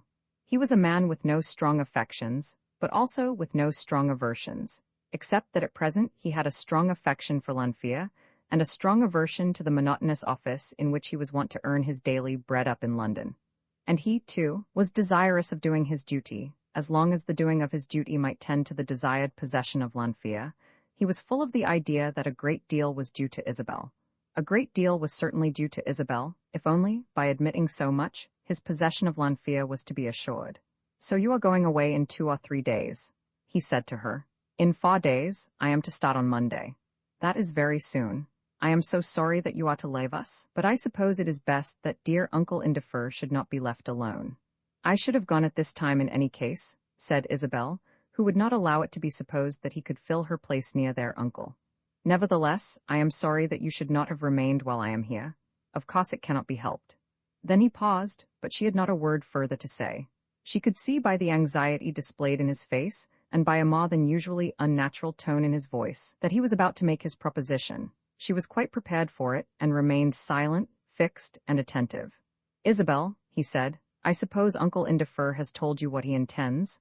"I should say so. I think he always tells me what he intends." "About the property, I mean." "Yes, about the property. I believe he has made a will leaving it to you. I believe he has done this, not because he loves you the best, but because he thinks it ought to go to the male heir. I quite agree with him that these things should not be governed by affection. He is so good that he will certainly do what he believes to be his duty. Nevertheless, the effect is the same." "Oh yes, as regards you, the effect will be the same. You will have the property, whether it comes from love or duty. And you will lose it." "I cannot lose what never was mine," she said, smiling. "But why should we not both have it, one as well as the other?" "No, we can't do that." "Yes, we can, if you will do what I wish, and what he wishes also. I love you with all my heart." She opened her eyes as though driven to do so by surprise. She knew that she should not have expressed herself in that way, but she could not avoid the temptation. "I do indeed with all my heart." "Why should we not marry, you know? Then the property would belong to both of us." "Yes, then it would." "Why should we not, Isabel?" Then he approached her as though about to make some ordinary symptom of a lover's passion. "Sit down there, Henry, and I will tell you why we cannot do that. I do not love you in the least. You might learn to love me." "Never, never, that lesson would be impossible to me. Now let there be an end of it. Uncle Indefer has, I dare say, asked you to make this proposition. He wrote a letter, just saying that he would like it." "Exactly so. You have found yourself compelled to do his bidding, and you have done it. Then let there be an end of it. I would not marry an angel even to oblige him or to get Lanfear, and you are not an angel, to my way of thinking." "I don't know about angels," he said, trying still to be good-humored. "No, no, that was my nonsense. There is no question of angels. But not for all Lanfear, not even to oblige him, would I undertake to marry a man even if I were near to loving him. I should have to love him entirely, without reference to Lanfear. I am not at all near loving you." "Why not, Isabel?" he asked foolishly. Because you are odious to me?" "Isabel, I beg your pardon, I should not have said so. It was very wrong. But then, why did you ask so foolish a question? Did I not tell you to let there be an end of it? And now, will you let me give you one little bit of advice?" "What is it?" he asked angrily. He was beginning to hate her, though he was anxious to repress his hatred, lest by indulging it he should injure his prospects. "Do not say a word about me to my uncle. It will be better for you not to tell him that there has been between us any such interview as this. If he did once wish that you and I should become man and wife, I do not think that he wishes it now. Let the thing slide, as they say. He has quite made up his mind in your favor, because it is his duty. Unless you do something to displease him very greatly, he will make no further change. Do not trouble him more than you can help by talking to him on things that are distasteful. Anything in regard to me, coming from you, will be distasteful to him. You had better go about among the farms, and see the tenants, and learn the condition of everything, and then talk to him about that. Whatever you do, never suggest that the money coming from it all is less than it ought to be. That is my advice. And now, if you please, you and I need not talk about it any more." Then she got up and left the room without waiting for reply. When he was alone, he resolved upon complying with her advice, at any rate in one respect. He would not renew his offer of marriage, nor would he hold any further special conversation with her. Of course, she was hateful to him, having declared so plainly to him her own opinion regarding himself. He had made the offer, and had thereby done his duty. He had made the offer, and had escaped. But he did not at all believe in the sincerity of her advice as to their uncle. His heart was throbbing with the desire to secure the inheritance to himself, and so he thought, no doubt, was hers as to herself. It might be that the old man's intention would depend upon his obedience, and if so, it was certainly necessary that the old man should know that he had been obedient. Of course, he would tell the old man what he had done. But he said not a word till Isabel had gone. He did take her advice about the land and the tenants, but hardly to much effect. If there were a falling roof here, or a half-hung door there, he displayed his zeal by telling the squire of these defaults. But the squire hated to hear of such defaults. It must be acknowledged that it would have required a man of very great parts to have given satisfaction in the position in which this young man was placed. But as soon as Isabel was gone, he declared his obedience. "I have asked her, sir, and she has refused me," he said in a melancholy, low, and sententious voice. "What did you expect? At any rate, I did as you would have me. Was she to jump down your throat when you asked her?"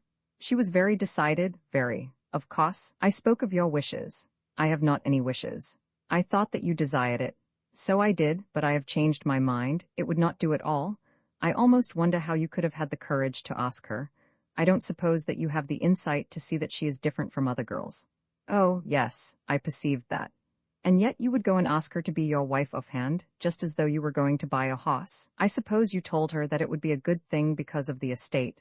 I did mention it, said the young man, altogether astounded and put beyond himself by his uncle's manner and words. Yes, just as if it were a bargain. If you will consent to put up with me as a husband, why, then you can go shares with me in the property. That was the kind of thing, wasn't it?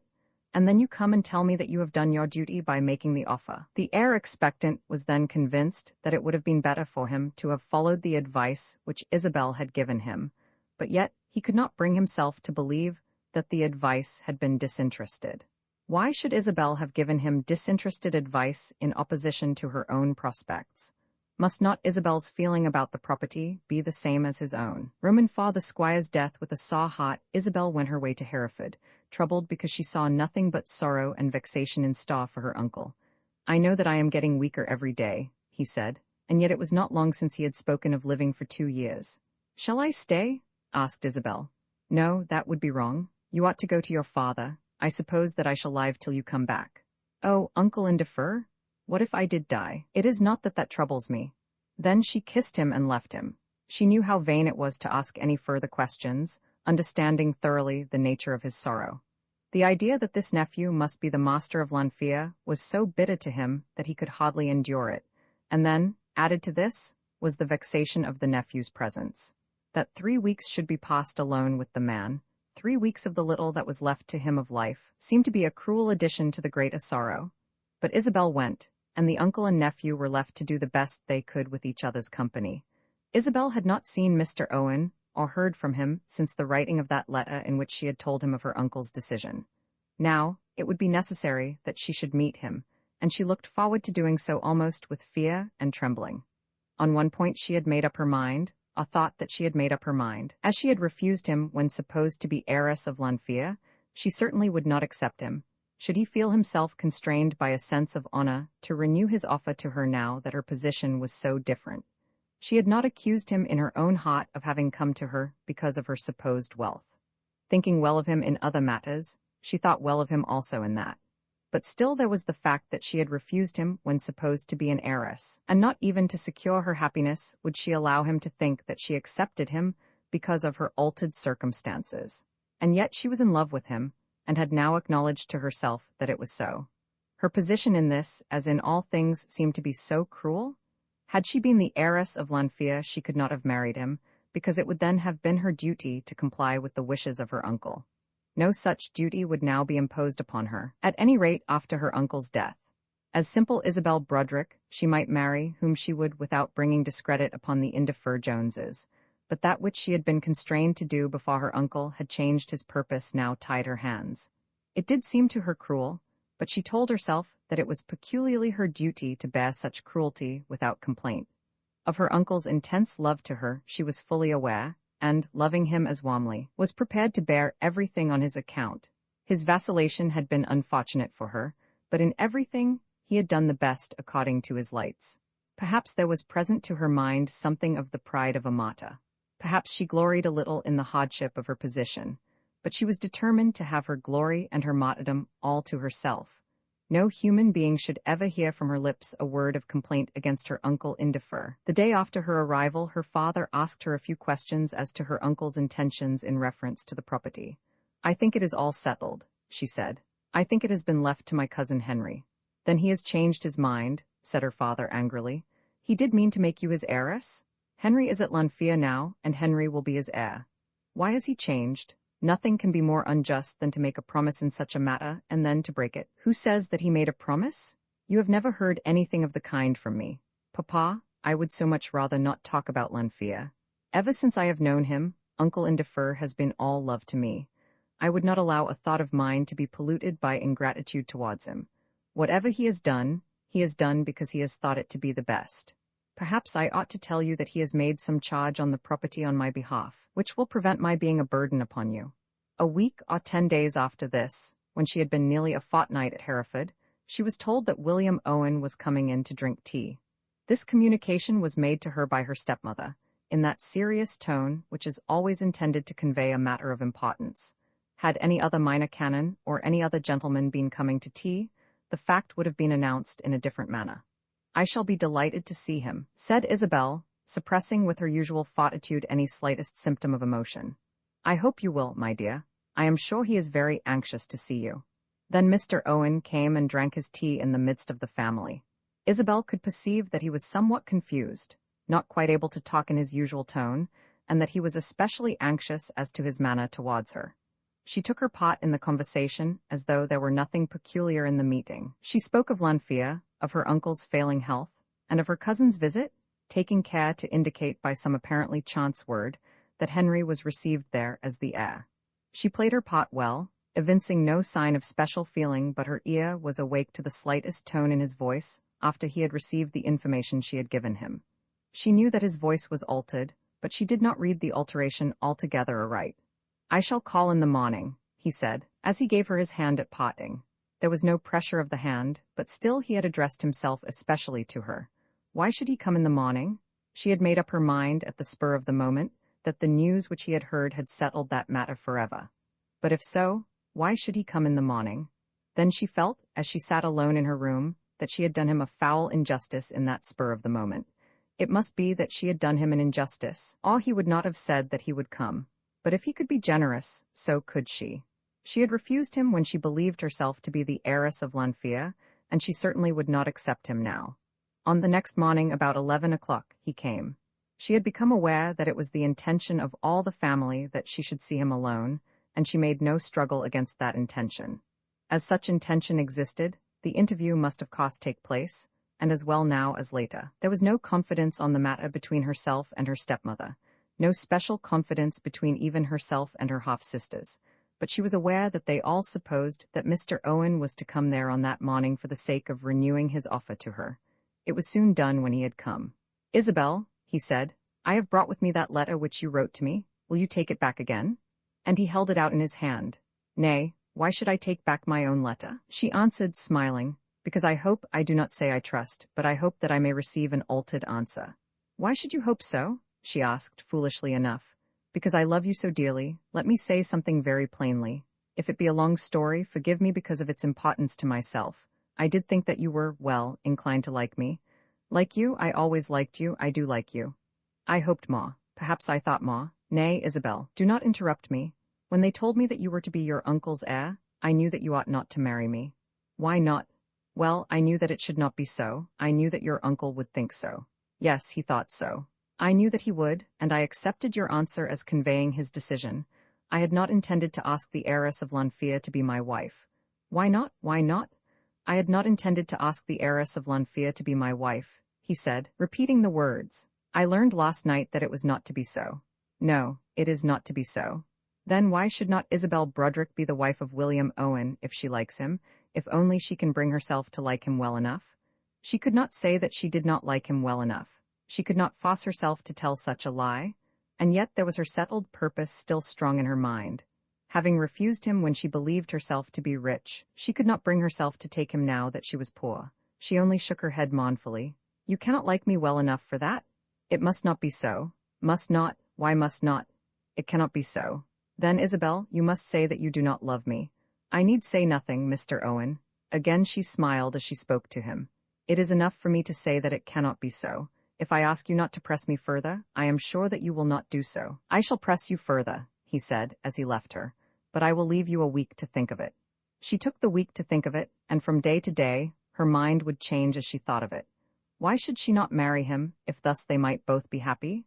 Why should she cling to a resolution made by her when she was in error as to the truth? She was now quite certain that when he had first come to her he had known nothing of her promised inheritance. He had come then simply because he loved her, and for that reason only, he had now come again. And yet there was her resolution, and there was the ground on which she had founded it. Though he might not remember it now, would he not remember hereafter that she had refused him when she was rich and accepted him when she was poor? Where then would be her martyrdom, where her glory, where her pride? Were she to do so, she would only do as would any other girl. Though she would not have been mean, she would seem to have been mean, and would so seem to his eyes. When the week was over, she had told herself that she must be true to her resolution. There had been something said about him in the family, but very little. The stepmother was indeed afraid of Isabel, though she had endeavored to conquer her own fear of using authority, and her half-sisters, though they loved her, held her in awe. There was so little that was weak about her, so little that was self-indulgent, so little that was like the other girls around them. It was known that Mr. Owen was to come again on a certain day at a certain hour, and it was known also for what purpose he was to come, but no one had dared to ask a direct question as to the result of his coming. He came, and on this occasion her firmness almost deserted her. When he entered the room, he seemed to her to be bigger than before, and more like her master. As the idea that he was so fell upon her, she became aware that she loved him better than ever.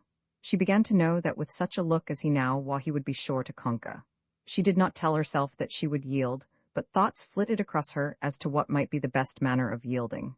"Isabel," he said, taking her by the hand, "Isabel, I have come again, as I told you that I would." She could not take her hand from him, nor could she say a word to him in her accustomed manner. As he looked down upon her, she felt that she had already yielded, when suddenly the door was opened, and one of the girls hurried into the room. "Isabel," said her sister, "here is a telegram for you just come from Carmarthen." Of course she opened it instantly with perturbed haste and quivering fingers. The telegram was as follows: "Your uncle is very ill indeed, and wishes you to come back quite immediately." The telegram was not from her cousin Henry, but from the doctor. There was no time then either for giving love or for refusing it. The paper was handed to her lover to read, and then she rushed out of the room, as though the train which was to carry her would start instantly. "You will let me write to you by and by," said Mr. Owen as she left him, but she made no answer to him as she rushed out of the room, nor would she make any answer to any of the others as they expressed either hope or consolation. When was the next train? When should she reach Carmarthen? When would she once more be at the old man's bedside? In the course of the afternoon she did leave Hereford, and at about 10 o'clock that night she was at Carmarthen. Someone concerned had looked into this matter of the trains, and there at the station was a fly ready to take her to Lanfear. Before 11 her uncle's hand was in hers, as she stood by his bedside. Her cousin Henry was in the room, and so was the housekeeper who had been with him constantly almost ever since she had left him. She had seen at once by the manner of the old servants as she entered the house, from the woeful face of the butler, and from the presence of the cook, who had lived in the family for the last 20 years, that something terrible was expected. It was not thus that she would have been received had not the danger been imminent. "Dr. Powell says, Miss Isabel, that you are to be told that he will be here quite early in the morning." This coming from the cook told her that her uncle was expected to live that night, but that no more was expected. "Uncle Indefer," she said, "how is it with you? Uncle Indefer, speak to me." He moved his head a little upon the pillow. He turned his face somewhat towards hers. There was some slight return to the grasp of her hand. There was a gleam of loving brightness left in his eye, but he could not then speak a word. When, after an hour, she left his room for a few minutes to get rid of her traveling clothes, and to prepare herself for watching by him through the night, the housekeeper, whom Isabel had known ever since she had been at Lanfear, declared that in her opinion her uncle would never speak again. The doctor, Miss Isabel, thought so, when he left us. She hurried down, and at once occupied the place which the old woman had filled for the last 3 days and nights. Before long, she had banished the woman, so that to her might belong the luxury of doing anything, if aught could be done. That her cousin should be there was altogether unnecessary. If the old man could know anyone at his deathbed, he certainly would not wish to see the heir whom he had chosen. "You must go, you must indeed," said Isabel. Then the cousin went, and so at last, with some persuasion, did the housekeeper. She sat there hour after hour, with her hand lying gently upon his. When she would move it for a moment, though it was to moisten his lips, he would give some sign of impatience. For hours he lay in that way, till the early dawn of the summer morning broke into the room through the chink of the shutters. Then there came from him some sign of a stronger life, and at last, with a low muttered voice, indistinct, but not so indistinct but that the sounds were caught, he whispered a word or two. "It is all right, it is done." Soon afterwards she rang the bell violently, and when the nurse entered the room she declared that her old master was no more. When the doctor arrived at 7, having ridden out from Carmarthen, there was nothing for him further to do but to give a certificate as to the manner of death of Indefer Jones, Esq., late of Lanfear, in the county of Carmarthen. Preparing for the funeral, Isabel, when she was left alone, felt that a terrible weight of duty was imposed on her. She seemed to be immediately encompassed by a double world of circumstances. There was that world of grief which was so natural, but which would yet be easy, could she only be allowed to sit down and weep. But it was explained to her that until after the funeral, until the will should have been read, everything about Lanfia must be done by her, and in obedience to her orders. This necessity of action which in her present condition of mind did not seem clear to her, was not at all easy. The doctor was good to her, and gave her some instruction before he left her. "Shall I give the keys to my cousin?" she said to him. But even as she said this, there was the doubt on her mind what those last words of her uncle had been intended to mean. Though her grief was very bitter, though her sorrow was quite sincere, she could not keep herself from thinking of those words. It was not that she was anxious to get the estate for herself.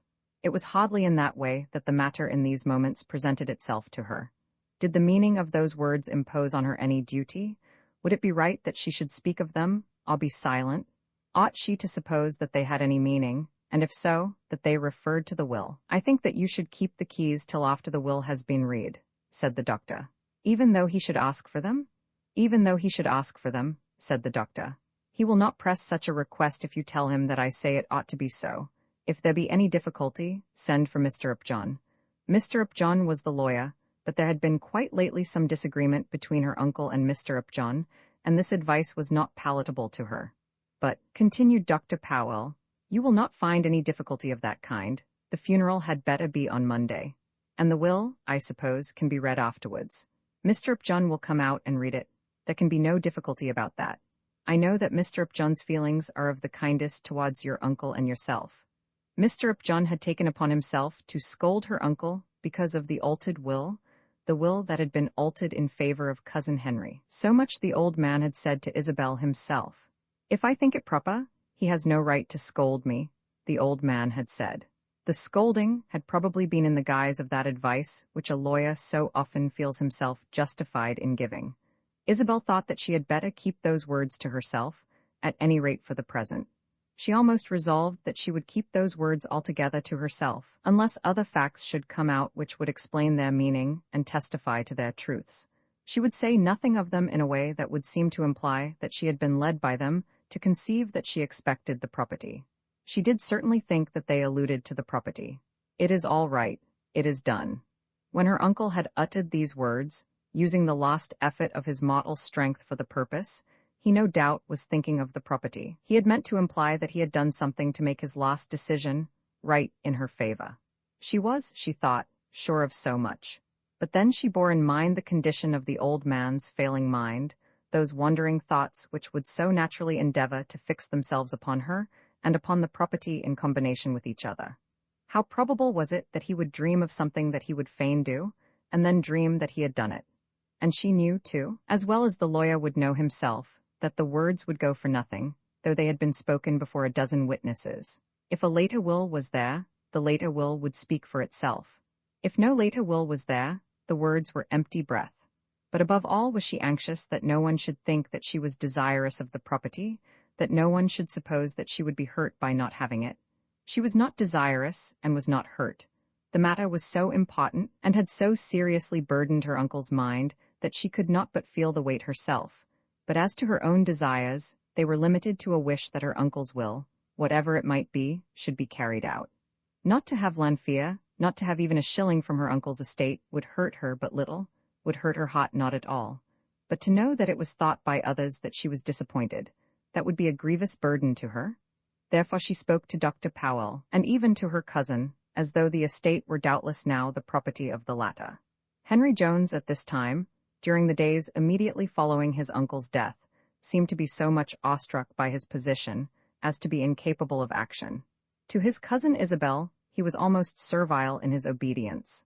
With bated breath, he did suggest that the keys should be surrendered to him, making his proposition simply on the ground that she would thus be saved from trouble. But when she told him that it was her duty to keep them till after the funeral, and that it would be her duty to act as mistress in the house till after that ceremony, he was cringing in his compliance. "Whatever you think best, Isabel, shall be done. I would not interfere for a moment." Then some time afterwards, on the following day, He assured her that whatever might be the nature of the will, she was to regard Lanfear as her home as long as it would suit her to remain there. "I shall go back to Papa very soon," she had said. "As soon, indeed, as I can have my things packed up after the funeral. I have already written to Papa to say so." "Everything shall be just as you please," he replied. "Only, pray, believe that if I can do anything for your accommodation it shall be done." To this she made some formal answer of courtesy, not, it may be feared, very graciously. She did not believe in his civility, she did not think he was kind to her in heart, and she could not bring herself to make her manner false to her feelings. After that, during the days that remained before the funeral, very little was said between them. Her dislike to him grew in bitterness, though she failed to explain even to herself the cause of her dislike. She did know that her uncle had been in truth as little disposed to love him as herself, and that knowledge seemed to justify her. Those last words had assured her at any rate of that. And though she was quite sure of her own conscience in regard to Lanfear, though she was certain that she did not covet the possession of the domain, still she was unhappy to think that it should become his. If only for the tenants' sake and the servants, and the old house itself, there were 1,000 pities in that. And then the belief would intrude itself upon her that her uncle, in the last expression of his wishes, had not intended his nephew to be his heir. Then, in these days reports reached her which seemed to confirm her own belief. It had not been the habit of her life to talk intimately with the servants, even though at Lanfear there had been no other woman with whom she could talk intimately. There had been about her a sense of personal dignity, which had made such freedom distasteful to herself, and had repressed it in them. But now the housekeeper had come to her with a story to which Isabel had found it impossible not to listen. It was reported about the place that the squire had certainly executed another will a few days after Isabel had left Lanfear. "If so," said Isabel sternly, "it will be found when Mr. Upjohn comes to open the papers." But the housekeeper did not seem satisfied with this. Though she believed that some document had been written, Mr. Upjohn had not been sent for, as had always been done on former similar occasions. The making of the squire's will had been a thing always known and well understood at Lanfear. Mr. Upjohn had been sent for on such occasions, and had returned after a day or two, accompanied by 2 clerks. It was quite understood that the clerks were there to witness the will. The old butler, who would bring in the sherry and biscuits after the operation, was well acquainted with all the testamentary circumstances of the occasions. Nothing of that kind had occurred now, but old Joseph Cantor, who had been a tenant on the property for the last 30 years, and his son, Joseph Cantor the younger, had been called in, and it was supposed that they had performed the duty of witnessing the document. The housekeeper seemed to think that they, when interrogated, had declined to give any information on the subject. She herself had not seen them, but she had seen others of the tenants, and she was certain, she said, that Lanfear generally believed that the old squire had executed a will during the absence of his niece. In answer to all this, Isabel simply said that if a new will, which should turn out to be the real will, had actually been made, it would be found among her uncle's papers. She knew well the manner in which those other wills had been tied and deposited in one of the drawers of her uncle's tables. She had been invited to read them all, and had understood from 1,000 assurances that he had wished that nothing should be kept secret from her. The key of the very drawer was at this moment in her possession. There was nothing to hinder her from searching, should she wish to search, but she never touched the drawer. The key which locked it she placed in an envelope, and put it apart under another lock and key. Though she listened, though she could not but listen, to the old woman's narrative, yet she rebuked the narrator. There should be no talking about such things, she said. It had been, she said, her uncle's intention to make his nephew the owner of Lanfear, and she believed that he had done so. It was better that there should be no conversation on the matter until the will had been read. During these days she did not go beyond the precincts of the garden, and was careful not to encounter any of the tenants, even when they called at the house. Mr. Upjohn she did not see, nor Dr. Powell again, till the day of the funeral. The lawyer had written to her more than once, and had explained to her exactly the manner in which he intended to proceed. He, with Dr. Powell, would be at the house at 11 o'clock. The funeral would be over at 12:30. They would lunch at 1, and immediately afterwards the will should be looked for and read. The words "looked for" were underscored in his letter, but no special explanation of the underscoring was given. He went on to say that the tenants would, as a matter of course, attend the funeral, and that he had taken upon himself to invite some few of those who had known the squire most intimately to be present at the reading of the will. These he named, and among them were Joseph Cantor the elder, and Joseph Cantor the younger. It immediately occurred to Isabel that the son was not himself a tenant, and that no one else who was not a tenant was included in the list. From this she was sure that Mr. Upjohn had heard the story which the housekeeper had told her. During these days there was little or no intercourse between Isabel and her cousin. At dinner they met, but only at dinner, and even then almost nothing was said between them. What he did with himself during the day she did not even know. At Lanfear there was a so-called bookroom, a small apartment, placed between the drawing-room and the parlor, in which were kept the few hundred volumes which constituted the library of Lanfear. It had not been much used by the late squire, except that from time to time he would enter it for the sake of taking down with his own hands some volume of sermons from the shelves. He himself had for years been accustomed to sit in the parlor, in which he ate his meals, and had hated the ceremony of moving even into the drawing-room. Isabel herself had a sitting-room of her own upstairs, and she, too, had never used the book-room. But here Cousin Henry had now placed himself, and here he remained through the whole day, though it was not believed of him that he was given to much reading. For his breakfast and his supper he went to the parlor alone. At dinner-time Isabel came down, but through all the long hours of the day he remained among the books, never once leaving the house till the moment came for receiving Mr. Upjohn and Dr. Powell before the funeral. The housekeeper would say little words about him, wondering what he was doing in the bookroom. To this Isabel would apparently pay no attention, simply remarking that it was natural that at such a time he should remain in seclusion. "But he does get so very pale, Miss Isabel," said the housekeeper. "He wasn't white, not like that when he come first to Lanfear." To this Isabel made no reply, but she, too, had remarked how wan, how pallid, and how spiritless he had become. On the Monday morning, when the men upstairs were at work on their ghastly duty, before the coming of the doctor and the lawyer, she went down to him, to tell him something of the program for the day. Hitherto he had simply been informed that on that morning the body would be buried under the walls of the old parish church, and that after the funeral the will would be read. Entering the room somewhat suddenly, she found him seated, vacant, in a chair, with an open book indeed on the table near him, but so placed that she was sure that he had not been occupied with it. There he was, looking apparently at the bookshelves, and when she entered the room he jumped up to greet her with an air of evident surprise. "Mr. Upjohn and Dr. Powell will be here at 11, she said. "Oh, yes," he replied.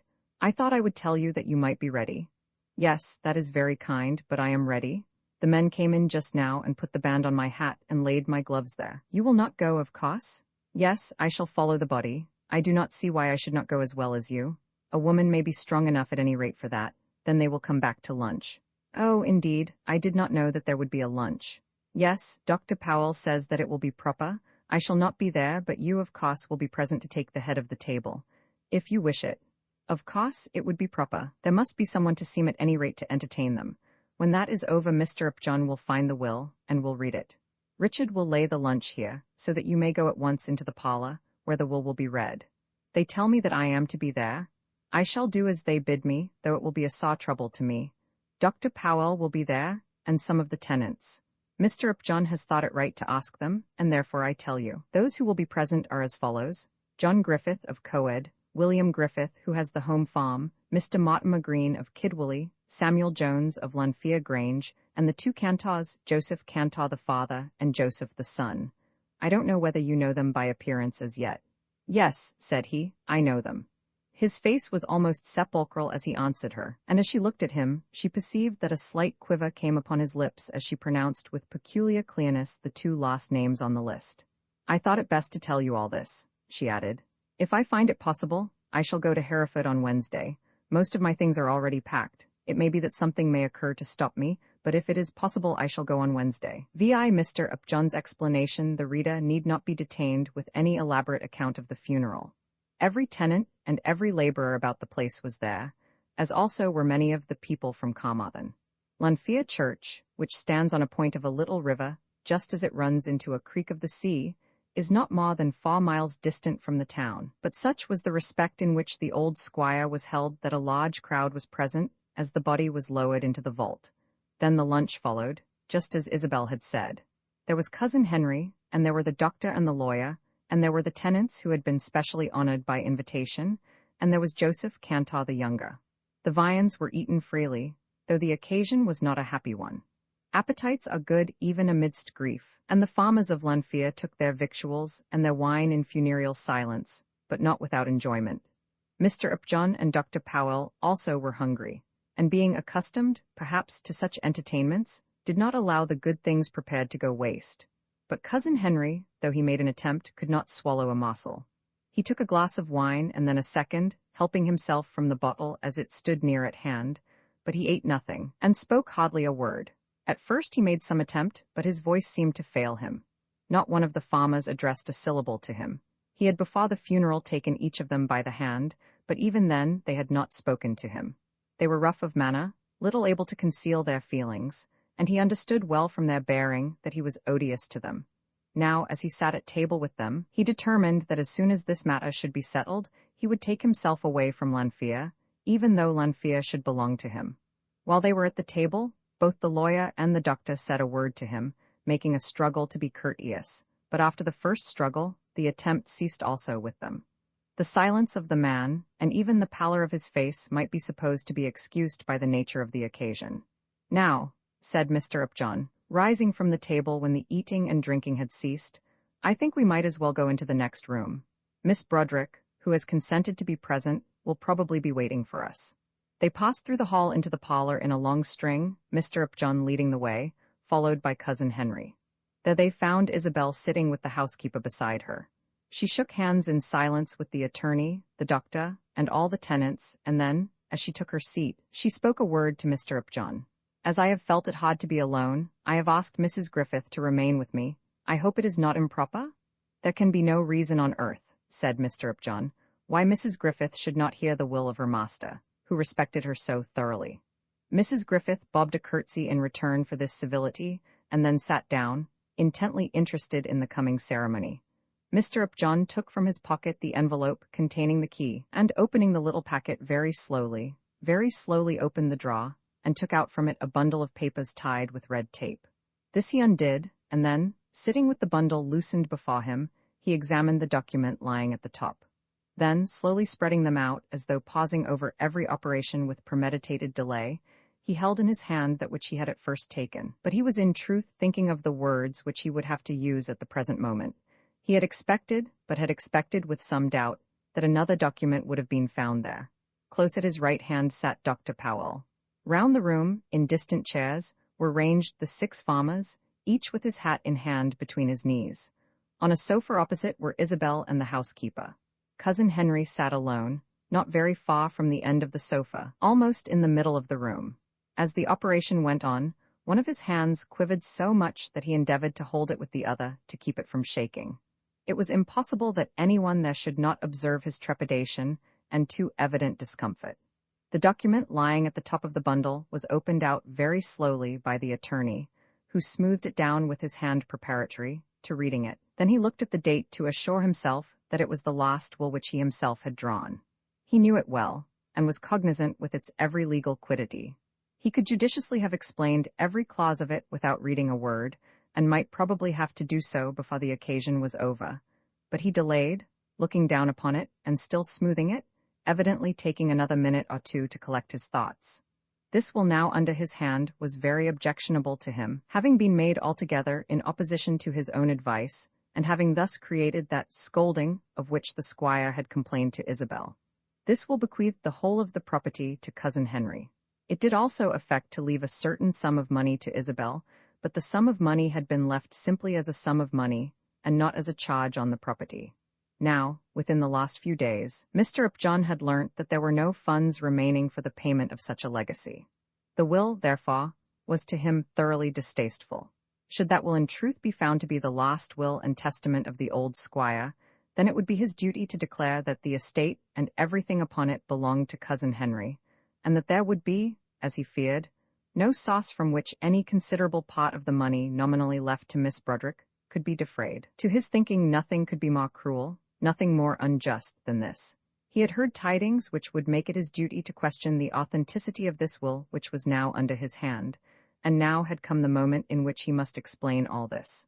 "The document which I hold here," he said, "purports to be the last will of our old friend. Every will does that as a matter of course, but then there may always be another and a later will. Here he paused, and looked round the room at the faces of the farmers. "So there be," said Joseph Cantor the younger. "Hold your tongue, Joe, till you be asked," said the father. At this little interruption all the other farmers turned their hats in their hands. Cousin Henry gazed round at them, but said never a word.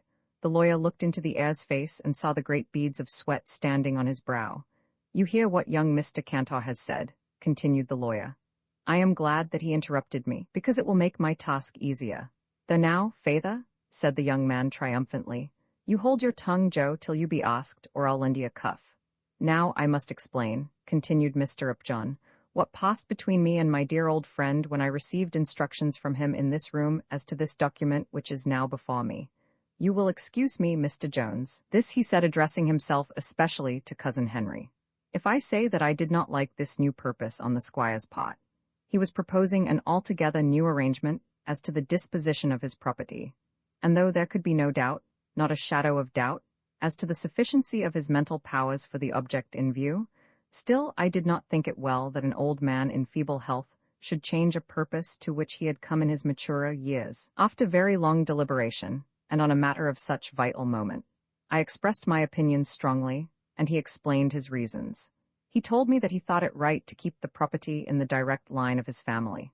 I endeavored to explain to him that this might be sufficiently done, though the property were left to a lady, if the lady were required to take the name, and to confer the name on her husband, should she afterwards marry. You will probably all understand the circumstances.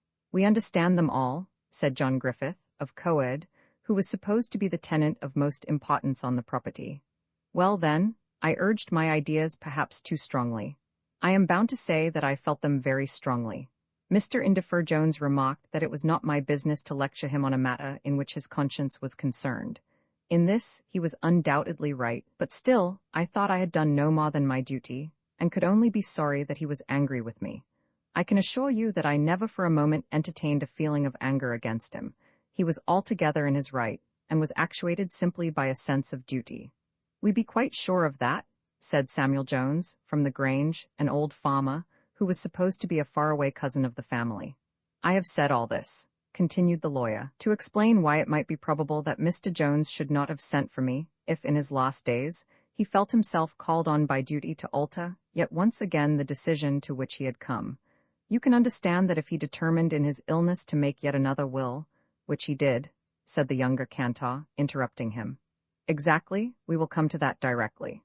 Joe, ye shall be made to sit out in the kitchen, ye shall," said Cantor the father. "You can understand, I say, that he might not like to see me again upon the subject. In such case he would have come back to the opinion which I had advocated, and, though no man in his strong health would have been more ready to acknowledge an error than Indefer Jones of Lanfear, we all know that with failing strength comes failing courage. I think that it must have been so with him, and that for this reason he did not avail himself of my services. If there be such another will, there be," said the irrepressible Joe Cantor the younger. Upon this his father only looked at him. "Our names is to it," continued Joe. "We cannot say that for certain, Mr. Cantor," said the lawyer. "The old squire may have made another will, as you say, and may have destroyed it. We must have the will before we can use it. If he left such a will, it will be found among his papers. I have turned over nothing as yet, but as it was here in this drawer, and tied in this bundle that Mr. Jones was accustomed to keep his will, as the last will which I made is here, as I expected to find it, together with those which he had made before, and which he seems never to have wished to destroy, I have had to explain all this to you. It is, I suppose, true, Mr. Cantor, that you and your son were called upon by the squire to witness his signature to a document which he purported to be a will on Monday, the 15th of July. Then Joseph Cantor the father told all the circumstances as they had occurred. When Mr. Henry Jones had been about a fortnight at Lanfear, and when Miss Isabel had been gone a week, he, Cantor, had happened to come up to see the squire, as it was his custom to do at least once a week. Then the squire had told him that his services and those also of his son were needed for the witnessing of a deed. Mr. Jones had gone on to explain that this deed was to be his last will. The old farmer, it seemed, had suggested to his landlord that Mr. Upjohn should be employed. The squire then declared that this would be unnecessary, that he himself had copied a farmer will exactly, and compared it word for word, and reproduced it with no other alteration than that of the date. All that was wanted would be his signature, efficiently witnessed by two persons who should both be present together with the testator. Then the document had been signed by the squire, and after that by the farmer and his son. It had been written, said Joseph Cantor, not on long, broad paper such as that which had been used for the will now lying on the table before the lawyer, but on a sheet of square paper such as was now found in the squire's desk. He, Cantor, had not read a word of what had there been set down, but he had been enabled to see that it was written in that peculiarly accurate and laborious handwriting which the squire was known to use, but not more frequently than he could help. Thus the story was told, at least, all that there was to tell as yet. The drawer was opened and ransacked, as were also the other drawers belonging to the table. Then a regular search was made by the attorney, accompanied by the doctor, the butler, and the housemaid, and continued through the whole afternoon, in vain. The farmers were dismissed as soon as the explanation had been given as above described. During the remainder of the day cousin Henry occupied a chair in the parlor, looking on as the search was continued. He offered no help, which was natural enough. Nor did he make any remark as to the work in hand, which was, perhaps, also natural. The matter was to him one of such preponderating moment that he could hardly be expected to speak of it. Was he to have Lanfear and all that belonged to it, or was he to have nothing? And then, though no accusation was made against him, though no one had insinuated that he had been to blame in the matter, still there was apparent among them all a strong feeling against him. Who had made away with this will, as to the existence of which at one time there was no doubt? Of course the idea was present to his mind that they must think that he had done so. In such circumstances, it was not singular that he should say nothing and do nothing. Late in the evening Mr. Upjohn, just before he left the house, asked cousin Henry a question, and received an answer. "Mrs. Griffith tells me, Mr. Jones, that you were closeted with your uncle for about an hour immediately after the Cantors had left him on that Tuesday, just after the signatures had been written. Was it so?" Again the drops of sweat came out and stood thick upon his forehead. But this Mr. Upjohn could understand without making an accusation against the man, even in his heart. The unexpressed suspicion was so heavy that a man might well sweat under the burden of it. He paused a moment and tried to look as though he were thinking. "Yes," said he, "I think I was with my uncle on that morning. And you knew that the Cantors had been with him?" "Not that I remember. I think I did know that somebody had been there. Yes, I did know it. I had seen their hats in the hall. Did he say anything about them?" "Not that I remember." "Of what was he talking? Can you tell me?" "I rather fancy that he did not talk much to you." "I think it was then that he told me the names of all the tenants. He used to scold me because I did not understand the nature of their leases." "Did he scold you then?" "I think so. He always scolded me. He did not like me. I used to think that I would go away and leave him. I wish that I had never come to Lanfear. I do. There seemed to be a touch of truth about this which almost softened Mr. Upjohn's heart to the poor wretch. "Would you mind answering one more question, Mr. Jones?" he said. "Did he tell you that he had made another will?" "No." "Nor that he intended to do so?" "No." "He never spoke to you about another will, a further will, that should again bestow the estate on your cousin?" "No," said cousin Henry, with the perspiration still on his brow. Now it seemed to Mr. Upjohn certain that, had the old man made such a change in his purpose, he would have informed his nephew of the fact. Romans 7 looking for the will, the search was carried on up to 9 o'clock that evening, and then Mr. Upjohn returned to Carmarthen, explaining that he would send out 2 men to continue the work on the Tuesday, and that he would come out again on the Wednesday to read whatever might then be regarded as the old squire's will, the last prepared document if it could be found, and the former one should the search have been unsuccessful. "Of course," said he, in the presence of the 2 cousins, "my reading the document will give it no force. Of those found, the last in date will be good, until one later be found. It will be well, however, that some steps should be taken, and nothing can be done till the will has been read." Then he took his leave and went back to Carmarthen. Isabel had not shown herself during the whole of the afternoon. When Mr. Upjohn's explanation had been given, and the search commenced, she retired and went to her own room. It was impossible for her to take a part in the work that was being done, and almost equally impossible for her to remain without seeming to take too lively an interest in the proceeding. Every point of the affair was clear to her imagination. It could not now be doubted by her that her uncle, doubly actuated by the presence of the man he disliked and the absence of her whom he so dearly loved, had found himself driven to revoke the decision to which he had been brought. As she put it to herself, his love had got the better of his conscience during the weakness of his latter days. It was a A pity that it should have been so. It was to be regretted that there should have been no one near him to comfort him in the misery which had produced such a lamentable result. A will, she thought, should be the outcome of a man's strength, and not of his weakness. Having obeyed his conscience, he should have clung to his conscience, but all that could not affect what had been done. It seemed to be certain to her that this other will had been made and executed. Even though it should have been irregularly executed, so as to be null and void, still it must for a time at least have had an existence. Where was it now?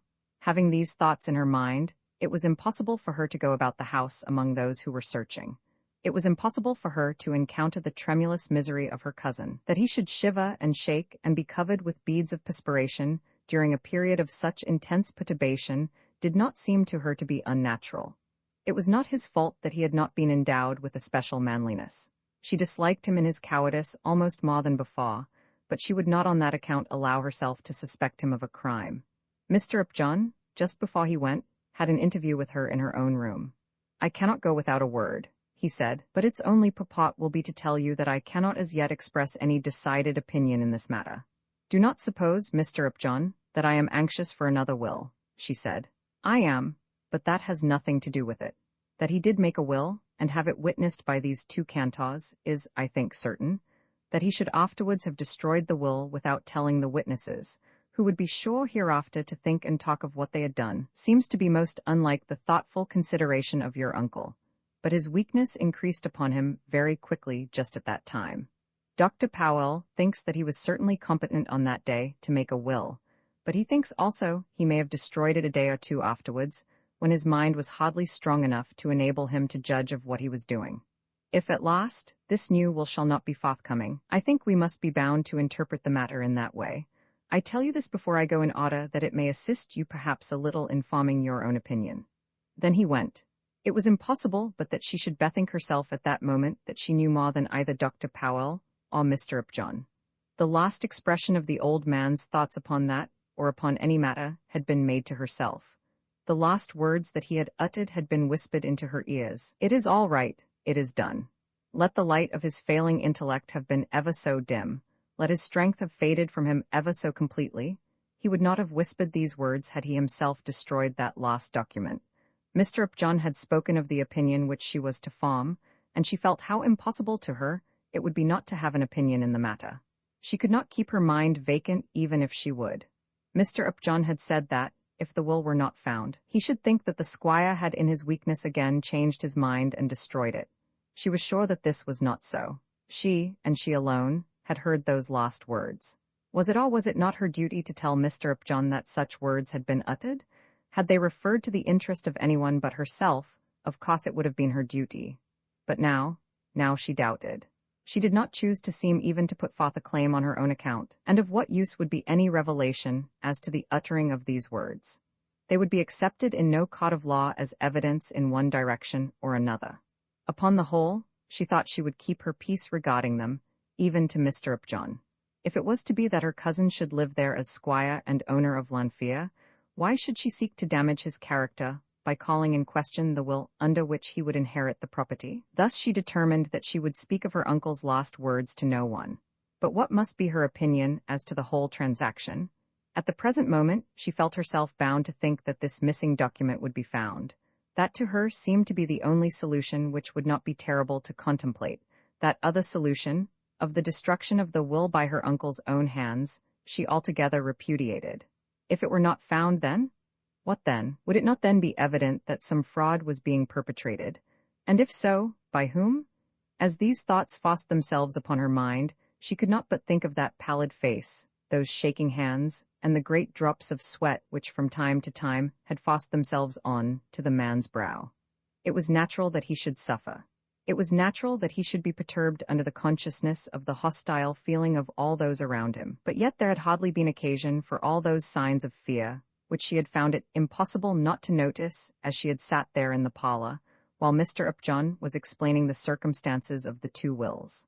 Would an innocent man have trembled like that because the circumstances around him were difficult? Could anything but guilt have betrayed itself by such emotions? And then, had the will in truth been made away with by human hands, what other hands could have done it? Who else was interested? Who else was there at Lanfear not interested in the preservation of a will which would have left the property to her? She did not begrudge him the estate. She had acknowledged the strength of the reasons which had induced the squire to name him as heir, but she declared to herself that, if that latter document were not found, a deed of hideous darkness would have been perpetrated by him. With these thoughts disturbing her breast, she lay awake during the long hours of the night. When Mr. Upjohn had taken his departure, and the servants had gone to their beds, the butler having barred and double-barred the door after his usual manner, Cousin Henry still sat alone in the book-room. After answering those questions from Mr. Upjohn, he had spoken to no one, but still sat alone with a single candle burning on the table by his elbow. The butler had gone to him twice, asking him whether he wanted anything, and suggesting to him that he had better go to his bed. But the heir, if he was the heir, had only resented the intrusion, desiring that he might be left alone. Then he was left alone, and there he sat. His mind at this moment was tormented grievously within him. There was a something which he might do, and a something which he might not do, if he could only make up his mind. Honesty is the best policy. Honesty is the best policy. He repeated the well-known words to himself 1,000 times without, however, moving his lips or forming a sound. There he sat, thinking it all out, trying to think it out. There he sat, still trembling, still in an agony, for hour after hour.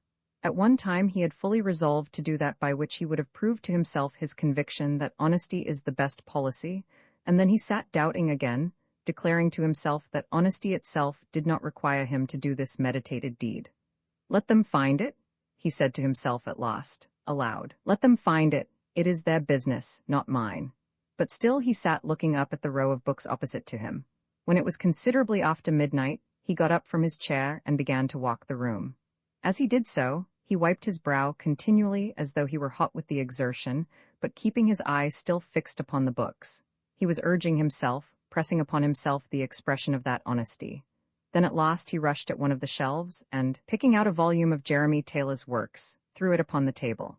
It was the volume on which the old squire had been engaged when he read the last sermon which was to prepare him for a flight to a better world. He opened the book, and there between the leaves was the last will and testament which his uncle had executed. At that moment he heard a step in the hall and a hand on the door, and as he did so with quick eager motion, he hid the document under the book. "It is near 2 o'clock, Mr. Henry," said the butler. "What are you doing up so late?" "I am only reading," said the heir.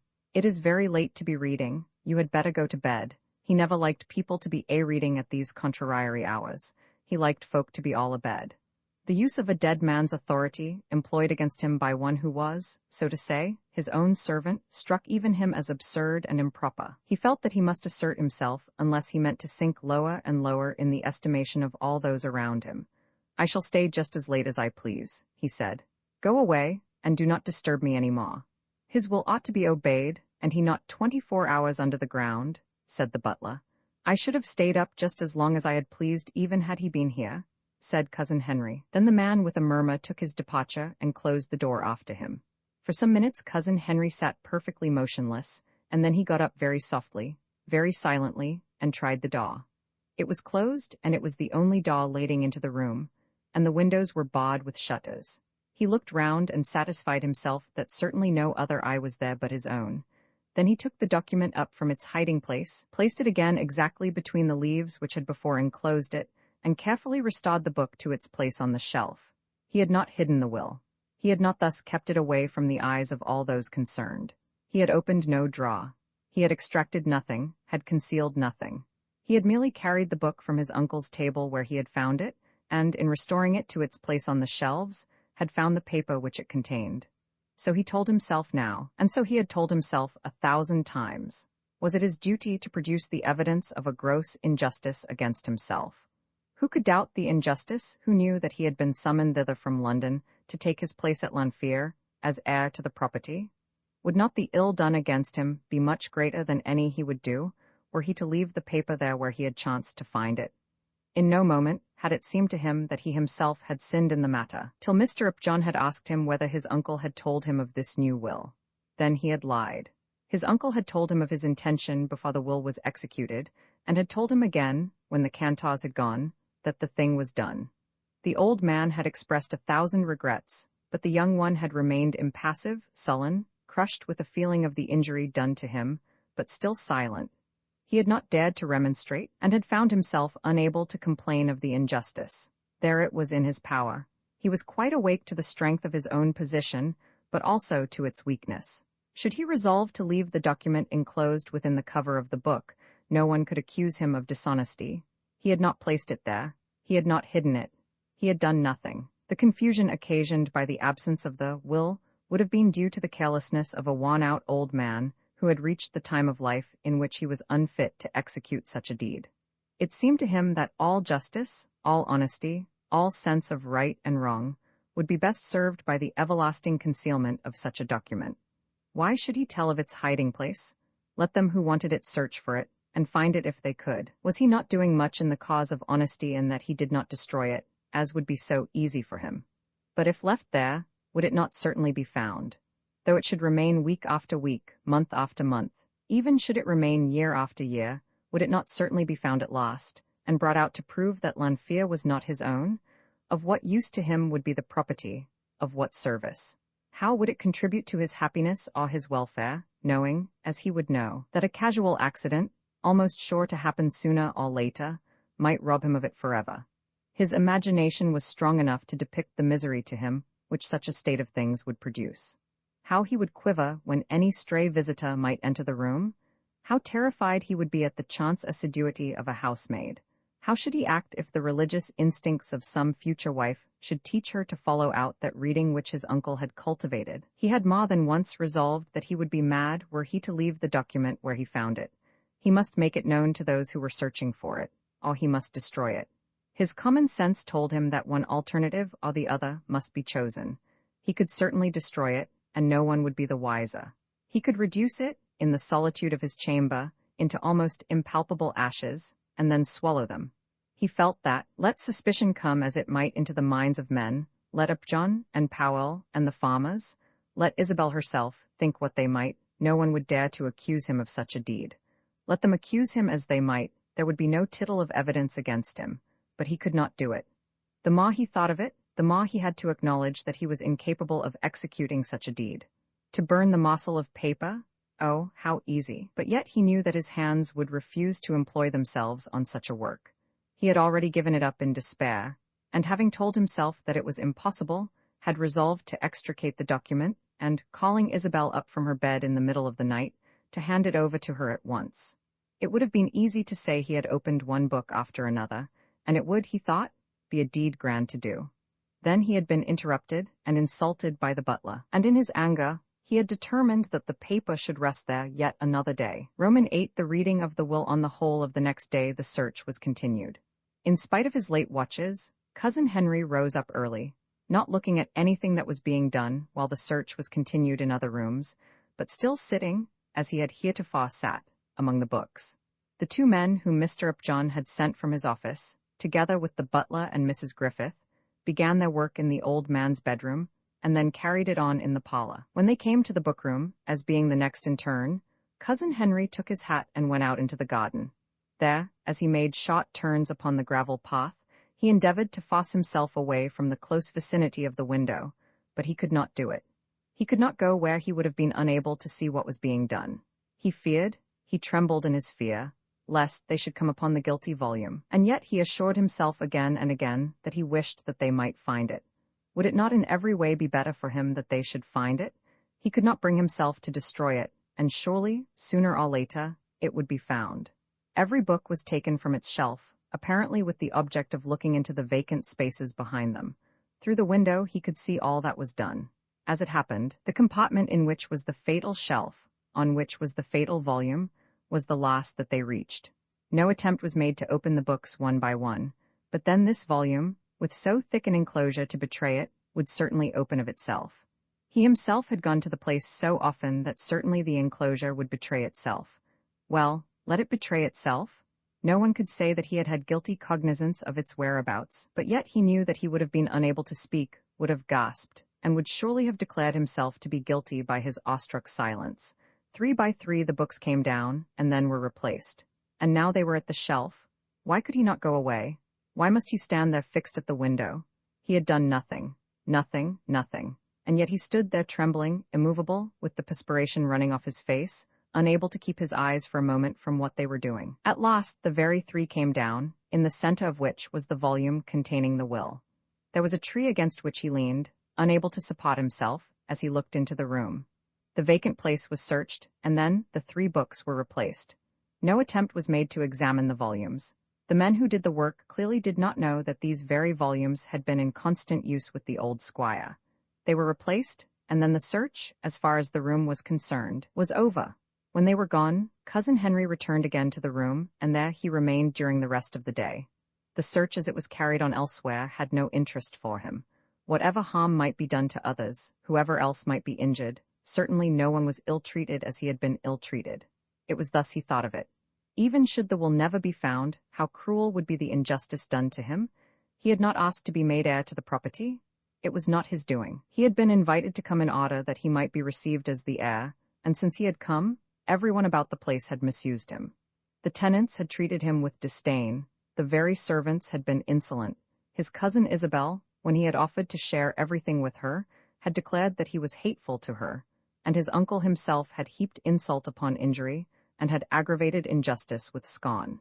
Yes, I had intended that you should be my heir, and have called you hither for that purpose. Now I find you to be so poor a creature that I have changed my mind. That in truth was what his uncle had said to him and had done for him. Who, after that, would expect him to go out of his way in search of special magnanimity? Let them find the will if they wanted it. Even though he should resolve himself to have nothing to do with the property, even though he should repudiate any will in his own favor, still he would not tell them where this will might be found. Why should he help them in their difficulty?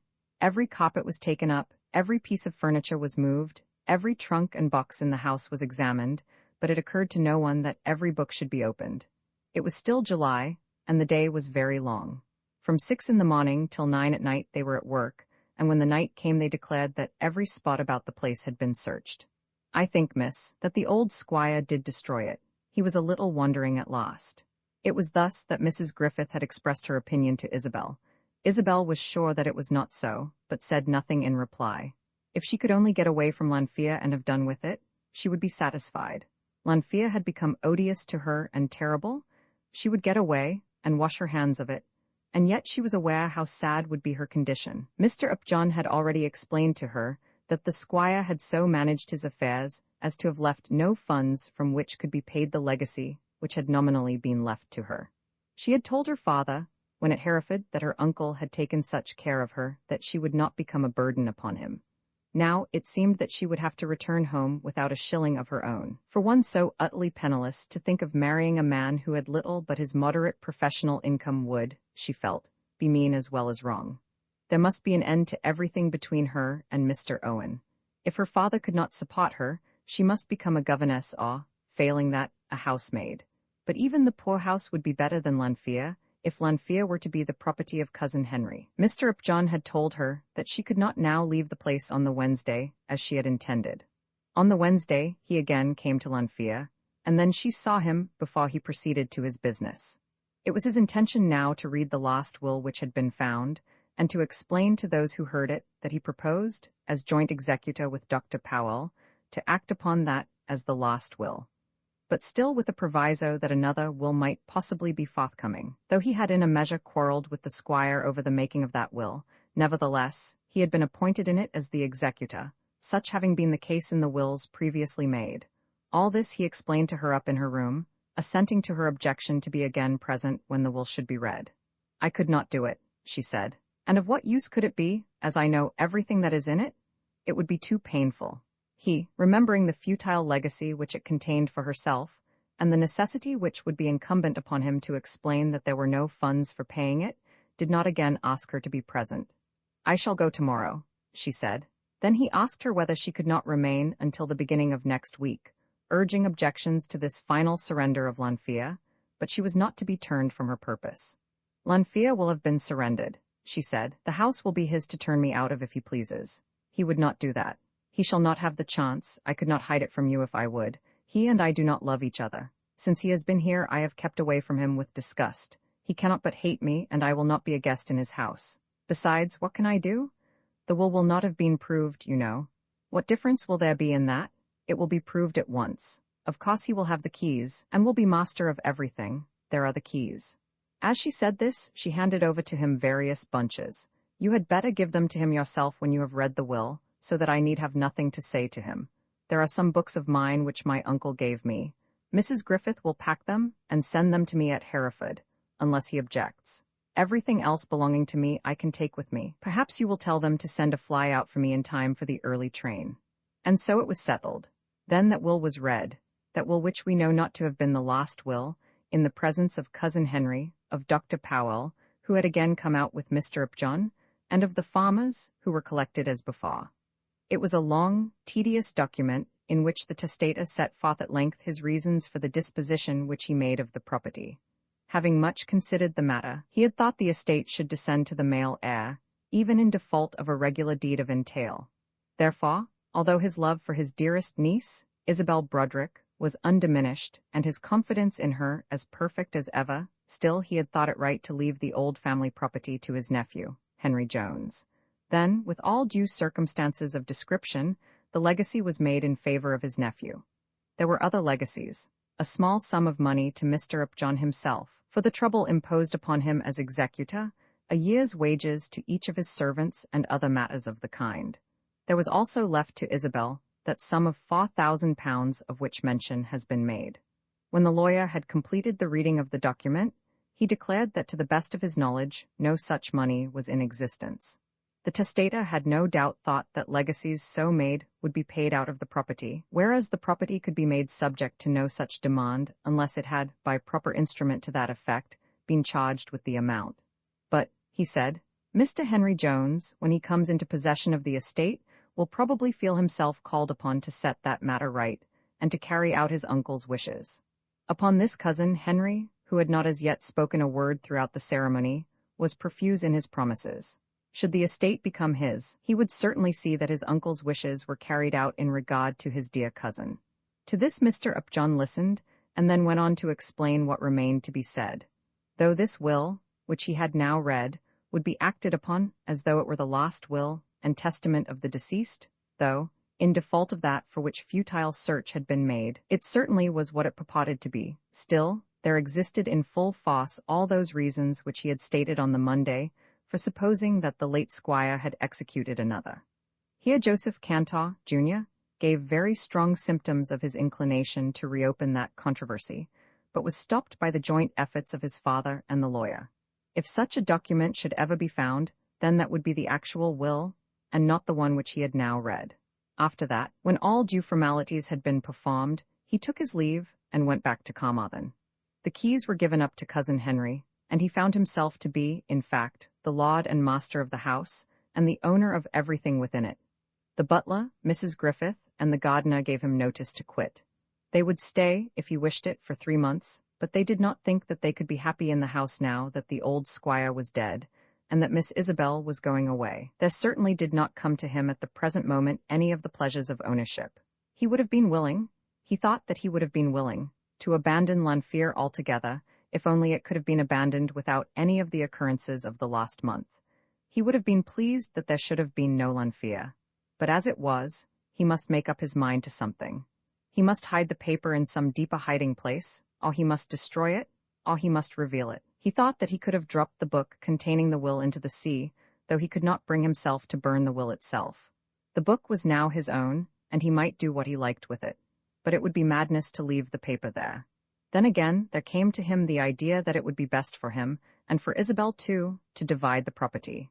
In one way, it was his, having become his without any fraudulent doing on his part.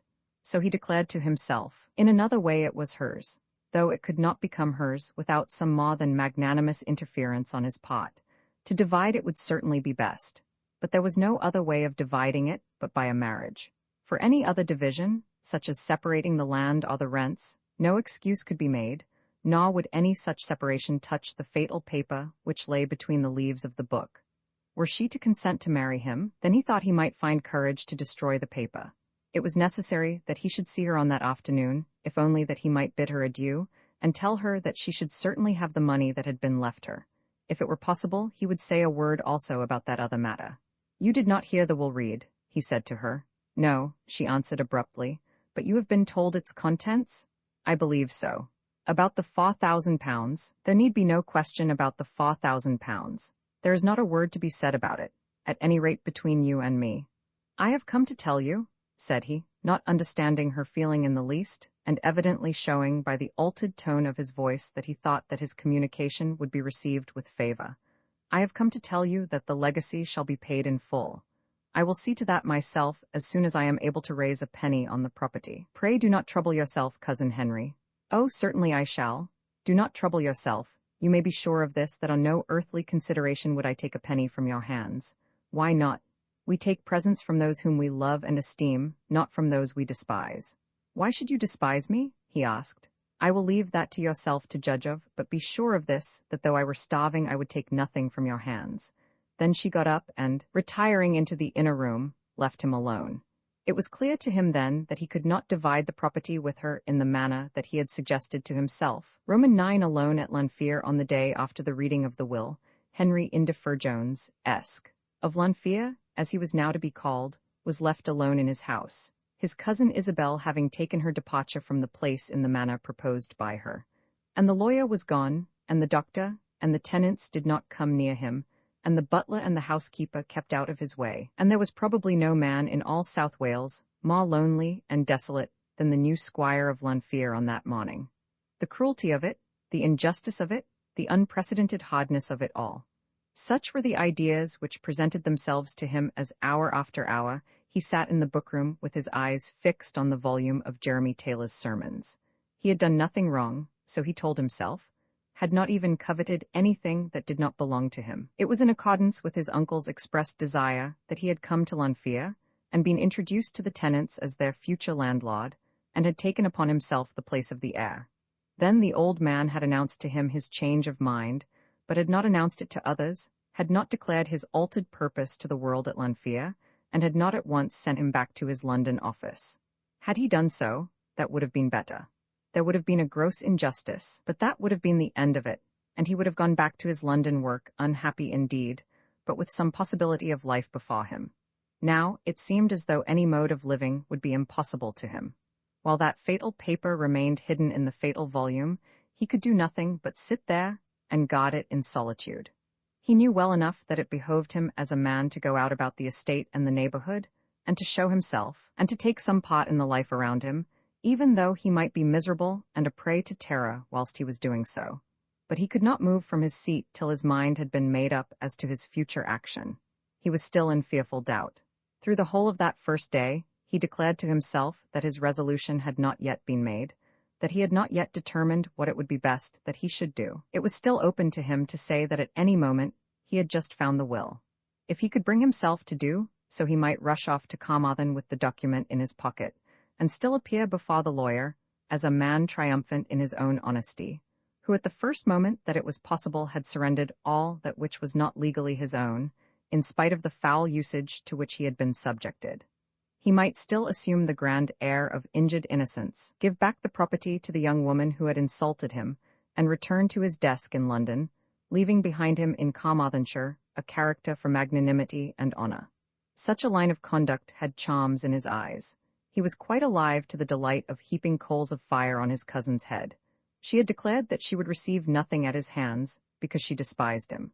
After that there would be a sweetness, the savour of which was not lost upon his imagination, in forcing her to take all from his hands, and it would become known to all men that it was he who had found the will, he who might have destroyed it without the slightest danger of discovery, he who without peril might thus have made himself owner of Lanfear. There would be a delight to him in the character which he would thus achieve. But then she had scorned him. No bitterer scorn had ever fallen from the lips or flashed from the eyes of a woman. We take presents from those we love, not from those we despise. He had not resented the words at the moment, he had not dared to do so, but not the less had they entered upon his very soul, not the less he hated the woman who had dared so to reply to the generous offer which he had made her. And then there was an idea present to him through it all that abstract justice, if abstract justice could be reached, would declare that the property should be his. The old man had made his will with all the due paraphernalia of will-making. There had been the lawyer and the witnesses brought by the lawyer, and above all, there had been the declared reason of the will and its understood purpose. He had been sent for, and all Carmarthenshire had been made to understand why it was to be so. Then, in his sickness, the old man had changed his mind through some fantastic feeling, and almost on his deathbed, with failing powers, in a condition probably altogether unfit for such a duty, had executed a document which the law might respect, but which true justice, if true justice could be invoked, would certainly repudiate. Could the will be abolished? No more than justice would be done. But though the will were in his own power, it could not be abolished by his own hands. As to that abolishing, he was perfectly conscious of his own weakness. He could not take the will from its hiding place, and with his own hand thrust it into the flames. He had never as yet even suggested to himself that he would do so. His hair stood on end as he thought of the horrors attendant on such a deed as that. To be made to stand in the dock and be gazed at by the angry eyes of all the court, to be written of as the noted criminal of the day, to hear the verdict of guilty, and then the sentence, and to be aware that he was to be shut up and secluded from all comforts throughout his life. And then, the dread hereafter. For such a deed as that would there not be assured damnation? Although he told himself that justice demanded the destruction of the will, justice could not be achieved by his own hand after such fashion as that. No, he could not himself destroy the document, though it should remain there for years to make his life a burden to him. As to that, he had made up his mind, if to nothing else. Though there might be no peril as to this world, though he might certainly do the deed without a chance of detection from human eyes, though there would in truth be no prospect of that angry judge and ready jury and crushing sentence, yet he could not do it. There was something of a conscience within him. Were he to commit a felony, from the moment of the doing of the deed, the fear of eternal punishment would be heavy on his soul, only to be removed by confession and retribution, and then by the trial with the judge and the jury and the sentence. He could not destroy the document, but if the book could get itself destroyed, what a blessing it would be. The book was his own, all would be in a few days, when the will should have been properly proved. But if he were to take away the book and sink it in a well, or throw it into the sea, or bury it deep beneath the earth, then it would surely reappear by one of those ever-occurring accidents which are always bringing deeds of darkness to the light. Were he to cast the book into the sea, tied with strings or cased in paper, and leaded, that it should surely sink, so that the will should not by untoward chance float out of it, the book tied and bound and leaded would certainly come up in evidence against him. Were he to move the book, the vacant space would lead to suspicion. He would be safe only by leaving the book where it was, by giving no trace that he had ever been conscious of the contents of the book. And yet, if the document were left there, the book would certainly divulge its dread secret at last. The day might come, so quickly, on which the document would be found, and he would be thrust out, penniless as far as any right to Lanfear was concerned. Some maidservant might find it, some religious inmate of his house who might come there in search of godly teaching. If he could only bring himself to do something at once, to declare that it was there, so that he might avoid all these future miseries. But why had she told him that she despised him, and why had the old man treated him with such unexampled cruelty? So it went on with him for 3 or 4 days, during which he still kept his place among the books. There would be great delight in possessing Lanfear, if he could in very truth possess it. He would not live there. No, certainly not that. Every tenant about the place had shown him that he was despised. Their manner to him before the old squire's death, their faces as they had sat there during the ceremonies of the will, and the fact that no one had been near him since the reading of the will, had shown him that. He had not dared to go to church during the Sunday, and though no one had spoken to him of his daily life, he felt that tales were being told of him. He was sure that Mrs. Griffith had whispered about the place the fact of his constant residence in one room, and that those who heard it would begin to say among themselves that a practice so strange must be connected with the missing will. No, he would not willingly live at Lanfear. But if he could let Lanfear, were it but for a song, and enjoy the rents up in London, how pleasant would that be? But then, had ever any man such a sword of Damocles to hang over his head by a single hair, as would be then hanging over his head were he to let Lanfear, or even to leave the house, while that book with its enclosure was there upon the shelves? It did seem to him, as he thought of it, that life would be impossible to him in any room, but that as long as the will remained among the leaves of the volume. Since the moment in which he had discovered the will, he had felt the necessity of dealing with the officials of the office in London at which he had been employed. This was an establishment called the Sick and Healthy Life Assurance Company, in which he held some shares, and at which he was employed as a clerk. It would of course be necessary that he should either resign his place or go back to his duties. That the squire of Lanfia should be a clock at the sick and healthy would be an anomaly. Could he really be in possession of his rents? The sick and healthy would have cost see no more of him. But were he to throw up his position and then to lose Lanfia, how sad, how terrible, how cruel would be his fate. But yet something must be done. In these circumstances, he wrote a letter to the manager, detailing all the circumstances with a near approach to the truth, keeping back only the one little circumstance that he himself was acquainted with the whereabouts of the missing will. It may turn up at any moment, he explained to the manager, so that my position as owner of the property is altogether insecure. I feel this so thoroughly that were I forced at the present to choose between the two, I should keep my clerkship in the office. But as the condition of things is so extraordinary, perhaps the directors will allow me 6 months in which to come to a decision, during which I may hold my place without, of course, drawing any salary. Surely, he thought, he could decide on something before the 6 months should be over. Either he would have destroyed the will, or have sunk the book beneath the waves, or have resolved to do that magnanimous deed which it was still within his power to achieve.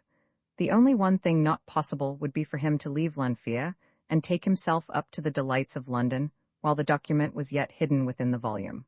I suppose, sir, you don't know yet as to what your plans are going to be? This was said by Mrs. Griffith, as soon as she made her way into the bookroom, after a somewhat imperious knocking at the door.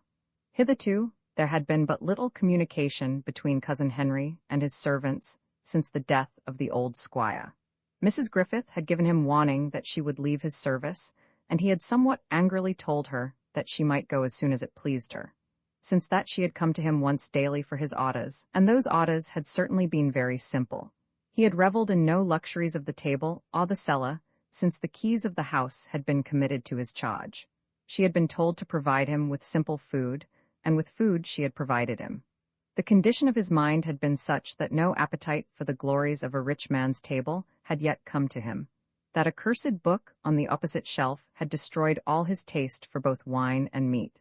"What do you want to know for?" he asked. "Well, sir, it is customary for the housekeeper to know something, and if there is no mistress she can only go to the master. We always were very quiet here, but Miss Isabel used to tell me something of what was expected." "I don't expect anything," said Cousin Henry. "Is there anybody to come in my place?" she asked. "What can that be to you? You can go when you please. The other servants want to go too. Sally won't stay, nor yet Mrs. Bridgman." Mrs. Bridgman was the cook. "They say they don't like to live with a gentleman who never goes out of one room." "What is it to them what room I live in? I suppose I may live in what room I please in my own house." This he said with an affectation of anger, feeling that he was bound to be indignant at such inquiries from his own servant, but with more of fear than wrath in his mind. So they had in truth already begun to inquire why it was that he sat there watching the books. "Just so, Mr. Jones. Of course you can live anywhere you like in your own house." There was an emphasis on the last words which was no doubt intended to be impertinent. Everyone around was impertinent to him.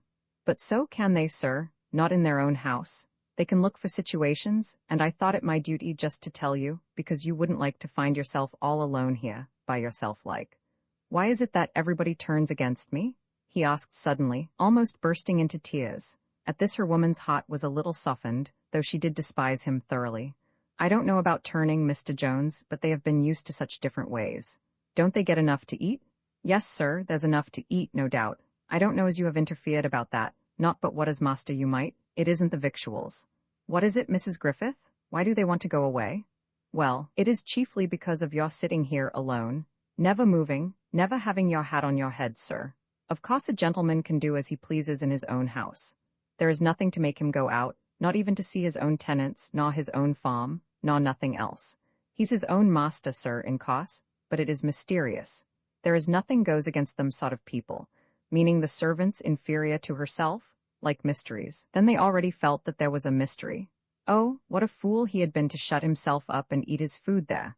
Of course they would know that this mystery must have some reference to the will.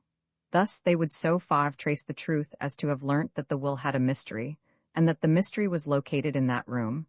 There is a pleasant game, requiring much sagacity, in which, by a few answers, one is led closer and closer to a hidden word, till one is enabled to touch it. And as with such a word, so it was with his secret. He must be careful that no eye should once see that his face was turned towards the shelf. At this very moment he shifted his position so as not to look at the shelf, and then thought that she would have observed the movement and divined the cause. Anyways, they begs to say respectful that they wishes you to take a month's warning.